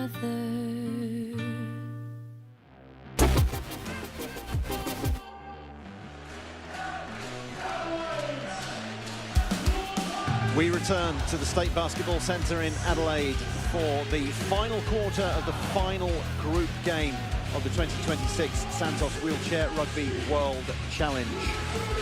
Brazil on 43, Australia on 44. Australia with the inbounds and the 1-point lead.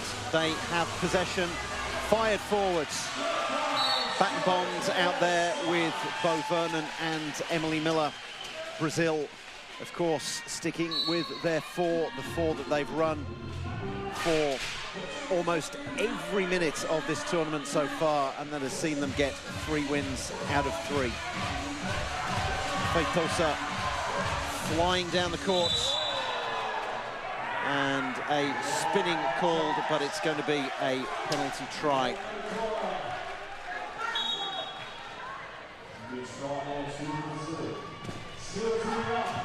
Bo Vernon to Chris Bond. Bond needs to get it over the halfway line. Hasn't quite done that yet. Feitosa in there. I think there's going to be a lot of reaching from both teams as they look to force held balls and turnovers. Yeah, Brazil haven't really been pressured in the tournament thus far to the point where they've been behind in a game, so it'll be interesting to see how they respond in this fourth quarter. Ironically, it's been Germany who've put them under the most pressure. Germany, who have played 4, lost 4, but they seem to be able to annoy the Brazilians as they did in the Paralympic qualifying tournament, which saw Germany get through at Brazil's expense. Now, yet again, get your bingo cards out. There he is, Feitosa, going to the sin bin, as he tends to. Benoit Labrec hears some boos from the crowd, and he decides to G them up a little bit. So Australia with a 1-point lead. It's going to be 2 any second now. Bond is sitting in front of the sin bin so that Feitosa can't get out. Bat goes over the line. And a timeout is called by Brazil, with Australia leading 47-45 with 7 minutes left in the final quarter. So, taking a timeout already. I think Benoit Labrec's going to take his timeouts, not to advance his team, but to give the 4 players who've been out there for the entirety of the tournament a breather. Yeah, that's right. In a tight game like this, and they've only gone 4 deep so far, just taking them, giving them a moment to relax and get their heads back in the game. You hear the cries of "Let's go Steelers, let's go." They lead 47-45. A reminder that they lost to Team GB. Great Britain themselves lost to Brazil. There's a lot of talk in the Aussie side of things during that timeout. There's usually less talk during Brazilian timeouts, not least because Benoit Labrec doesn't speak Portuguese. He has assistant coach Ana Paula Rampraques, who is his interpreter, and a lot of time during the timeouts, he just says, keep doing what you're doing. And there we go. Feitosa races his way through, as he has done on over 100 times so far in this tournament, and halves the deficit. Yeah, he's got such a fluid pushing action. He's just showing us his turn of speed there and breezing right past Bondi. Liliana Prucha with the inbound, and how fantastic it is. You've got Emily Miller, a 0.5, who gives you an extra 0.5. Lil Prucha, a 2, who gives you an extra point, and it means you can have Bat and Bond and a mid-pointer and a low-pointer out there. So as Jane Jackson was saying earlier, it enables a couple of players of function, a high pointer and a mid pointer, to try to wrap up one of the high pointers, the number 7 and number 11 for Brazil. And they almost managed to do it there, but almost isn't good enough as Braz gets through. Yeah, and Liliana being a 2, but playing in a picking chair, so it makes her a real defensive weapon just with that extra speed that she's got. Getting around her is a real mission sometimes for the high pointers. Indeed, she's a 2-pointer with a she's very quick. She's got a great push, great physique, but has a pick chair. So a defensive chair. Inbound from Lucas gets it to one of the high pointers, which is what he wants to do, and the race is on. And how many times has Feitosa won that race? 6 minutes to go, 49-48 for Australia. It also means that you can have really good strength on the inbound. So Lil Prucha with the inbound to Bats, back to Bonds. Bondi looks up at the score and at the clock as he goes over. 50-48 with just under 6 minutes to go. Australia needing to put real pressure on the inbounds. Lucas gets it to Feitosa. Braz had been locked up. He's now free. Feitosa makes his way up. Bond trying to push him to the sideline. An excellent bounce pass through to Braz. Halfway through the 40-second shot clock. Braz looking for Feitosa, who's in the key, looking for a way through himself, going this way and that. Baton Bond not wanting to let him through. And it's a turnover for Australia. Didn't bounce the ball, so Braz had the ball and didn't bounce it. Substitution called. We're going to see AJ Holloway come in. We've seen very, very little from him. Off goes Bats because they need to manage his minutes, and he's been out there for a lot of the contest today. AJ Holloway, a South Australian, comes on. It's the first time we've seen him today. Bond's telling him to go up the court as quickly as he can, fires that to Bond, and the lead is now 3. Yeah, Drew, we spoke about that fatigue factor too in the opener. Just wondering now whether the game of this intensity is going to go against Brazil in the closing minutes. And what you want is someone like Holloway with a fresh push to be able to push. Ooh, I thought he pushed Feitosa into the post there, but obviously Feitosa got his casters, the front casters, over the line first. So it's a very good call by the new Steelers coach, Lewis Quinn, to have a fresh player out there, fresh arms to push, to have a good push to try to combat Feitosa's speed. Yeah, this combination with Liliana and Emily Miller just gives Australia a longer inbound as well and opens up both high pointers. Lucas has got to get the inbound out there. Oh. Yeah, Brazil just going a little bit too close to the inbounder there. That's a violation. So even the defensive player's got to be a metre away from the inbounder. That's right, yeah.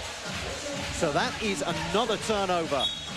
And as we mentioned earlier, the fact that you've got Lil Prucha on the inbound right in front of our commentary table, she can get a fantastic long inbound out there. Almost stolen from Holloway, but almost doesn't count. AJ goes over the line, and suddenly the lead is 4. 53-49 with 4:43 to go. Brazil maybe on the ropes here. We saw them almost on the ropes against Germany. Feitosa, though, he's got the push. Holloway for company. Keeps him honest. Prucha elects to inbound, and there is a mechanical timeout. I get the feeling we're going to see quite a few mechanical timeouts for Brazil in the last 4.5 minutes. Needing extra tape, so that gives everyone a little bit of a breather. Yeah, Benoit, a very experienced coach. You just wonder whether this is a little bit of a stalling tactic. I'm glad you said it, Bryce. I didn't want to, but you knew what I was hinting at. So that gives Feitosa and Braz a breather. A reminder that they are the two high pointers who've been accelerating, even the low pointers as well. Junior and Lucas, they're tired as well. They'll be running on fumes. 4:27 to go. 3-point lead for Australia. They want the margin to be 7 for them to qualify for the final. It's now 4. Can they force more turnovers? Unnecessary contacts.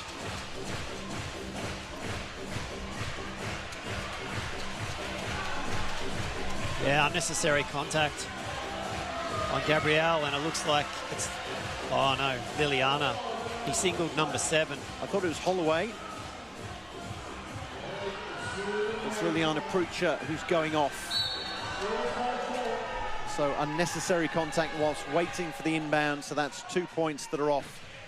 Australia still have 7.5 points on the court at the moment, so they've still got a fair bit of function. But it's going to be very difficult for Holloway to stop Feitosa. Can he get there in time? Yes, he can. And what a celebration from him. He thumps his chest and roars at the crowd. His lung capacity and his push, his stamina is absolutely phenomenal. Yeah, he just has this ability to time the way he catches the ball and cross the line, because some of the passes are right on the very limit, and yeah, his athleticism is impressive. No backspin on that pass at all, and his push was amazing to get there on time, and then he still had the stamina and the breath in his lungs to celebrate afterwards, to roar, to thump his chest. 4 minutes, 4 seconds to go. Coach Benoit Labrec isn't happy and is waving his arms and is got his hands on his hips, teapot style, as invariably is the case. Bond not to bat, but to AJ. 4 points the difference, 4 minutes to go. Holloway doing excellent blocking, trying to keep them in the key. Braz escapes. Can they find Feitosa? No, they can't. That's a turnover. That is another turnover done by some fantastic blocking work by all 4 Steelers out there. 55-51 with 3:44 to go, and the Steelers have possession. And Drew, with none of those player timeouts, Braz having to throw a really risky pass there. He was out of time to get out of the backcourt, and yeah, really just launching a long bomb in the hope that one of his players could run onto it. But yeah, Australia really getting some good momentum now. Final timeout has been taken by Brazil. They are 51-55 adrift with 3 minutes 44 seconds to go.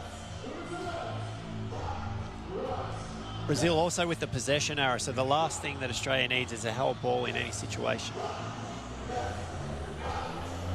So yes, if there is a held ball, a jump ball as it's often known, because a lot of the rules have been adapted from basketball, then it will go the way of Australia. So a held ball would be as good as a turnover. Australia 55-51. They're in possession. It's a corner inbound, which is always difficult, but how about that from the inbound from Lil Prucha? Absolutely fantastic pass, and it's wonderful to have someone with that kind of function on the court, along with your 2 high pointers. 56-51, Australia lead it with 3.5 minutes to go. Braz gets it to Feitosa. Holloway tries to get to him, but Feitosa's going to take it over the line. One of them's going to have to push him over the line as soon as possible. That's why he's angling his chair to take a little bit more off the clock. Prucha had been locked in the corner by Junior. She elects to inbound, but that's no bad thing. She's quite happy to inbound. She's the main inbounder at the moment. Gets it to bat. Australia lead by 4 with just over 3 minutes to go. They'd like the margin to be 7. Back to Holloway. Gets over the line as quickly as possible, and the lead is 5. Yeah, Riley just showing really good patience there, using all of the experience in every single second to get the ball into the front half. Lucas now has 8 seconds to inbound, gets it to Braz. Braz fires the pass forward. Prucha keeping Feitosa honest. He doesn't want to get over the line. He's forced over the line by Holloway. Brazil trying to take every second they possibly can over the clock. A reminder that the clock doesn't start after an inbound until it's been touched by a player or a chair. 2:52 to go. Bat trying to score as quickly as possible, and he does just that. Braz is always there for the inbounds. A reaching foul called.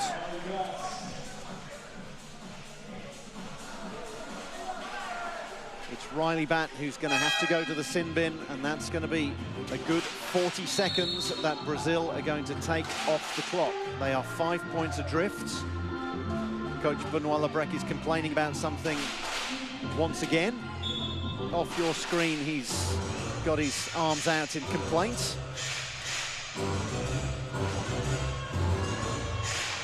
Bond is now going to try to get Feitosa over the line as quickly as possible.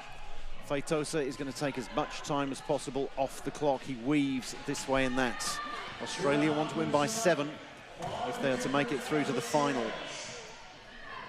And Feitosa, the number 7, is taking every second he possibly can off the clock. He's going to wind the shot clock down. You can now see in the corner of your screen, finally over he goes, 58-54, with 135 seconds left.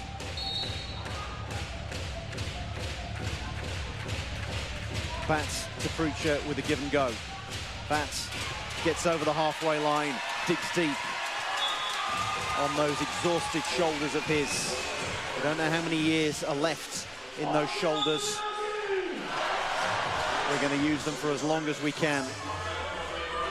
Feitosa is going to look for Braz. He's going to go on his own. Feitosa almost single-handedly taking Brazil into the final of this tournament. 59-55 with less than 2 minutes to go. Prucha with the inbound to Bond. Bond to Batt. Australia looking to score as quickly as possible. But it looks like the margin of the defeat for Australia in the group game against Great Britain is going to count against them. Great Britain through to the final on Sunday, and it looks as if Brazil are going to join them there. But Australia not giving up yet. Feitosa, he has to be the fastest player in wheelchair rugby at the moment. Yeah, he's just so fluid to watch, and he seems to just have that extra metre on both Bondi and Riley at the moment. Into the final 90 seconds, Australia leading 60-56. Batt barges his way through, as we've seen him do on countless occasions. Timeout called by the Australian Steelers by Lewis Quinn with 1 minute and 17 seconds to go. Australia leading it, but not by enough. So they're going to have to draw up some set plays and come up with some Hail Marys in the last 77 seconds of this contest. Brazil not doing a lot of talking in their end. They're quite happy just to take a breather. Australia lead it 61-56 with 77 seconds to go in this final group game of the 2026 Santos Wheelchair Rugby World Challenge. Sunday we'll see third and fourth place playoff. It's looking at the moment like it's going to be Australia versus USA. What a matchup that is. And then it's looking at the moment as if the final is going to be Great Britain versus Brazil. There will also be national championship play-in. Second and third in the national championships will play off to see who makes the final, which will take place later on. Back underway, 75 seconds to go. Australia in desperate need of a turnover. Huge hits, and that a turnover?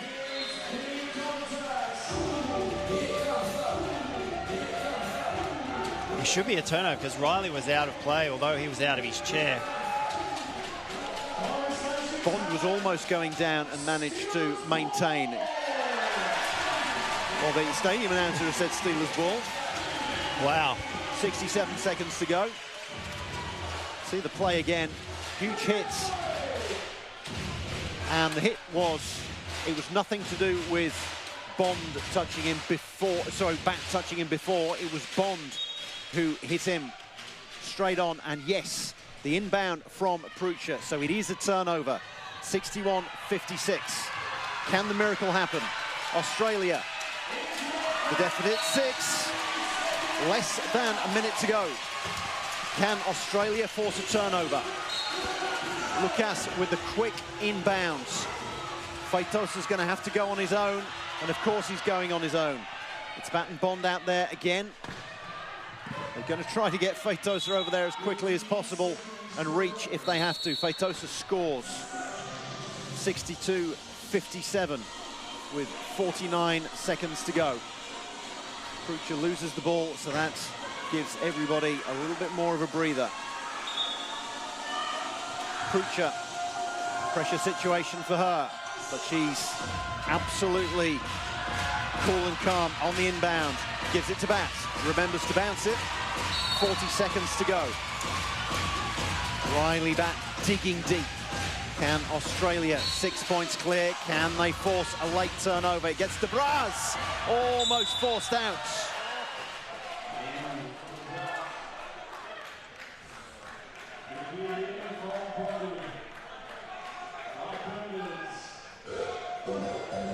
And a shake of the head ruefully by Chris Bond as he is forced to go to the sin bin. It was worth the try, taking down Braz, but now that means that for more or less the final 40 seconds of the match, 36.6 seconds to go, Brazil are going to be playing 4-on-3, and the one who is on the sidelines is the captain. So it looks like it's now mission impossible for Australia. They wanted a 7-point margin and they're not going to get it. They're 6 clear, but Brazil, 4-on-3, are going to let the clock run down. Braz and Feitosa, they may not even go over the line. They may just hold on to the ball. Bats, finally, Bond is let out. But with 4 seconds to go, it's 63-58. Bond fires it. Tries to get over the line, fires it forwards. Time expires. Huge celebrations for Brazil. Australia have won the match 63-58. But Brazil, delight for them, 63-58. They are into the final where they will face Team Great Britain. You can see what it means to them. Huge celebrations for Brazil. A fantastic win for Australia, 63-58. But all the celebrations are with the team in yellow. Brazil have made it through to the final of the 2026 Santos Wheelchair Rugby World Challenge. Yeah, such a great result. Brazil undefeated going into this, and Australia really turning it on in that second half and showing how strong they can play. But Brazil, yeah, should be super proud. They've come a long way. They were here last year and showed really strong performance, and now they get to play GB tomorrow in the final. You can see what it meant to them as they shake hands with their opposite numbers. Australia did the crowd proud on ANZAC Day with a 63-58 win, and one of the watchwords on ANZAC Day is perseverance, and Australia persevered all the way through. They did not give up. 63-58. They needed to win by 7, and they pushed Brazil so close in the end. Did not give up right to the very end. They certainly dug deep, and they can be proud of themselves. Yeah, it just shows the way these tournaments can go, Drew. You have one bad game, and unfortunately, it can put you out of the final contention. Great Britain on 10 points. 3 wins and a defeat. Brazil on 10 points, Australia on 10 points. And unfortunately, in terms of the countback, it's Australia who just miss out by the narrowest of margins by just 2 points. Brazil celebrating. You can see their fans, their entourage in the crowd. And they have just 1 game to go. And you can be sure it's going to be their core 4, but it's going to be a fantastic match.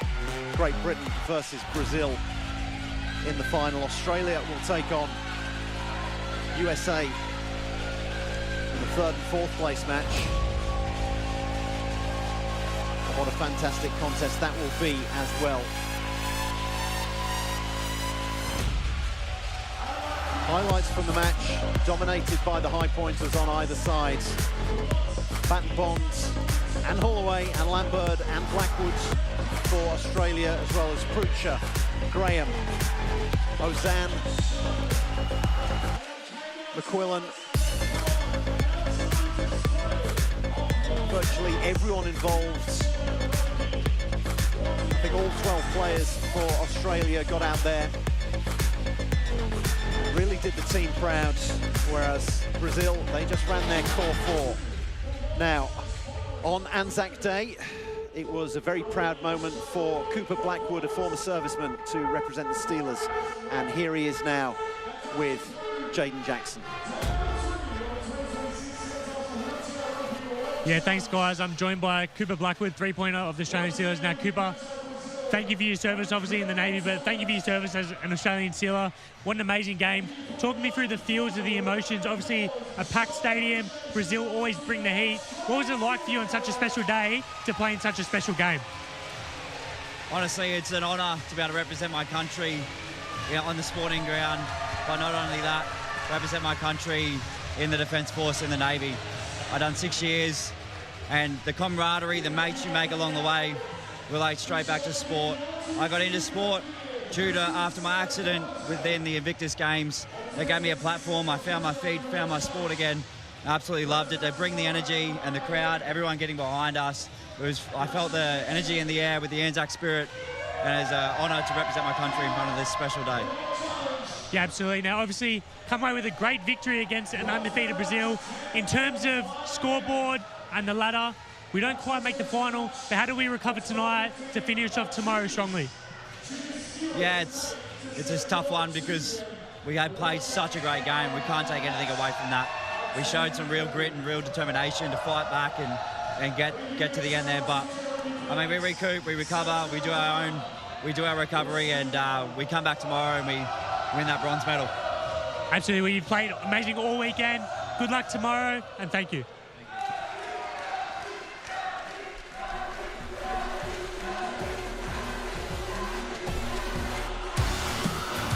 Brazil celebrating. They have made it through to the final.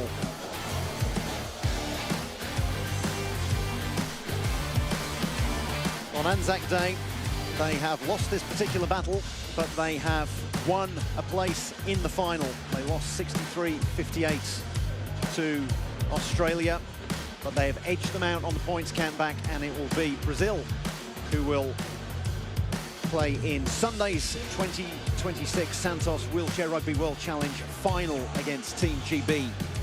Australia will face USA in the bronze medal match.